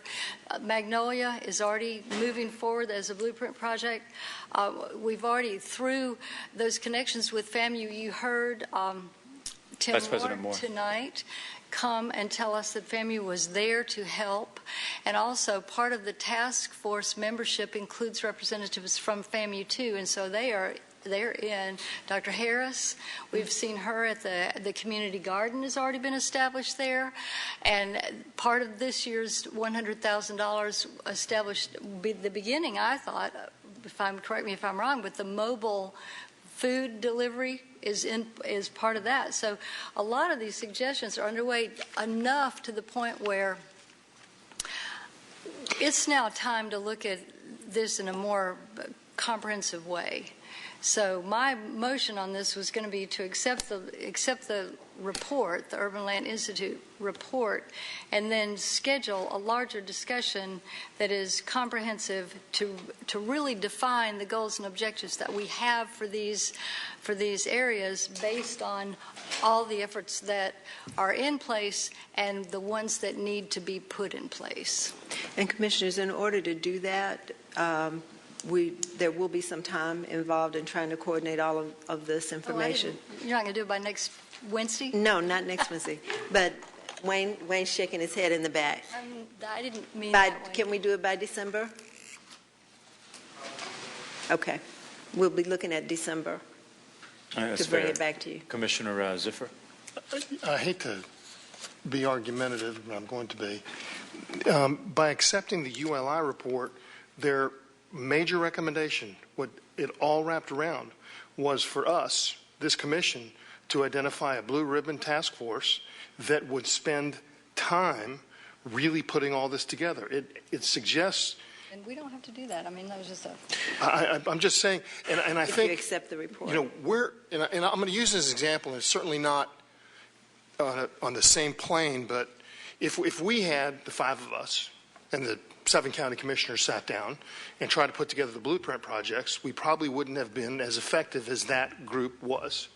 And I'm not suggesting anything on that level or that long, but they were independent people that, yes, took influence from us because we appointed them, but they were able to look at everything objectively with fresh eyes. We need folks from that area. We need folks from the business community. We need folks other than us, because I got to tell you, we're pretty busy, and for us to accomplish this in a workshop or two isn't going to happen.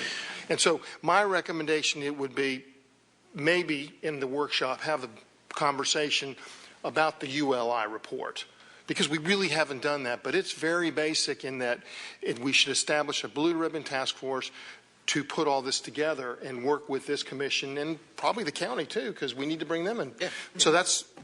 So, Commissioner, and I'll go to you, Commissioner Richardson, next. But it's not an either or. I mean, I think the recommendation around us having a sit down around what's on the plate, because there's a lot on the plate we've all put individually that each of us have been involved in. And I think should we get a comprehensive enough look at that at a meeting that Commissioner Miller is suggesting? I agree with you. We probably could then move forward from there saying, these are the things that there's some interest in. You want to send people on a fool's errand amongst us, and then commission a group to then go forward and I think dig deeper. And I think the city manager's recommendation of our staff putting it all together and then us looking at handing off, it's great sense. Yeah. Commissioner Richardson, followed by Miller. I was going to say all that you all are talking about sounds very much like the task force that we already have in place. But yours is South City only. There are a lot of. The problem is that you've got a group, we've got 5 different groups that are working on different parts. Right. There are a lot of disparate pieces right now that don't feel very much together, and all of us are not on the same page around what that looks like, what that is. So we need to get it to a level of common understanding, and that's why I think there is some legitimacy to the way forward. And I think Mr. Mayor, yes, sir. That doesn't stop anything, though. This task force has all of the membership that you talked about. Oh, Pingree is on it. I don't disagree. We've got the universities, the community college. I mean, it can be used broader than South City. It was simply put together as a recommendation from the ULI report, but it certainly, based on its membership, can look at, and I think they even at some point want to look at the broader geography of it, but we've got to start somewhere. If you overwhelm people and you give them this, you just throw everything against the wall, we've got to show some progress somewhere. People have got to see concrete hitting the ground. They've got to see lighting going up. And then we can. But I'm telling you, that's what has stymied us all these years, talking about the South Side and Frenchtown and everything, and then we get paralyzed and nothing ends up happening. Commissioner Miller, followed by I Ziffer. beg to differ that nothing's happening, and Well, that's why I it's named all these happening. things. Now, and I need some clarification. First of all, I was not aware that the task force that's been set up is only for South City. Even I thought that task force was set up to deal with basically South Side issues. So that's another one. That's the point. We're all trying to help, and everybody's trying to help. That everybody's got an idea, and then today we're doing this, and it's all intersecting. You finally had, the mayor's project intersections. Well, we should be out in front of this a little more than we are, and I don't even see how we could give a committee direction at this point. I think what we're suggesting, though, is for us to gather the information, to have this workshop, to talk about where we go from there, and then potentially pass off. I will. Agree. One thing is clear: we all need to be on the same page, and that's why I think the meeting that's being suggested makes sense. And I don't think we have to stop anything, moving forward. Things are moving, but we need to be clear on that, Madam Manager. You answered my question. Okay, great. I want to make sure that everybody understands. Absolutely, things are moving. Right, he got that. Things are moving. So to dispose of this item, I think what we're suggesting is we will accept the report. At least that was the motion that was thrown out. And the manager has instruction now to pull together a meeting that is us, that will take a deeper dive, and then we'll be followed up by. Great. Sounds good. Various actions. There's a motion. Is there a second? Yes. And a second. All those in favor, let it be known by saying. Before I vote, I want to make sure that I'm not just absolutely, I'm not adopting this report. There's a difference between accepting it. We're not Okay. adopting. All right. Actually, you accepted it once before. We're doubly accepting it. After we pay 15 we're moving now. There's a motion and a second. All those in favor, let it be known by saying aye. Aye. Those opposed, no. Motion passes unanimously. Commissioners, we're now at item 14.04. Move the item. Second. There's a motion and a second. Madam Manager, anything on that? No. All right. Thank you so much, Rob. You're so patient. But you got one more item. All those in favor, 14.04, let it be known by saying aye. Aye. Those opposed, no. Motion passes unanimously. Item 14.05. I'll move it. Item. Second. There's a motion. Can't move and second it. There's a motion and a triple second. All those in favor, let it be known by saying aye. Aye. Those opposed, no. Motion passes unanimously. Commissioners, we are now at the place of unagendaed speakers. Mr. Mayor, can I bring something up? Speakers.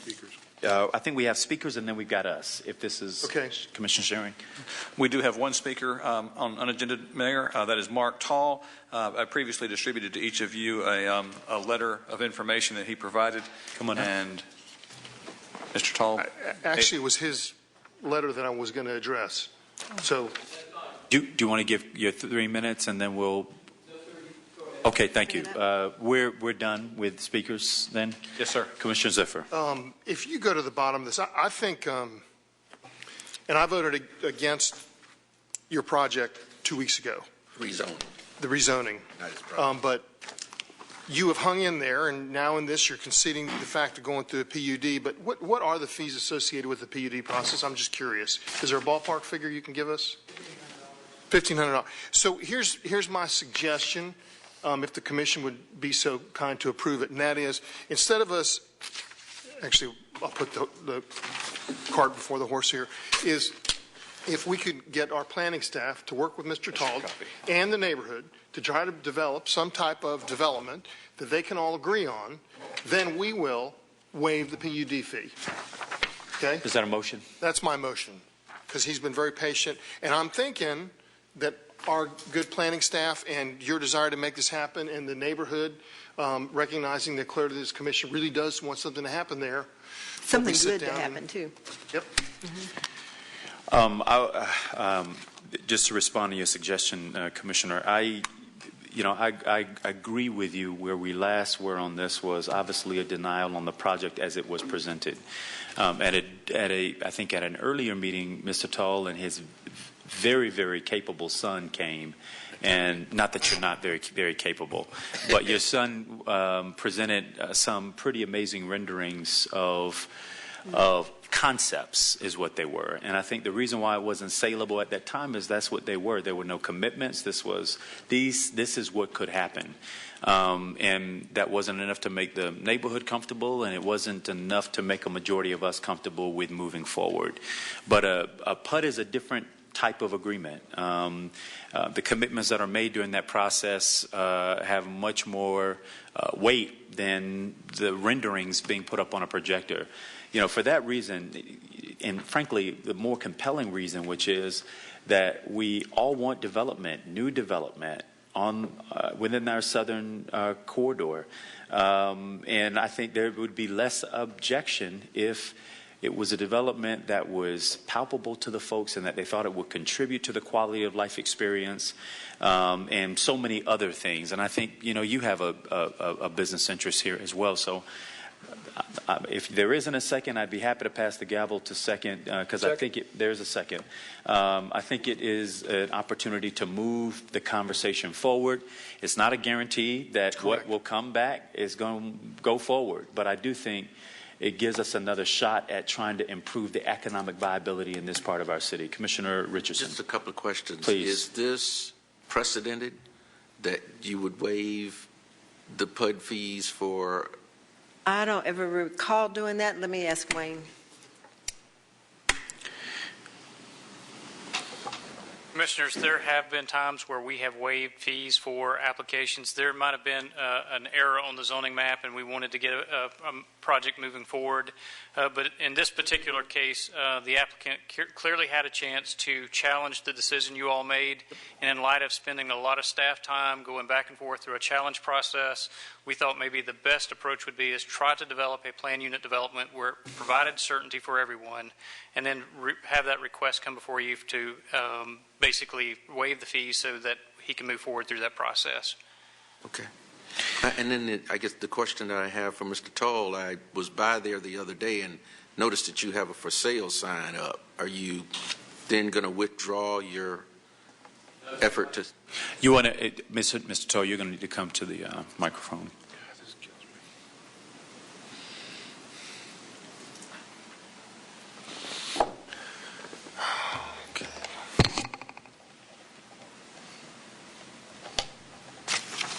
Intent is to develop this property.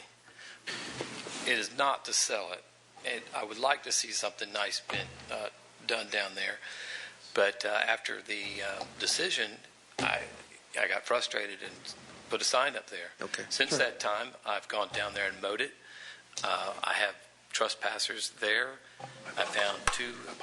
This is going to sound awful, but I found two dead dogs there. They'd been fighting.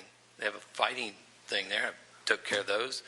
I had a motorcycle I discovered that was stolen. I contacted the police department. They came and picked it up. So okay. I really would, and I have trash all over the place. I mean, it's been sitting there for 10 years, and people have dumped all sorts of trash there. I've asked the city to help me come clean it up. Right. I don't know what they're going to do, but I have asked for that. But this property, something needs to happen here. Yes. Yeah. So it's up to you. Okay. Thank you very much. There's a motion and a second, Commissioners. All those in favor of the motion, let it be known by saying aye. Aye. Aye. Those opposed, no. Motion passes unanimously. Commissioner Maddox, followed by Commissioner Miller. Just briefly on sharing of ideas. First of all, this is the third or fourth meeting that I asked about pedicabs and segways being agended. I understand that it's going to come up at the next meeting. Yes, sir. So okay. I think everybody's ready to make a decision on the pedicabs and segways. I had it on my list. Right. So if not, we could just do an ad hoc motion without a agenda item. If you feel comfortable, I'll be glad to do it. Please don't feel comfortable. Okay. All right. So Thank then you. We'll bring it to you in 2 weeks. Please bring it to me. We will, I promise. Should not be taking this long. The second thing is today would have been Dale Green's birthday. So Dale Green was a second police officer killed in the line of duty for the city of Tallahassee, with Ernest Ponce de Leon being the first, and one that I'll never forget. So I want to say to his family, if they're watching that, we're thinking about you, and to his family that in both blue and green that puts on a badge every day or every night to keep us safe. Thank you. Hear, hear. Absolutely. Thank you, Commissioner. Commissioner Miller. Thank you, Commissioner Maddox. Well, mine was actually on the Mr. Tall's item. He has a paragraph in his letter to us regarding our multifamily, related to the conversation we had about multifamily and crime. And that led me back to something that I wanted to share with you. I'd actually asked for the hot spots in the area to find out where the worst incidences of violent crime were occurring, and was referenced to the Council on Gun Violence report. And I noticed that there are, in the South City, there are actually, I believe, 5 housing developments, and the problems are primarily in 2 of them. With the other 2, not even, they've color-coded these things in everywhere from red being very serious to pink to white being no problem. And basically you have these 2 that are red, and then you have the others that aren't even in any color. So right here in this one area, we've got several housing developments that are showing very different patterns of gun violence, and that's something that is relevant to the multifamily discussion. But also I think we need to figure out what the differences are in management of those two versus the other 3. Thank you, Commissioner. Commissioner Ziffer. I don't think I had mentioned this in the previous meeting, but Commissioner Maddox was there.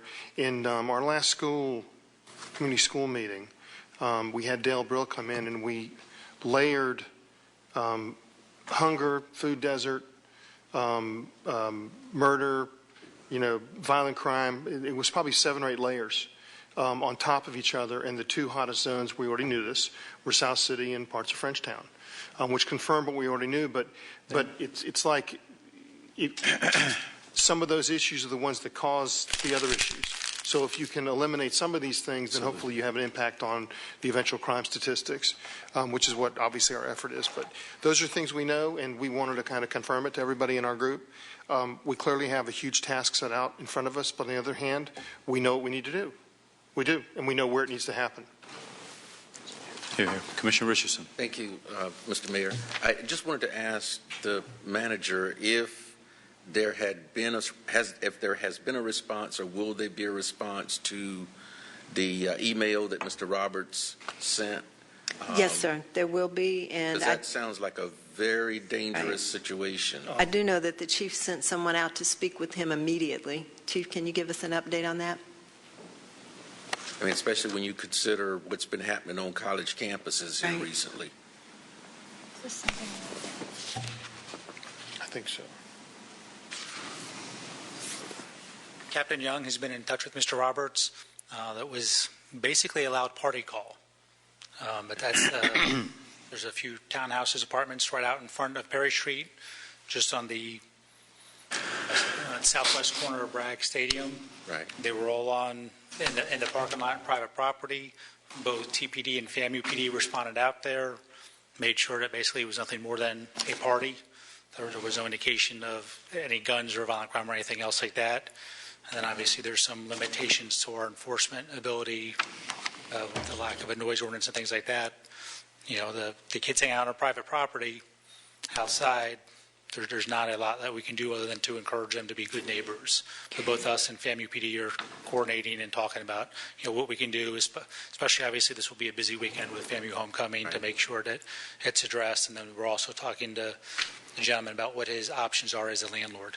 Okay. Was it his property? Was it Mr. Roberts' property? I'm waiting for the clarification on that because there was the original indication that we got was yes, it was, and then he backed off on it a little bit. Yeah, he said that there were no trespassing signs, which made me think that it was his property. But just because he puts up no trespassing signs doesn't mean we can enforce them unless that trespass agreement's there. He's got to actually take some steps with us to give us the authority to trespass off his property, unless he's going to respond or he has another agent respond to do it on private property. So there's some mechanics that we have to work through that Captain Young is following up with. Okay. Okay.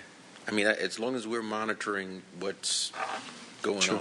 I mean, I would hate for that to escalate, not just at FAMU, but even on the FSU or TCC campus, where you've got a bunch of kids like this, obviously drinking is going on, and it could escalate into something that none of us want to see happen.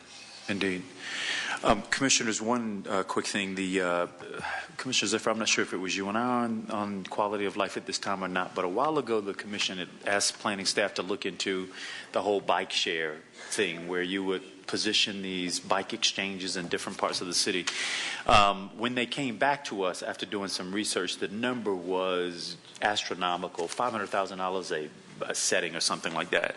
Well, as is true with technology, over time the costs have been driven way, way down. And apparently FSU is right now in negotiations with a company, Gotcha Bike, around locating these GPS-equipped bicycles around campus, so students could borrow them, take it, redeposit it, so on and so forth. If you've been to New York, Barclays is the big. Saw them in Austin. Okay. Gotcha Bikes. Gotcha Bike. So Gotcha Bike is different than.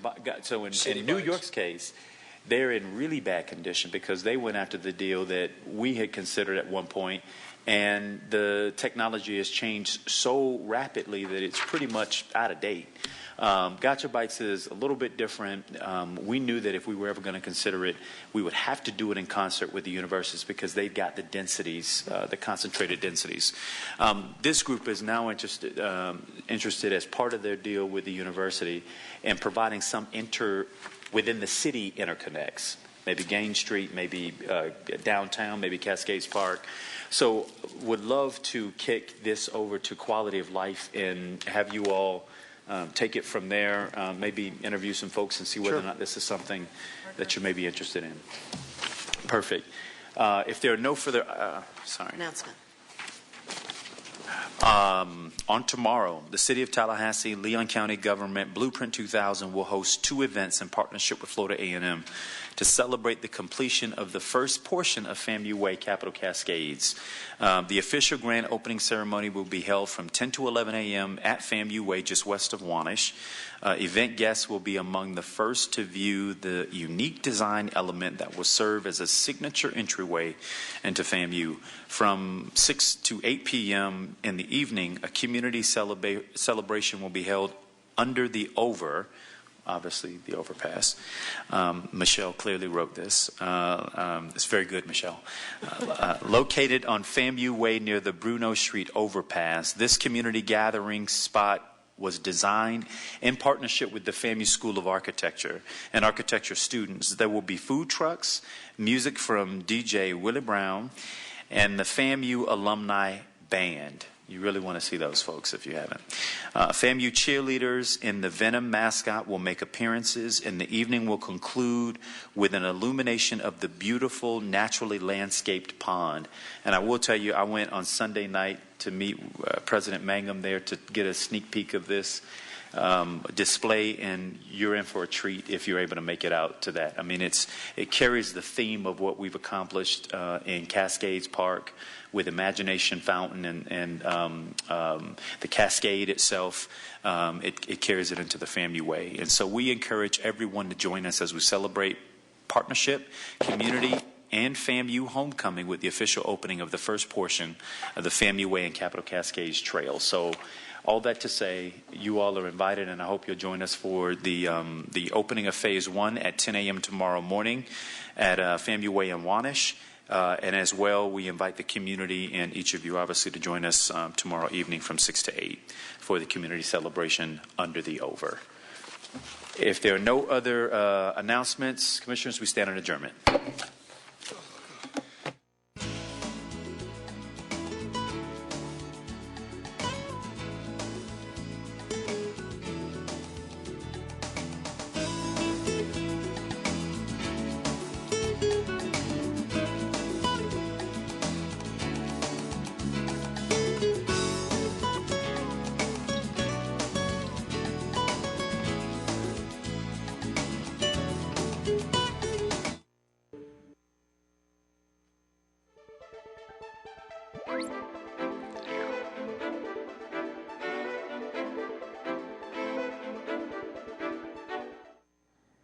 Welcome to this edition of Source One.